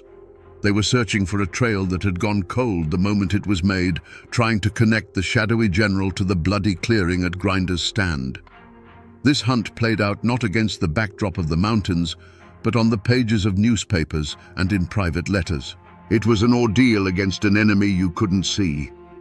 For every claim of foul play, a dozen official voices rose to defend the suicide theory, citing Jefferson as their unassailable source. The hunters found themselves chasing whispers, trying to prove a conspiracy against a powerful establishment that had already declared its verdict. The wilderness they navigated was one of innuendo and political influence, a landscape far more treacherous than the Bitterroot Mountains. The moment of capture never came. There was no fierce firefight, no dramatic arrest. Robert Grinder, the most obvious suspect, lived out his days in obscurity, neither punished nor exonerated, forever trapped in the amber of local suspicion. General Wilkinson, the spider at the center of the web, not only escaped justice but thrived, his treason not fully exposed until decades after his death. The truth, if it was murder, was the perfect crime. The assassins, if they existed, simply melted back into the shadows of the frontier, their identities lost forever. The hunt failed because the quarry was too powerful, the trail was too cold, and the keepers of the official story had no interest in seeing it found. The shadows won. But my friends, the most chilling part of this story is the trial that never happened. There was no packed courtroom with armed guards, no cunning lawyers arguing points of law. The courthouse doors in Hickman County, Tennessee, remained shut. The justice system, the great institution of American law, never once looked into the violent death of one of the nation's most prominent citizens. The trial of Meriwether Lewis was conducted not by a judge and jury, but through private correspondence, and the verdict was sealed before his body was even cold. The courtroom where this case was decided was the quiet study of Thomas Jefferson. The star witness was Major James Neely, whose letter provided the only testimony that mattered. The evidence was not a bloody pistol or a torn shirt, but Jefferson's own memories of his friend's hypochondriac affections. There was no cross-examination, no defense attorney to challenge the narrative. The most powerful and respected man in the country, acting as judge, jury, and executioner of his friend's memory, declared the case closed. It was the law of powerful men, swift and absolute. The defendants, if there were any, never had to offer a plea. Robert Grinder, the innkeeper, simply faded back into the obscurity of the frontier, though he would live out his life under the permanent shadow of suspicion from his neighbors. Frederick Bates, back in St. Louis, received the news and seamlessly continued his campaign to secure the governorship for himself. And General James Wilkinson, the master of shadows, watched from a distance as a great threat to his treasonous career was not just eliminated, but erased in a way that left no questions and no trail back to him. They offered no remorse, no defiant smirks. They offered only a profound and damning silence. The verdict was announced to the world, not with the bang of a gavel, but with the quiet scratch of Jefferson's quill pen. Suicide, he wrote, and the word became history. It was a clean, simple answer to a messy, horrifying death. It allowed the nation to mourn a tragic hero without having to confront a darker possibility, that its institutions were so corrupt and its frontier so lawless that a man like Lewis could be murdered with absolute impunity. So was this justice? Or was it merely the tidiest story? The law of men delivered a verdict of convenience, one that protected the powerful and quieted the scandal. But the justice of the mountains, the justice whispered around campfires and passed down through generations along the Natchez Trace, rendered a different verdict. It was a verdict of murder, a verdict that kept the case file open in the hearts of the people, even as the official record was slammed shut. The law had failed, leaving only the stubborn, unquiet ghost of the story to wander the trace, forever searching for a trial that was never held. For Meriwether Lewis's mother, Lucy Marks, life after the verdict was a long, cold winter of grief. She was forced to endure not only the loss of her son, but the official staining of his honor. While the nation's leaders accepted the story of a weak mind succumbing to madness, she began a mother's lonely crusade.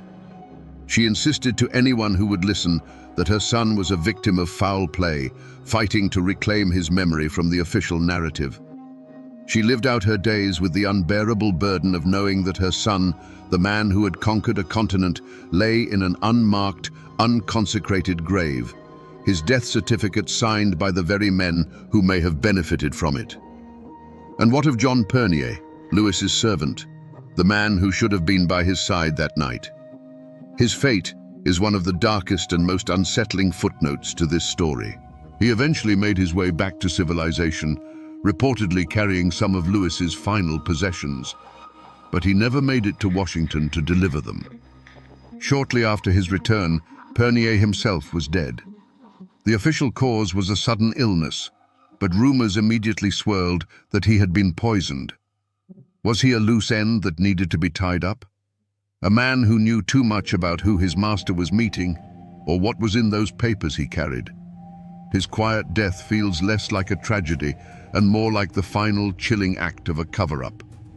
For Robert and Priscilla Grinder, there was no atonement, only a curse. They did not profit from the governor's death. In fact, their life spiraled downward. Their remote inn, once a simple stopover, became a place of infamy, a landmark of horror that travelers began to avoid. They lived out their lives in poverty, forever branded by the whispers of their neighbors. The justice of the mountains is slow, and it takes the form of suspicion and isolation. Whether they were guilty or innocent, the blood that soaked into their floorboards that night left a permanent stain on their lives, a ghost that would haunt their family for generations. But for the men in the halls of power, there was no curse, only reward. Frederick Bates, the meticulous schemer, got exactly what he wanted. With Lewis out of the way, he became the acting governor of the Upper Louisiana Territory, his ambition finally realized. And far away, the master of shadows, General James Wilkinson, breathed a sigh of relief. A great danger had been neutralized. He would continue his treacherous career for years, his secrets safe, his reputation intact. For them, Lewis's death wasn't a tragedy. It was a stepping stone. And so, the community did what communities always do in the face of an uncomfortable truth. It tried to forget. The story of what happened at Grinder's stand was pushed down, relegated from a national scandal to a local ghost story. The grave of the great explorer became overgrown, the wooden marker rotting away, his final resting place nearly reclaimed by the same wilderness he had once mapped. The scar on the land was slowly, deliberately covered over by a blanket of collective silence, in the desperate hope that if no one spoke of it, the ghosts of that terrible night might finally fade away. The bloodline of Meriwether Lewis did not end in that lonely clearing, and the fire of his mother's conviction still burns in the hearts of his descendants. For decades, they have continued her fight. They are not hunting with rifles in the dark woods, but with petitions and the promise of forensic science. They have pleaded with the National Park Service to allow for the exhumation of his remains, arguing that a modern examination could finally answer the question of the bullet trajectories and settle the 200-year-old debate.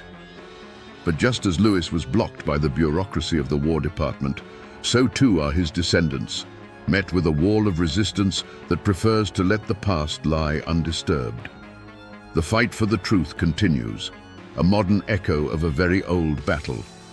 If you travel the old Natchez Trace today, you won't find the squalid, terrifying cabins of Grinder's stand. The wilderness has reclaimed them. In their place, under the quiet shade of old trees, you will find a quiet, solemn monument. In 1848, the state of Tennessee erected a stone column over his grave. But it is not a whole column. It is broken, deliberately so, a powerful and tragic symbol of a great life cut violently short. It is a place of strange and somber peace now, a stop along a scenic parkway where visitors can read a plaque and pay their respects, many of them completely unaware of the furious, bloody mystery that lies just a few feet beneath the soil. But the monument is not the only thing that remains. For 200 years, the people who live in these hills and hollows have told another story, an echo that refuses to fade. They say the site is haunted. Travelers report seeing a spectral figure in early 19th century dress, pacing frantically near the grave, his face a mask of torment. They tell of phantom gunshots that ring out on cold October nights, and some swear that if you listen closely, when the wind is just right, you can still hear a desperate, disembodied voice crying out for a simple cup of water. They say his spirit cannot rest, because the truth of his end has never been brought into the light. So you see, my friends, the story never really ended. It is etched into stone, carried in the blood of his family, and whispered on the wind. The official documents may gather dust in an archive, and the politicians may prefer a tidy, simple history. But the land itself, has not forgotten the blood that was spilled upon it. The mountains remember everything. And so we come back to the question that has haunted this patch of Tennessee ground for 2 centuries. Was it the final, desperate act of a broken man, or was it the perfect, cold-blooded murder of an American icon? The truth is, the trail has gone cold. The physical evidence is buried 6 feet deep. The only eyewitness told a story riddled with fear and contradiction, and the men who had the most to gain are long since turned to dust. In the end, we are left with 2 ghosts. The ghost of a hero whose mind, like an unmapped territory, contained shadows he could no longer navigate. And the ghost of a man of honor, silenced by assassins before he could expose the treason at the heart of the new nation. Which one you choose to believe depends on how much you trust the official story and how much you believe in the darkness that so often lurks just beyond the firelight. But this is more than just a murder mystery. It's a cautionary tale about the cost of greatness and the brutal transition from the wilderness of nature to the wilderness of men. Meriwether Lewis was a man who could face down a grizzly bear, but who was ultimately torn apart by whispers, paperwork, and the quiet betrayals of so-called civilization. His story is a chilling reminder that our greatest heroes are still just men, vulnerable to the same darkness that touches us all, whether it comes from within or from the barrel of an enemy's pistol. This is a profoundly Appalachian story. It teaches us that the most important truths are rarely written down in official reports or history books. They are kept alive in the hills and in the hollows. They are whispered from one generation to the next, becoming part of the land itself. The government closed its file on Meriwether Lewis over 200 years ago, but for those who listen to the whispers on the wind along the old Natchez Trace, the case is far from closed. And now, my friends, you know why.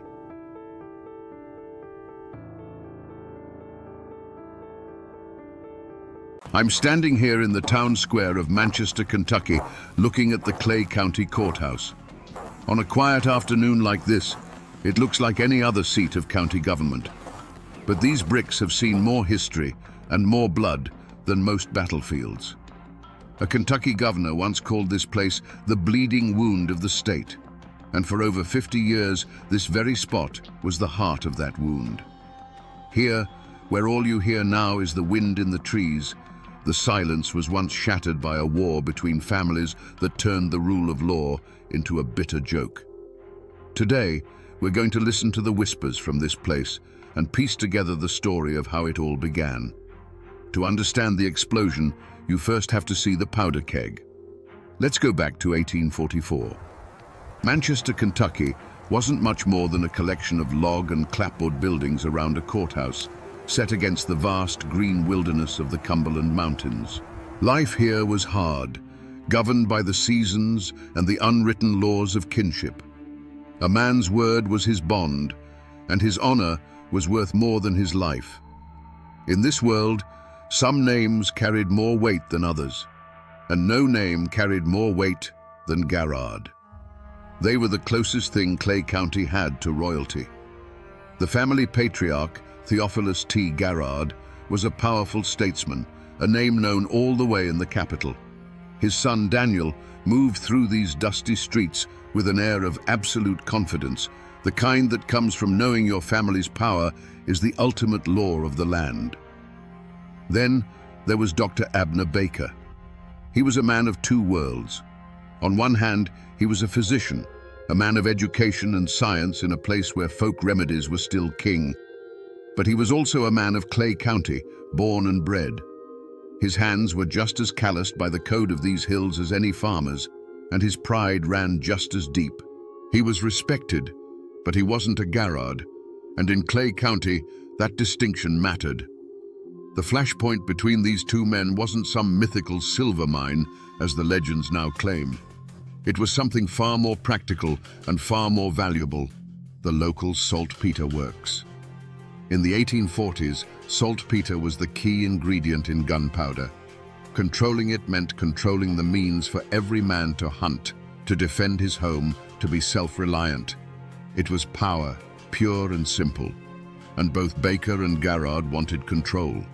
For months, their business dispute was a low rumble of thunder in the distance. You could feel it in the air of Manchester. The sideways glances in the general store, the conversations that stopped when one of them entered a room. Two proud men, their ambitions circling each other like wolves. The people of the town went about their lives, but they were watching. They knew the code.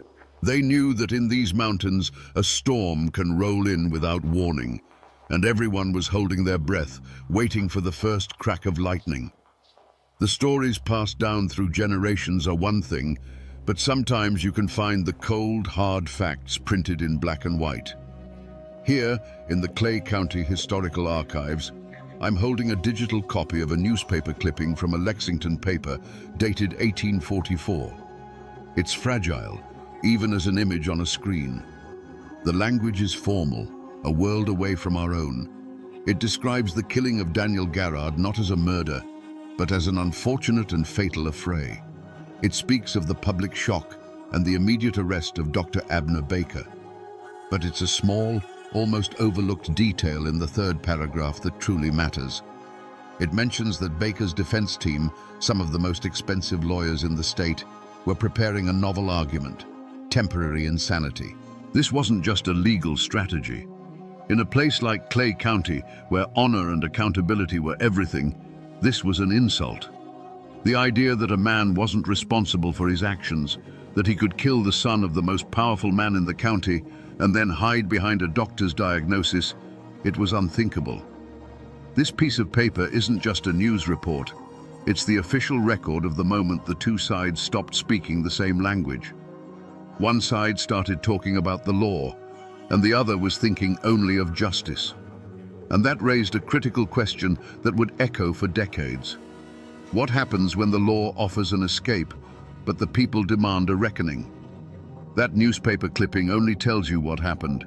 It doesn't tell you how it felt on that hot, dusty day in Manchester. The argument between Dr. Baker and Daniel Garrard didn't start with a shout. It started as a low murmur in the middle of the street, two men standing toe to toe, the air crackling around them. The saltpeter works was the reason, but honor was the fuel. Voices rose with the heat of the day, and soon the whole town was watching from doorways and windows, silent witnesses to a prideful rage that was about to boil over. An insult was thrown. We'll never know the exact words, but in a place like this, a man's name is all he truly owns.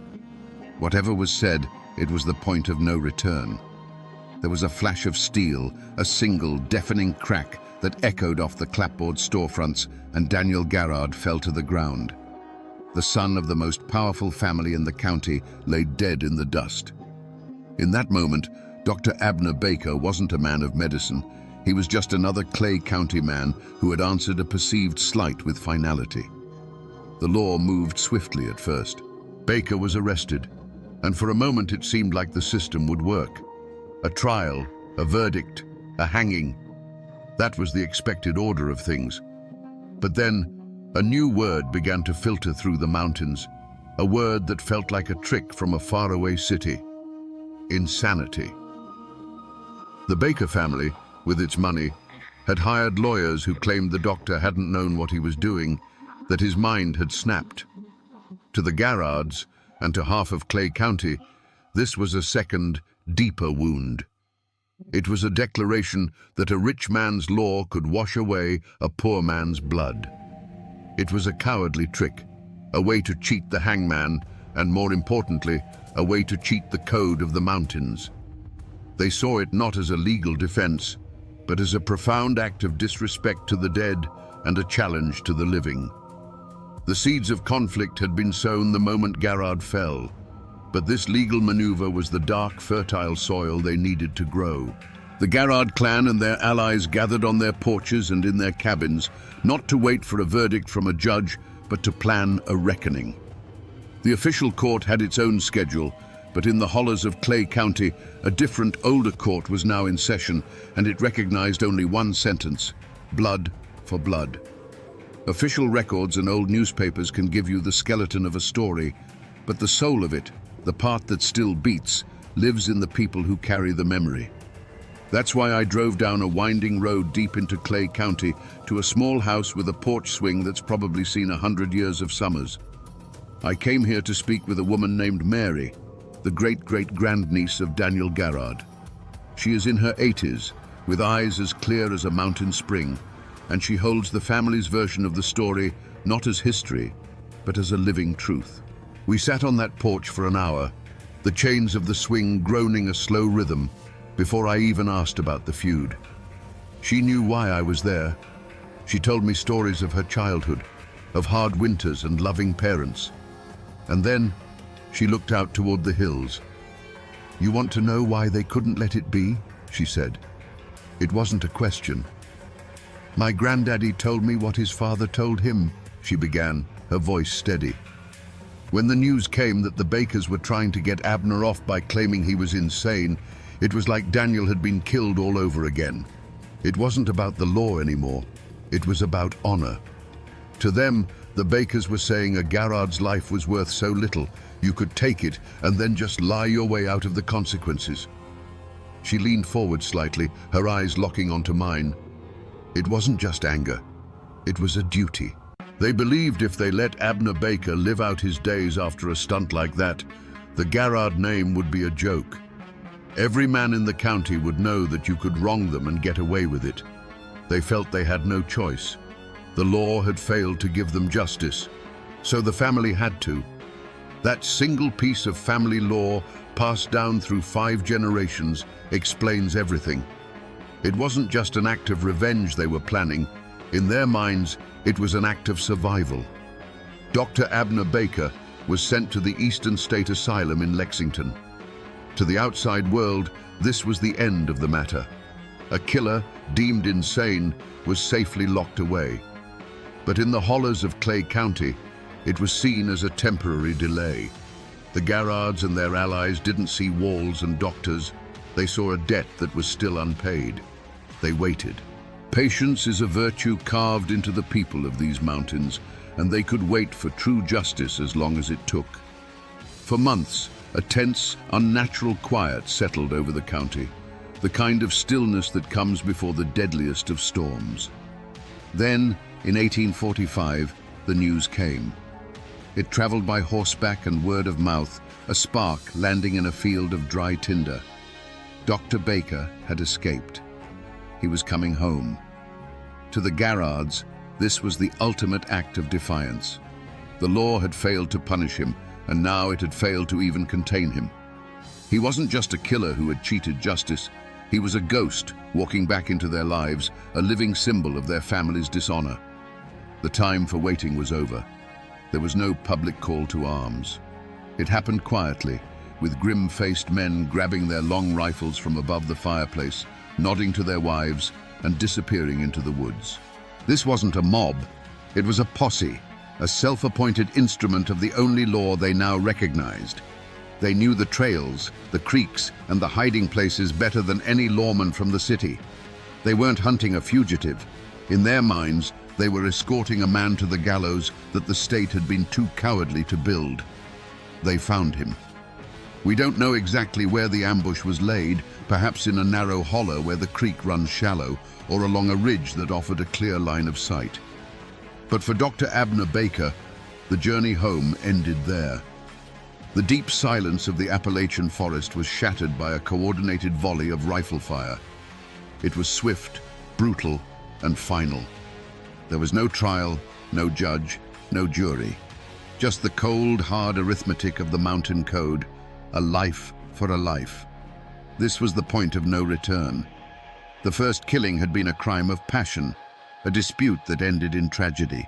This second killing was a calculated execution, a public statement written in gunpowder and blood. It was a declaration to all of Clay County and to the distant government in Frankfort that the official law had no authority here. The Garrards had reclaimed their family's honor, and in doing so, they had thrown down a gauntlet. Now, the Baker family and their allies had a blood debt of their own to repay. The feud was no longer a disagreement. It was an inheritance, and it would be passed down to the next generation with all its terrible weight. I'm back at the courthouse in Manchester, but this time, I'm looking closer. The afternoon sun is low, casting long shadows across the lawn. A building like this, over 100 years old, absorbs history. And if you run your hand along these old bricks, you're touching the last silent witness to the war's most violent chapter. This is the place where the feud stopped being a series of back-alley ambushes and became an open rebellion. They say if you look close enough at the stone pillars by the entrance, you can still find the chips and scars where bullets from a dozen different gunfights struck home. You have to imagine this lawn, not neatly trimmed, but churned to mud, filled with armed men loyal to the Howard clan. You have to picture those high windows, not with sunlight glinting off them, but barricaded from the inside with heavy oak desks and law books, with the glint of rifle barrels poking through the gaps. Because in 1898, this building wasn't a courthouse. It was a fortress, seized by Bad Tom Baker and his men. And right here, on this very lawn, the governor of Kentucky set up the state militia with a Gatling gun, a weapon of industrial warfare aimed at the heart of their own county seat. This is where it happened. The war came out of the shadows of the hollers and declared itself right here in the open. And on these very steps, years later, a final, fatal price would be paid.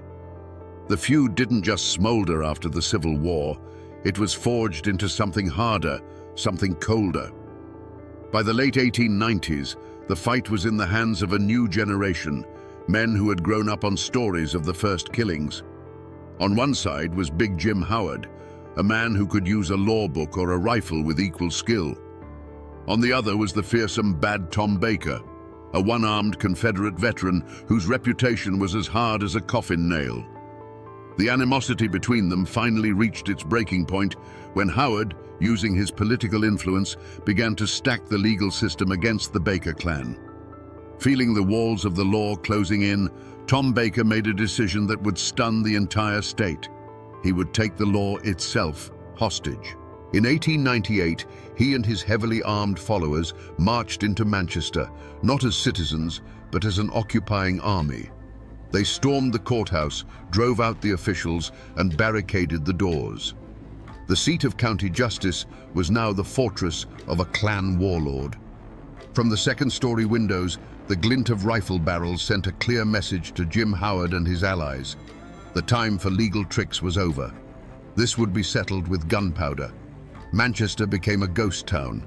Doors were bolted, windows shuttered. The only sounds were the scraping of boots on gravel and the sharp, ugly crack of a rifle shot that would echo through the empty streets, followed by an even more terrifying silence. A spider web of cracks would appear in a storefront window. A horse tied to a post would suddenly fall, its quiet death a warning to anyone who dared to show themselves. Inside the courthouse, the air was thick with tension and the smell of stale tobacco smoke. Tom Baker, his one arm as steady as iron, directed his men, their faces grim in the dusty shafts of light filtering through the barricades. The standoff dragged on for days. The news of a county courthouse under siege by its own citizens reached the governor's mansion in Frankfort. It was an embarrassment, an open sore on the face of Kentucky. Governor William O. Bradley declared Clay County to be in a state of insurrection. He called it the bleeding wound of the state, and he decided to cauterize it with force. The arrival of the state militia was a sight no one in Manchester would ever forget. Uniformed soldiers marching in formation, followed by a wagon carrying a weapon of modern war, a Gatling gun. They set it up on the courthouse lawn, its brass casings gleaming in the sun, its multiple barrels aimed squarely at the front doors. This was no longer a family feud. This was a rebellion. The government of Kentucky was prepared to mow down its own citizens to restore order. The air grew heavy, silent. Inside, the Baker clan looked out at the machine gun, a weapon that could tear through their wooden barricades like paper. Outside, the militia commander stared at the courthouse, knowing the order to fire would result in a slaughter. This was the heart of darkness, a moment when all pretense of civilization had vanished, leaving only 2 armed camps separated by 100 yards of lawn and 50 years of hate. The siege didn't end with the roar of the Gatling gun. It ended with a quiet, cold calculation. Tom Baker, for all his fury, was not a fool. He saw the inevitable. The doors to the courthouse eventually swung open, and the Baker clan walked out, laying down their weapons. But it wasn't a surrender. Their eyes, burning with defiance, promised that this was only a pause. The state had taken back its building, but the war for Clay County was far from over. The bleeding had been stopped for a moment, but the wound was now deeper than ever. After the soldiers and the Gatling gun went home, the war moved from the courthouse lawn back into the courthouse itself. The weapons were no longer rifles, but pieces of paper, and I'm looking at one of them right now. This is a copy of the official indictment brought against Bad Tom Baker and his men following the siege. The script is formal, the ink faded, the language cold and precise. It lists the charges in stark legal terms: armed insurrection, sedition, conspiracy to intimidate an officer of the law. On paper, it paints a simple picture of a band of outlaws who tried to overthrow the government. It's neat, it's clean, and it's a masterclass in how history is written by the winners. But reading this is like reading a doctor's report that lists the cause of death as cessation of heartbeat. It's technically true, but it tells you nothing of the disease that ravaged the body for years. This document has no lines for the 50 years of bad blood. It doesn't mention the political machinations of the Howard clan or the deep-seated belief that a Baker couldn't get a fair hearing in that very building. The paper simply lists the crime. It completely erases the reason.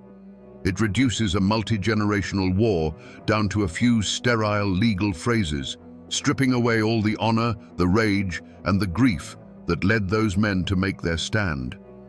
And with this document, the full weight of the state's power was about to come crashing down on the Baker clan.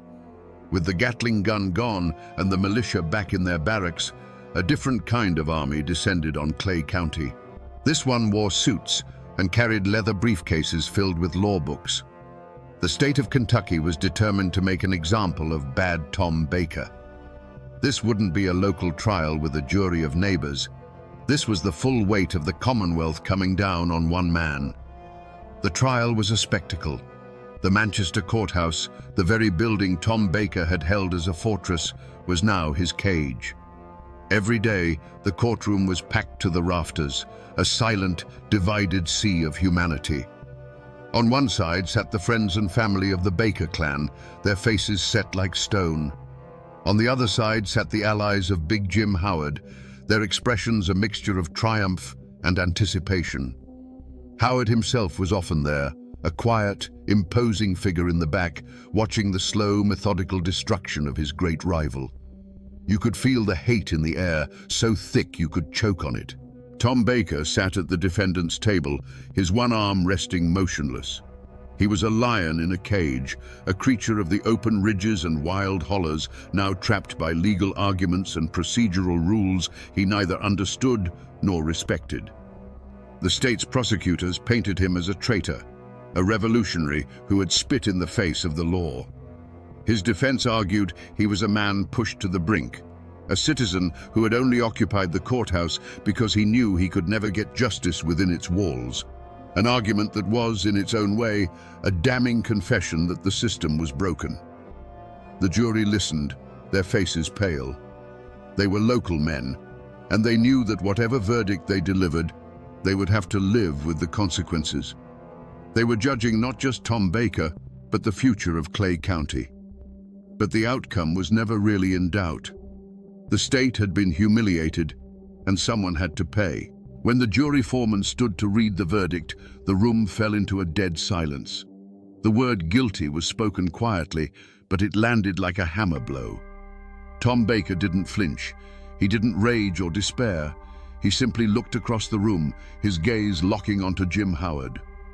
In that one look, a lifetime of hatred was exchanged. The law had finally put Bad Tom Baker behind bars.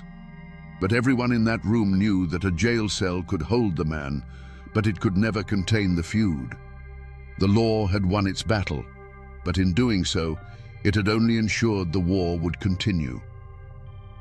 Up on a hill overlooking Manchester, there's a quiet cemetery where the wind rustles through the leaves of ancient oak trees. The tombstones are a library of endings, some new and polished, others old and leaning, their names almost erased by a century of rain and frost. This is where all the fury and ambition of the Clay County War finally came to rest. And this is where you find them.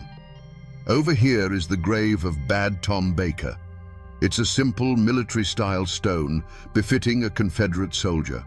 It lists his name, his company, and his dates.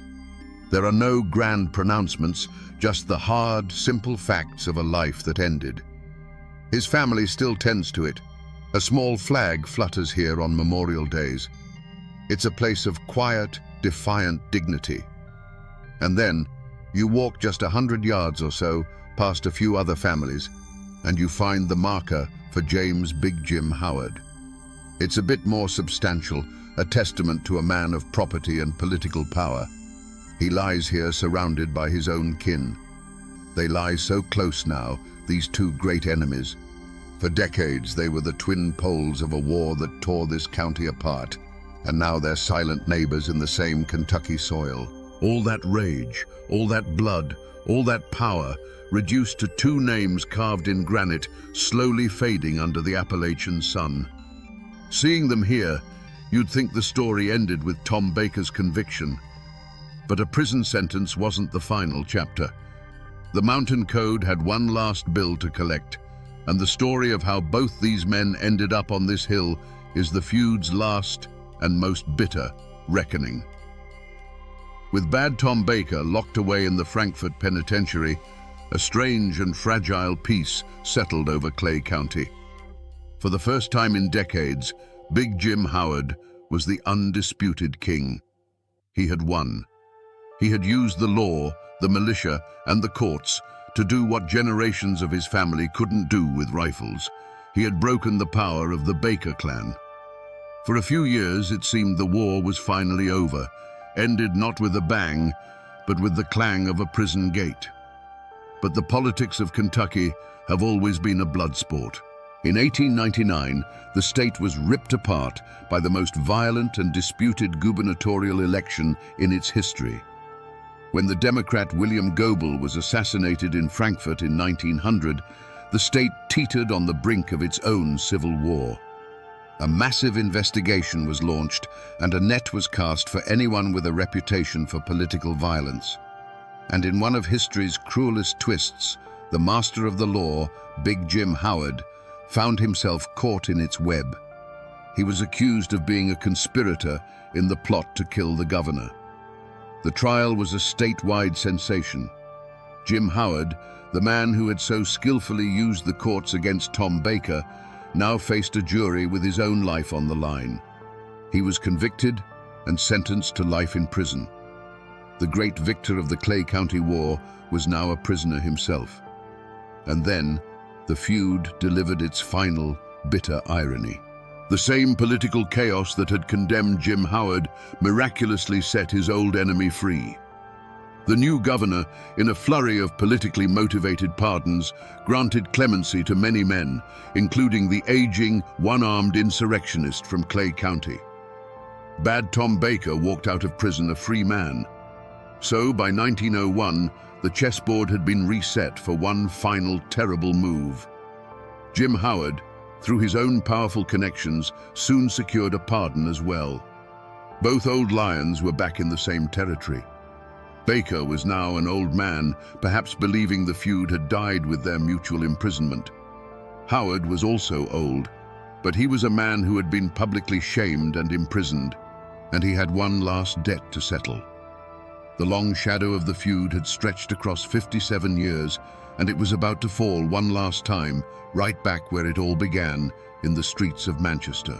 Even now, more than a century after the last shot was fired, the Clay County War isn't a settled matter here. It isn't just a chapter in a history book. It's a living memory, a story that gets told on front porches and at family reunions, and the version you hear depends entirely on which family is telling it. The names Baker and Howard don't just belong to the dead, they belong to the living, and they still carry the weight of that old, bitter argument.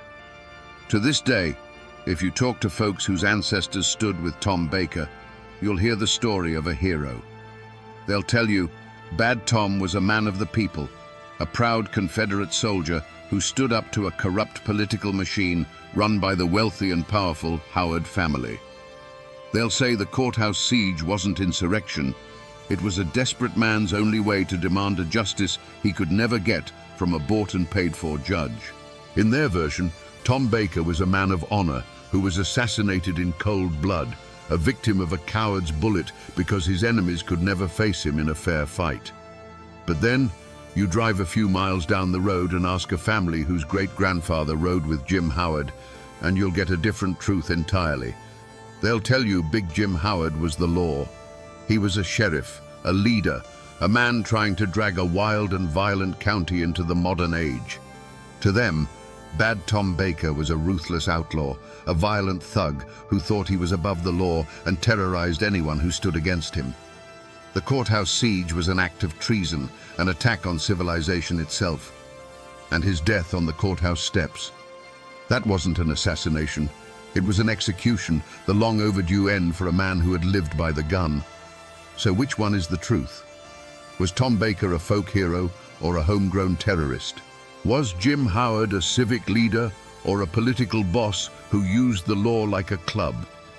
The honest answer is that after 100 years, the truth is a matter of blood and memory. The facts are a pile of dry bones, and it's the families that put the flesh and spirit back on them. The war is over, but the argument about who was right, who was wrong, and who deserved what they got, that argument will probably never end. When the shooting finally stops and the last of the warlords are in the ground, a story enters a new phase of its life. The hard, jagged facts of who did what to whom begin to get smoothed over by time, like a stone in a fast-running creek.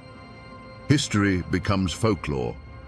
The Clay County War was too big, too bloody, and too long for people to simply file away. They had to make sense of it, to turn the sheer, brutal chaos into a lesson, or a warning, or a ghost.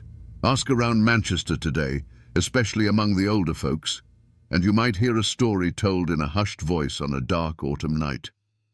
They say that if you stand near the courthouse when the streets are empty and quiet, you can sometimes see a shadow moving on the steps where Bad Tom Baker fell. A tall, lonely figure with one empty sleeve that seems to sway in a breeze that no one else can feel. They say he's still waiting, still looking for the man who shot him, or perhaps for a kind of justice he never found inside that building. It's more than just a ghost story. The feud lives on as a cautionary tale, a lesson that became woven into the fabric of the community. It's the story a father would tell a hot-headed son to warn him about the poison of carrying a grudge. Remember the Bakers and the Howards, he'd say. They fought for so long, they forgot what they were even fighting about, and all they earned was a piece of land on Cemetery Hill. The war became a local proverb, a dark piece of wisdom paid for with generations of blood. This is how a community processes a trauma this deep. The specific details of the legal disputes and the political maneuvers fade away. What remains is a powerful myth, a story of two families locked in a death spiral, a one-armed ghost who haunts the seat of justice, and a bloody warning that echoes down through the years. The facts belong to the archives, but the legend belongs to the mountains. So here I am again, back on the square in Manchester, looking at the same courthouse as the day begins to fade. But I'm not seeing it the same way. It's no longer just an old brick building. I can almost see the shadow of Daniel Garrard falling in the dust, feel the tension of the siege with Tom Baker's men peering from the windows, and hear the echo of that final fatal shot on these very steps. We came here to listen to the whispers of this place, and what we heard was a 57-year-long scream. The Clay County War is a story about how honor, when it turns to pride, can become a prison. It's about how revenge can become a family's only inheritance. It's a hard lesson written in blood that shows how easily the law can be broken and how much harder it is to put back together. It proves that the most dangerous place on earth can be the few miles between your neighbor's house and your own when a grudge is on the line. The next time you pass a quiet courthouse on a sleepy town square, remember this one. Remember what these bricks have seen and the price that was paid right here. The men are gone. The guns are silent. The bleeding wound has finally scarred over, but the story remains.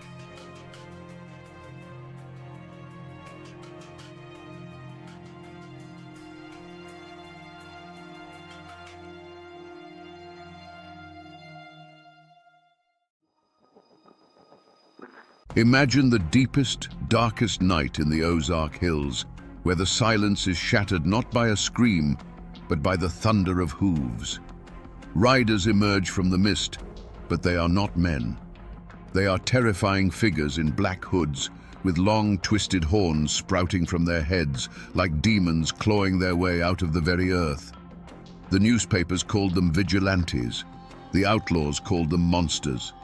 But their neighbors called them something else, the bald knobbers. But here is the bone-chilling question history has tried to bury. What happens when the men who promised to save you from the darkness become the darkness itself? Today, we will separate the legends from the facts and find out what really happened when good men put on the devil's mask.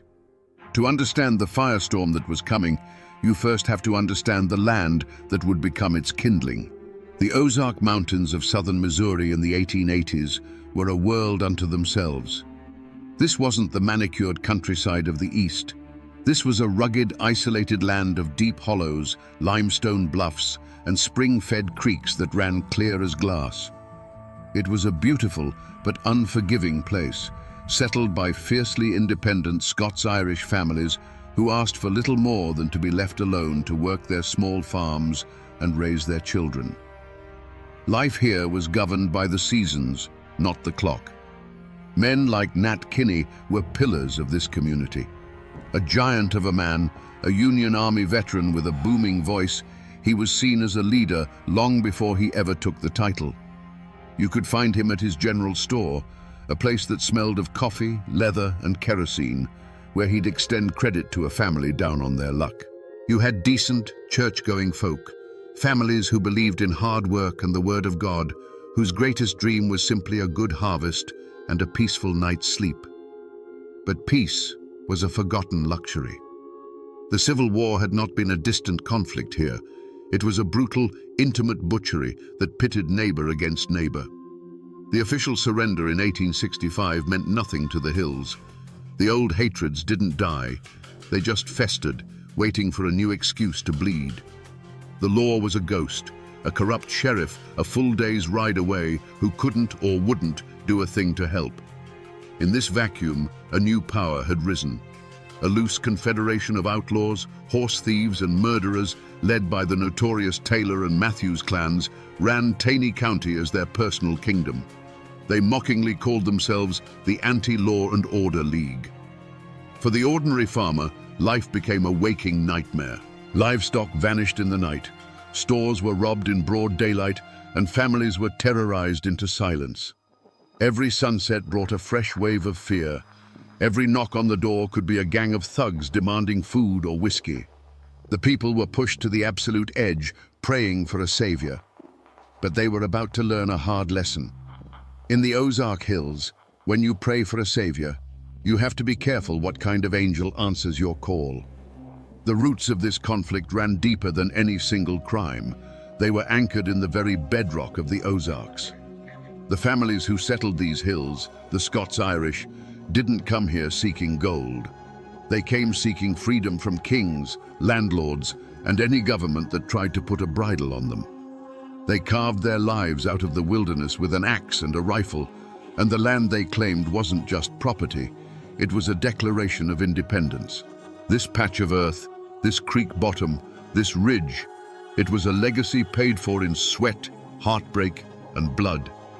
To threaten a man's land was to threaten his soul. But the most poisonous memory, the wound that never healed, was the Civil War. Here, it wasn't a war of uniforms and battlefields.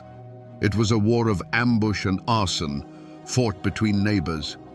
Pro-Confederate bushwhackers and pro-Union jayhawkers turned the Ozarks into a slaughterhouse. A man might see the neighbor he'd helped raise a barn with the year before, riding toward his home with a torch in his hand.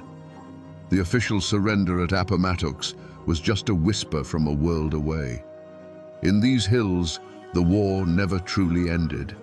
It just went quiet. The hatreds were passed down from father to son like a family Bible.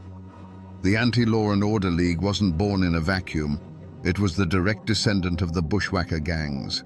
Families like the Taylors and the Matthews had ridden for the Confederacy, and they saw the post-war government as a hostile, occupying force. For them, robbing and terrorizing their old Unionist neighbors wasn't just crime. It was a continuation of the war. They were settling old scores that the history books said were already settled. In this land, a family name was a heavy thing. It was your history, your allegiance, and your honor, all rolled into one. To be a Taylor or a Matthews meant you remembered the wrongs done to your kin during the war, and you never, ever let them go unavenged. To be a Kinney, a proud Union veteran, meant you believed in order, in the flag, and in the idea that the war was over and the law should be respected. The coming storm wasn't just about crime. It was the ghosts of the Civil War rising from their shallow graves, ready to fight one last time. The ground wasn't just fertile for a feud, it was salted with the blood of the last one. In a place as small and tight-knit as Taney County, there was no neutral ground. Friendships that had weathered droughts and hard winters now fractured under the weight of a single whispered question: are you for Kinney, or are you against him?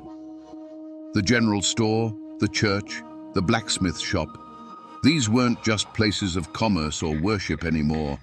They were listening posts where every word was weighed and judged. Siding with the outlaws could get your barn burned by reformers. Siding with the reformers could get your throat cut by the outlaws.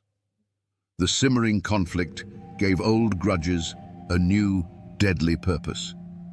A fistfight over a stray hog 10 years prior was suddenly remembered. A bitter argument over a boundary line marked by an old oak tree became a justification for violence. Men who had simply disliked each other for personal reasons now found themselves on opposite sides of a brewing war, giving their private hatred a righteous banner to fly under. The chaos was a perfect cover for settling old scores, and everyone knew it. Whispers became the currency of the hills, and they were poison. A story told at the grist mill in the morning would be a full-blown death threat by the time it reached the far hollows at dusk. Rumors traveled faster than a man on horseback, twisting and growing with every retelling. Did you hear that so-and-so was seen sharing a drink with one of the Taylor boys? Did you hear that man's wife say she thought Kinney was going too far? In this atmosphere, accusation was as good as a conviction, and suspicion was a death sentence waiting to be carried out. And then there were men like William Edens. He wasn't an outlaw. He hated the thieves and killers as much as anyone. But he was a stubborn, honest man who believed that justice delivered from the shadows was just another kind of crime. He spoke out, not in saloons, but in public, arguing that a secret committee of men acting as judge, jury, and executioner was a cure far worse than the disease. To Nat Kinney's supporters, this wasn't principled opposition, it was treason. Edens was marking himself and his family as an obstacle. He was a voice of reason in a world that was rapidly going deaf with rage. The community was no longer a community. It was a tangled web of fear, loyalty, and festering resentments. Every man was sizing up his neighbor, wondering which side he'd be on when the shooting started. The air itself felt heavy, charged with unspoken threats. It was a place holding its breath, waiting for the first man to reach for his gun. In the hollows, where old beliefs clung like moss to the north side of an oak, people felt the change in the air. The old folks would tell you the land itself was sick. They said the panthers cried with a human voice at night, a sound that meant blood was about to be spilled. A strange, unseasonable fog would roll in before dusk and refuse to burn off by morning, shrouding the hills in a ghostly silence. Women spoke in hushed tones of unsettling dreams, dreams of faceless riders and burning homes, of a darkness that had a shape and a name they couldn't quite speak. These weren't just superstitions, they were the collective dread of a community beginning to fracture under an unbearable pressure. The true omen, however, wasn't in the sky or the woods. It was in the eyes of Nat Kinney. The man who once offered easy credit and a kind word was gone. In his place was a figure of pure, righteous fury. His voice, once used for friendly greetings, now boomed with the fire of an Old Testament prophet calling down damnation. He was the human catalyst, the gathering storm cloud. When he sent word, man by man, for a secret meeting at the schoolhouse on that treeless hill, that bald knob, it wasn't an invitation. It was a summons. It was the moment the vague, simmering anger of the people began to sharpen into a weapon. On that cold night in 1885, as a dozen men slipped away from their cabins, their wives felt a knot of dread tighten in their stomachs.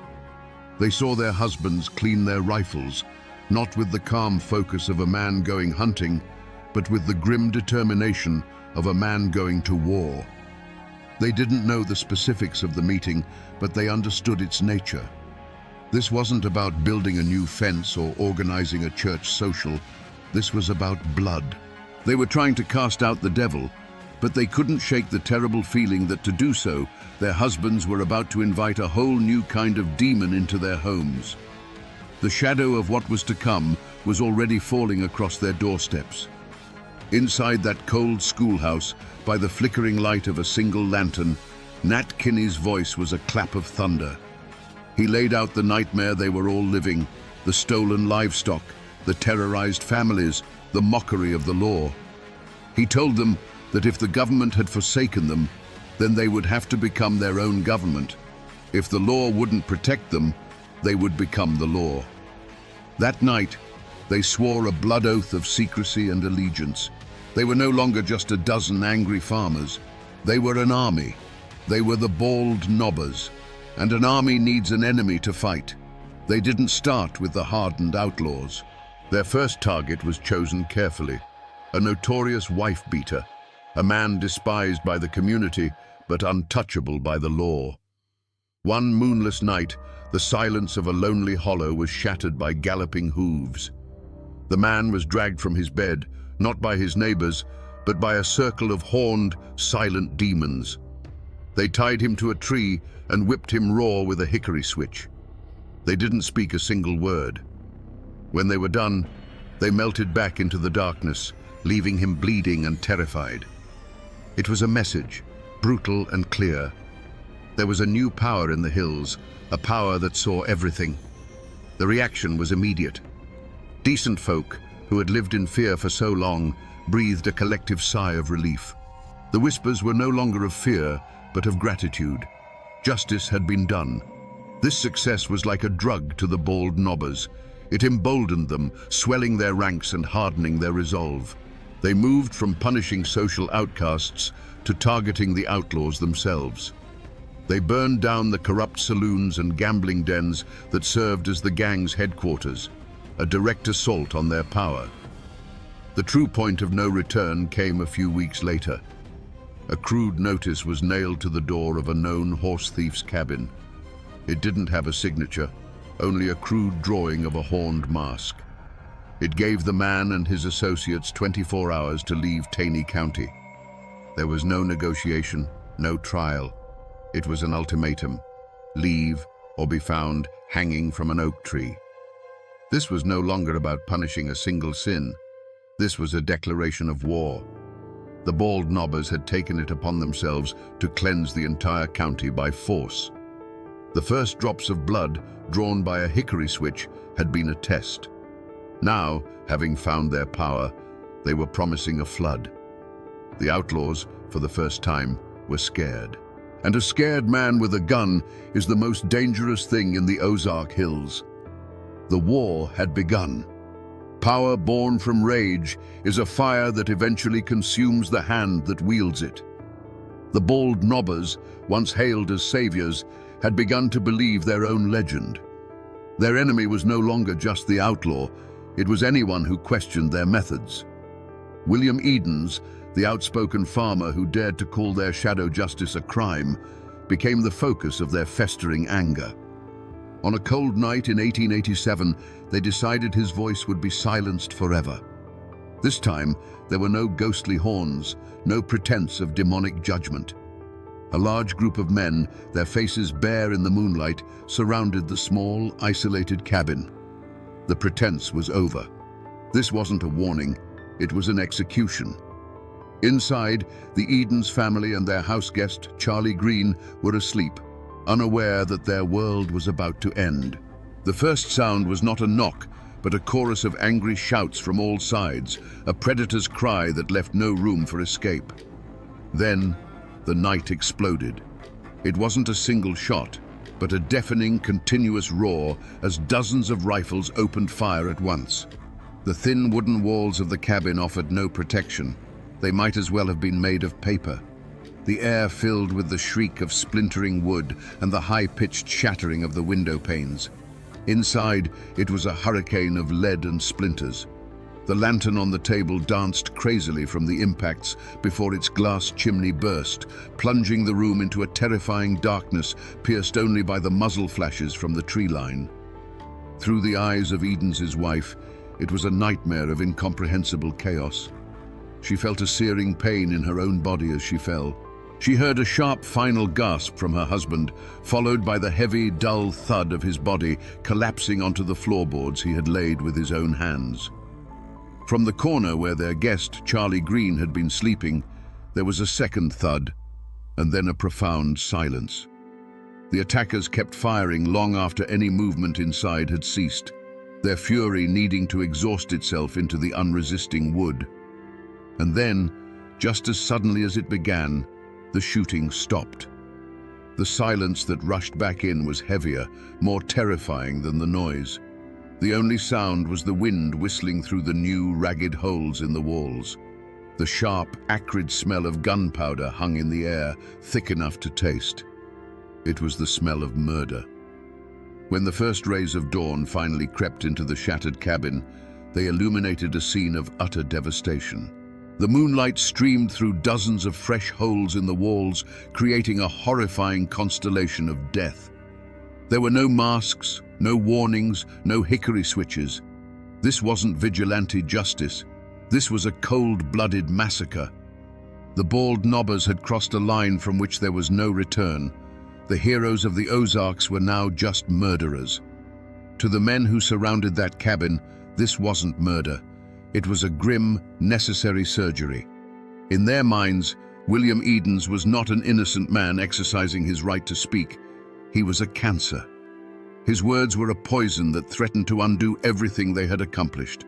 They had faced down killers and thieves. They had brought a semblance of peace to a land of terror. And now this one man, with his talk of process and law, was giving comfort to the enemy. He was making them look like villains, turning the very people they'd sworn to protect against them. Their logic was twisted but terrifyingly simple. If Edens turned the community against them, the outlaws would rise again, and the old nightmare would return. To save the county, Edens had to be silenced. The transformation from savior to killer had been gradual, almost imperceptible. It began the first time a man used his horned mask to settle a personal score. It grew each time they took a fine that felt more like extortion. The righteous fire had slowly burned down into the cold, hard ash of self-preservation. The switch flipped the moment they realized that Edens' arguments were working. The fear of losing control, of being exposed, arrested, and hanged by the very law they had replaced, became a paranoia that consumed them. The mission was no longer about saving Tiny County. It was about saving the bald nobbers from their own destruction. That is why they didn't wear their masks that night. This wasn't a symbolic act of justice. It was a personal, brutal act of elimination. But what did they feel as they walked away from that bullet-riddled cabin, leaving the smell of gunpowder and death hanging in the night air? There was no triumph. There was no righteous satisfaction. There was only a cold, hollow pit in their stomachs. The adrenaline of the firefight faded, replaced by the deafening silence of what they had done. They had just slaughtered a man in his bed, in front of his wife. They had become the very monsters they once hunted, night-riding killers who brought terror to the innocent. On the dark ride home, a few might have tried to justify it with hollow bravado, muttering it had to be done. But in the quiet of their own homes, alone with their thoughts, the truth would be waiting. The image of that splintered door, the sound of the glass shattering, the memory of the final heavy silence from inside the cabin. They hadn't felt like judges or executioners. They had felt like butchers. And in that chilling private moment of self-awareness, they finally understood. The horned mask wasn't something they wore anymore. It was something they had become. The silence that followed the gunfire was a living thing, a heavy blanket of horror that smothered the hollow. Inside the cabin, the cold night air began to creep through the dozens of new holes in the walls, carrying with it the sharp, metallic smell of gunpowder and fresh blood. For what felt like an eternity, the only movement was the moonlight shifting across the floor, illuminating the two still forms and the splintered wreckage of a once peaceful home. But there was a survivor. Gravely wounded, drifting in and out of consciousness, was William Edens's wife. The pain was a fire in her body, but a colder, fiercer fire burned in her mind. The need to bear witness. She could not let them get away with this. She couldn't scream. Her lungs wouldn't obey. So she began to crawl, dragging her wounded body across the floor, past the body of her husband, out the shattered door, and into the freezing mud of the yard. Every foot was an agony, a testament to a will that refused to be extinguished by a volley of bullets. Her destination was the nearest neighbor, a lifetime away in the darkness. When the first neighbors arrived at dawn, summoned by the wounded woman's desperate gasps, they were met with a scene that would be forever seared into their minds. This wasn't the work of outlaws. This was something different, something more terrifying. The sight of William Edens, a good and honest man, lying dead on his own floor, turned the community's stomach. The awe and respect many had held for the bald nobbers curdled into pure, unadulterated horror. They hadn't just killed a man, they had murdered a neighbor in his bed. The news of the Edens massacre was a lit match dropped on a dry tinderbox. It traveled faster than any posse, a wave of shock and revulsion that swept through the Ozark Hills. The story was told in hushed, horrified tones at every crossroads and general store. They hadn't worn masks. They had shot the house to pieces. Mrs. Edens had survived. The killers' identities, long whispered in secret, were now spoken openly, names attached to an unforgivable crime. This was too blatant, too savage for even the corrupt local authorities to ignore. The flimsy shield of public support for the bald nobbers had been utterly shattered. The state was finally forced to act. The governor of Missouri, his hand forced by the public outcry, authorized the use of the state militia and hired the famous Pinkerton Detective Agency to hunt the killers down. A substantial reward was offered for their capture, turning friends into potential informants. The hunt was on, not just by a local sheriff, but by the full, vengeful power of the law they had so arrogantly replaced.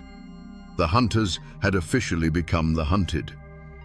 The murder of William Edens was not a stone dropped in a pond. It was an earthquake that split Taney County right down the middle. There was no more gray area, no room for neutrality. The invisible lines of allegiance that had been forming for months were now drawn in blood. You were either for the bald nobbers, believing they were the only thing standing between order and chaos, or you were against them, believing they had become a murderous tyranny. The question was whispered over fence posts, argued in hushed tones in the back of the general store, and sometimes settled with fists in the dusty street. Families who had shared pews for generations now glared at each other over the tops of their hymnals, the preacher's words about forgiveness ringing hollow and meaningless. The community, once a source of strength, was now a web of suspicion. Every shadow could hold a spy, and every friendly greeting could be a test. A conspiracy of silence fell over the hills, but it wasn't the silence of ignorance. Everyone knew who pulled the triggers that night. The killers were their neighbors, their cousins, the men they'd helped raise barns with. But to speak that knowledge aloud was to paint a target on your own family's door. Fear was a gag in the mouth of justice. In response to this new terror, an opposition finally took shape. They called themselves the Anti-Bald Nobbers. This wasn't a formal army, but a desperate coalition of the outlaws' families, old enemies of Kinney, and decent men who were simply horrified by the Edens massacre. The hills erupted into a full-scale guerrilla war. A bald nobber's barn would mysteriously catch fire in the night. An anti-bald nobber would be ambushed on a lonely road. Shootouts became common, turning the quiet mountain trails into killing grounds. Amid the terror, there were quiet acts of breathtaking courage. A neighbor, knowing the risk, would leave a basket of food on the porch of the surviving Edens family under the cover of darkness. Another, his conscience finally outweighing his fear, would slip away to meet with the Pinkerton detectives, his whispered testimony the first crack in the wall of silence. But for every act of courage, there was an act of cowardice. Men who knew the truth would provide false alibis for the killers, choosing the bonds of kinship or the safety of their own skin over the rule of law. The community was eating itself alive, and the war for the soul of the Ozarks had begun in earnest. The law that had been a ghost in Taney County for a generation finally arrived, and it arrived as an army. The state militia, disciplined and impersonal, marched into the hills, their blue uniforms a stark contrast to the greens and browns of the Ozarks. Alongside them came the Pinkerton detectives, quiet, observant men in city clothes who missed nothing. They weren't swayed by old loyalties, and they weren't intimidated by local reputations. They brought with them the cold, methodical logic of the ledger book and the arrest warrant. An unlikely and dangerous posse was formed. It was a volatile mix of state troopers, professional detectives, and the raw, vengeful fury of the anti-bald nobbers. For the lawmen, these local guides were a necessary evil, men who knew the secret paths and hidden hollows. For the anti-bald nobbers, this was their chance for revenge, now sanctioned by the state. They hunted their own kin, leading the militia to the doorsteps of men they had known their entire lives. The chase that followed was a brutal ordeal against the land itself. The wanted men were not fools. They were sons of these mountains. They knew every cave, every rock outcropping, every spring that could hide a man. They could melt into the dense woods like smoke. For the pursuing militia, many of them flatlanders, the Ozarks became a green hell of steep ridges, sudden drop-offs, and thorny thickets that tore at their uniforms and their resolve. Days turned into weeks of grueling patrols, of false leads and near misses. The mountains, which had been the bald nobbers' fortress, were now their last, desperate sanctuary. But the real weapon that brought them down wasn't the rifle, it was the whisper. The governor's reward money was a powerful temptation, but it was the presence of the militia that truly broke the spell of fear. For the first time, people who knew the truth felt safe enough to speak it. A farmer, his conscience gnawing at him, would secretly meet a detective and trade a name for a promise of protection. A woman, tired of the bloodshed, would leave an anonymous note detailing a hiding spot. One by one, the cracks in the wall of silence began to spread. The end came not in one epic firefight, but in a series of swift, merciless raids. Acting on the new intelligence, The militia would surround a cabin in the pre-dawn darkness, their rifles appearing like a thorny crown around the house. Some men were taken from their beds, blinking in confusion as the cold steel of handcuffs snapped onto their wrists. Others tried to fight, their defiance ending in a brief, desperate exchange of gunfire. A few, run to ground in a remote cave, simply gave up, their faces gaunt with hunger and the knowledge that the game was over. The once feared night riders, the horned demons of the hills, were rounded up by the dozens, their reign of terror ending not with a thunderclap, but with the quiet, final click of a jail cell door. The trials of the bald nobbers were not a quiet legal proceeding. They were the final battle of the war, fought not with rifles, but with testimony and lies.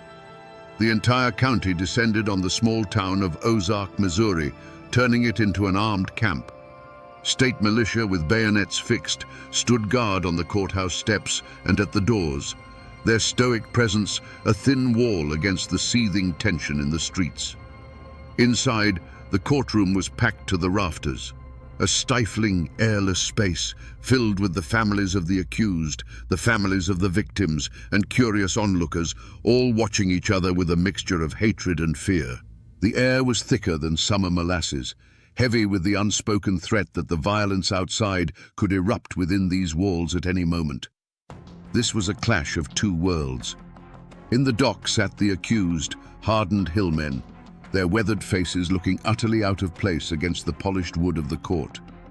Facing them was the machinery of the state, slick, confident lawyers from the city whose legal arguments felt like a foreign language in a place where disputes were settled with a handshake or a shotgun. Witnesses were called to the stand, their hands trembling as they swore on the Bible. You could see the terror in their eyes.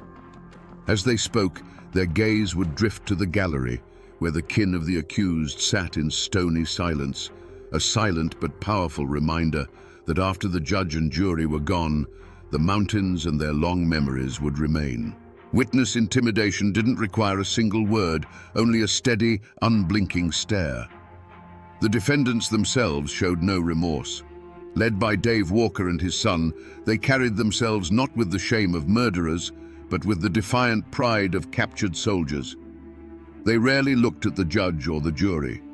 Their eyes were fixed on their own people in the crowd, a silent exchange of loyalty that defied the authority of the court. In their minds, they were being tried by a foreign power for an act of war, for executing a traitor who threatened their cause.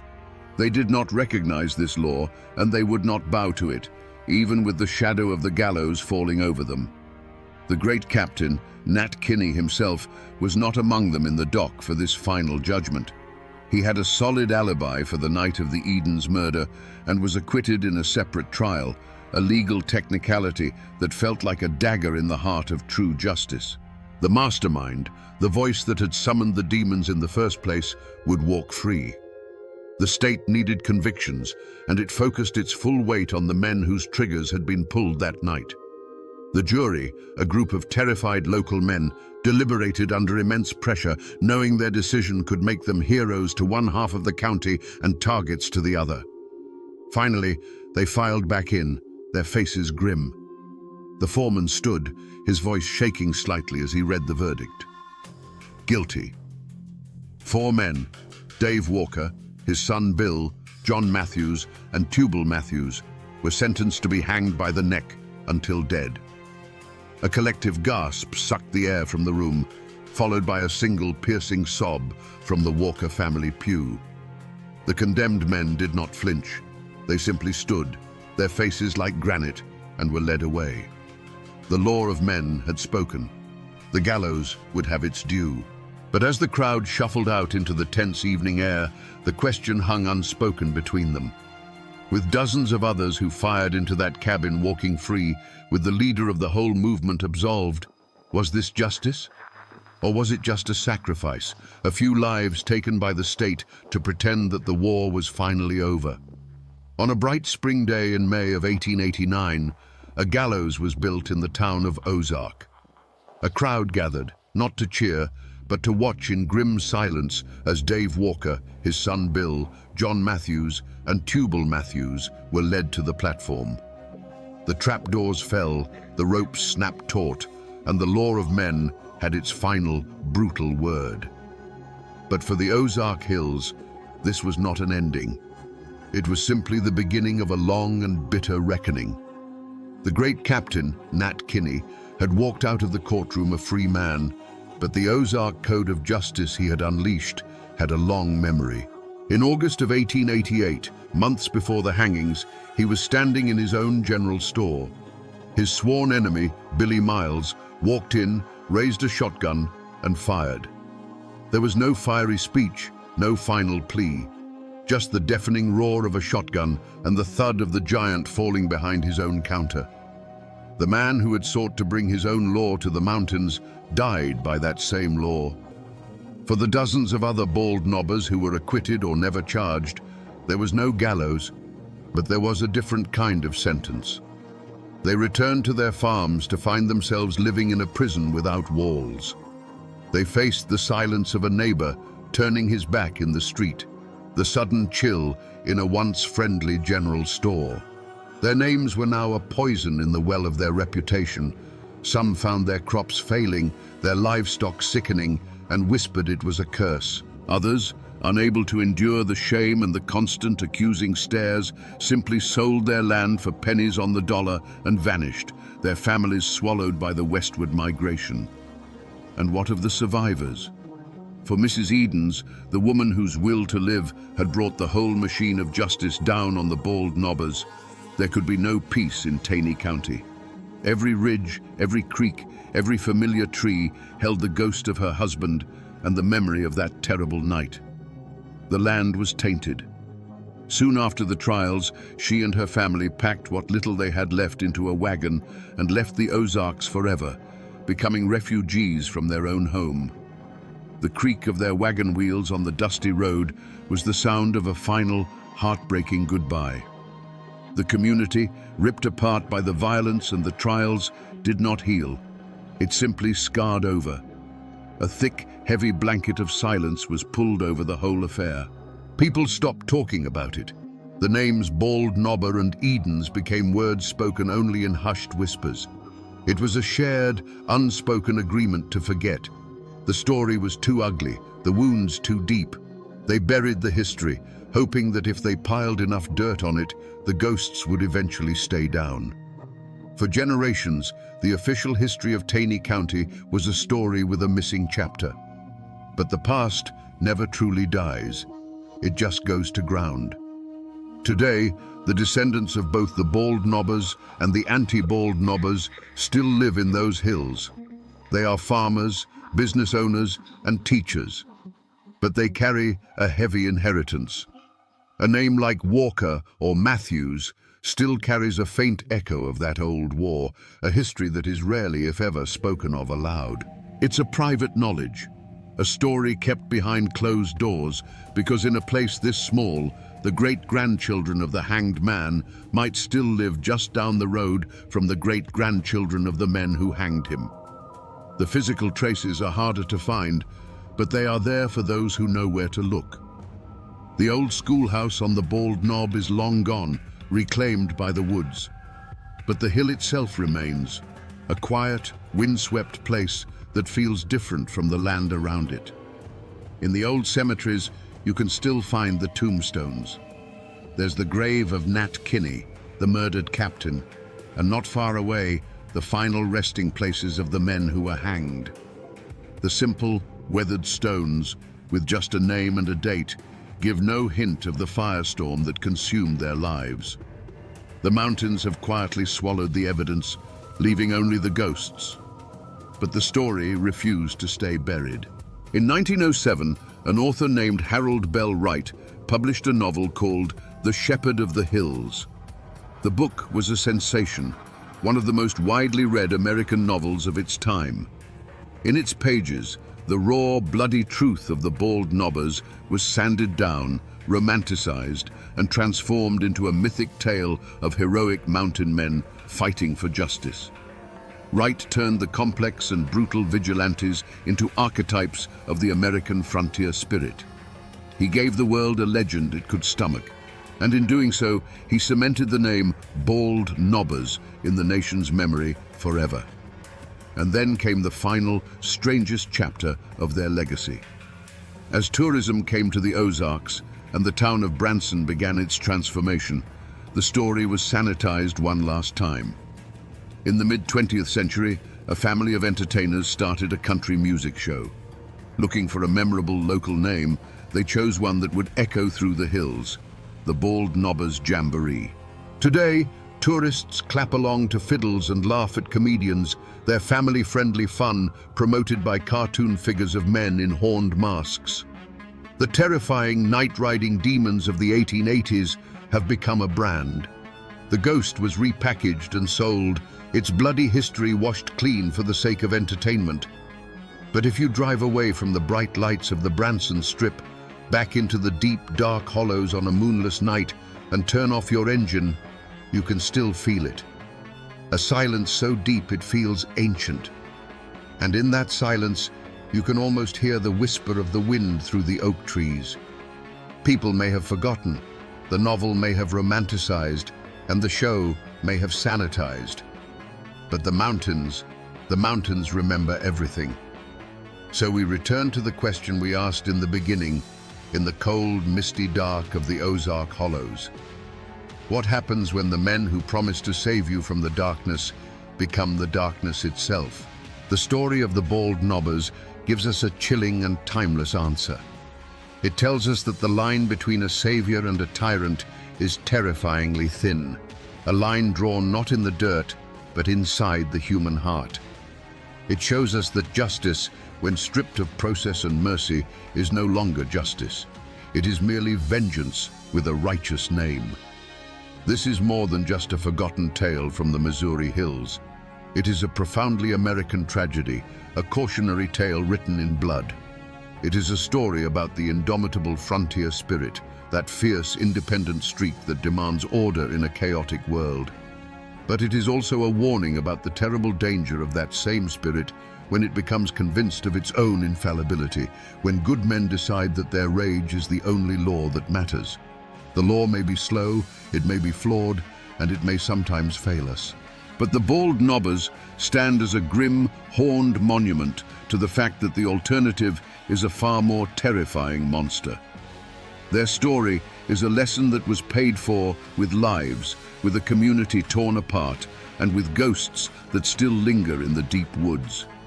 A lesson that the masks we wear to fight monsters have a way of sticking to our skin, and that the abyss, when stared into for too long, always stares back.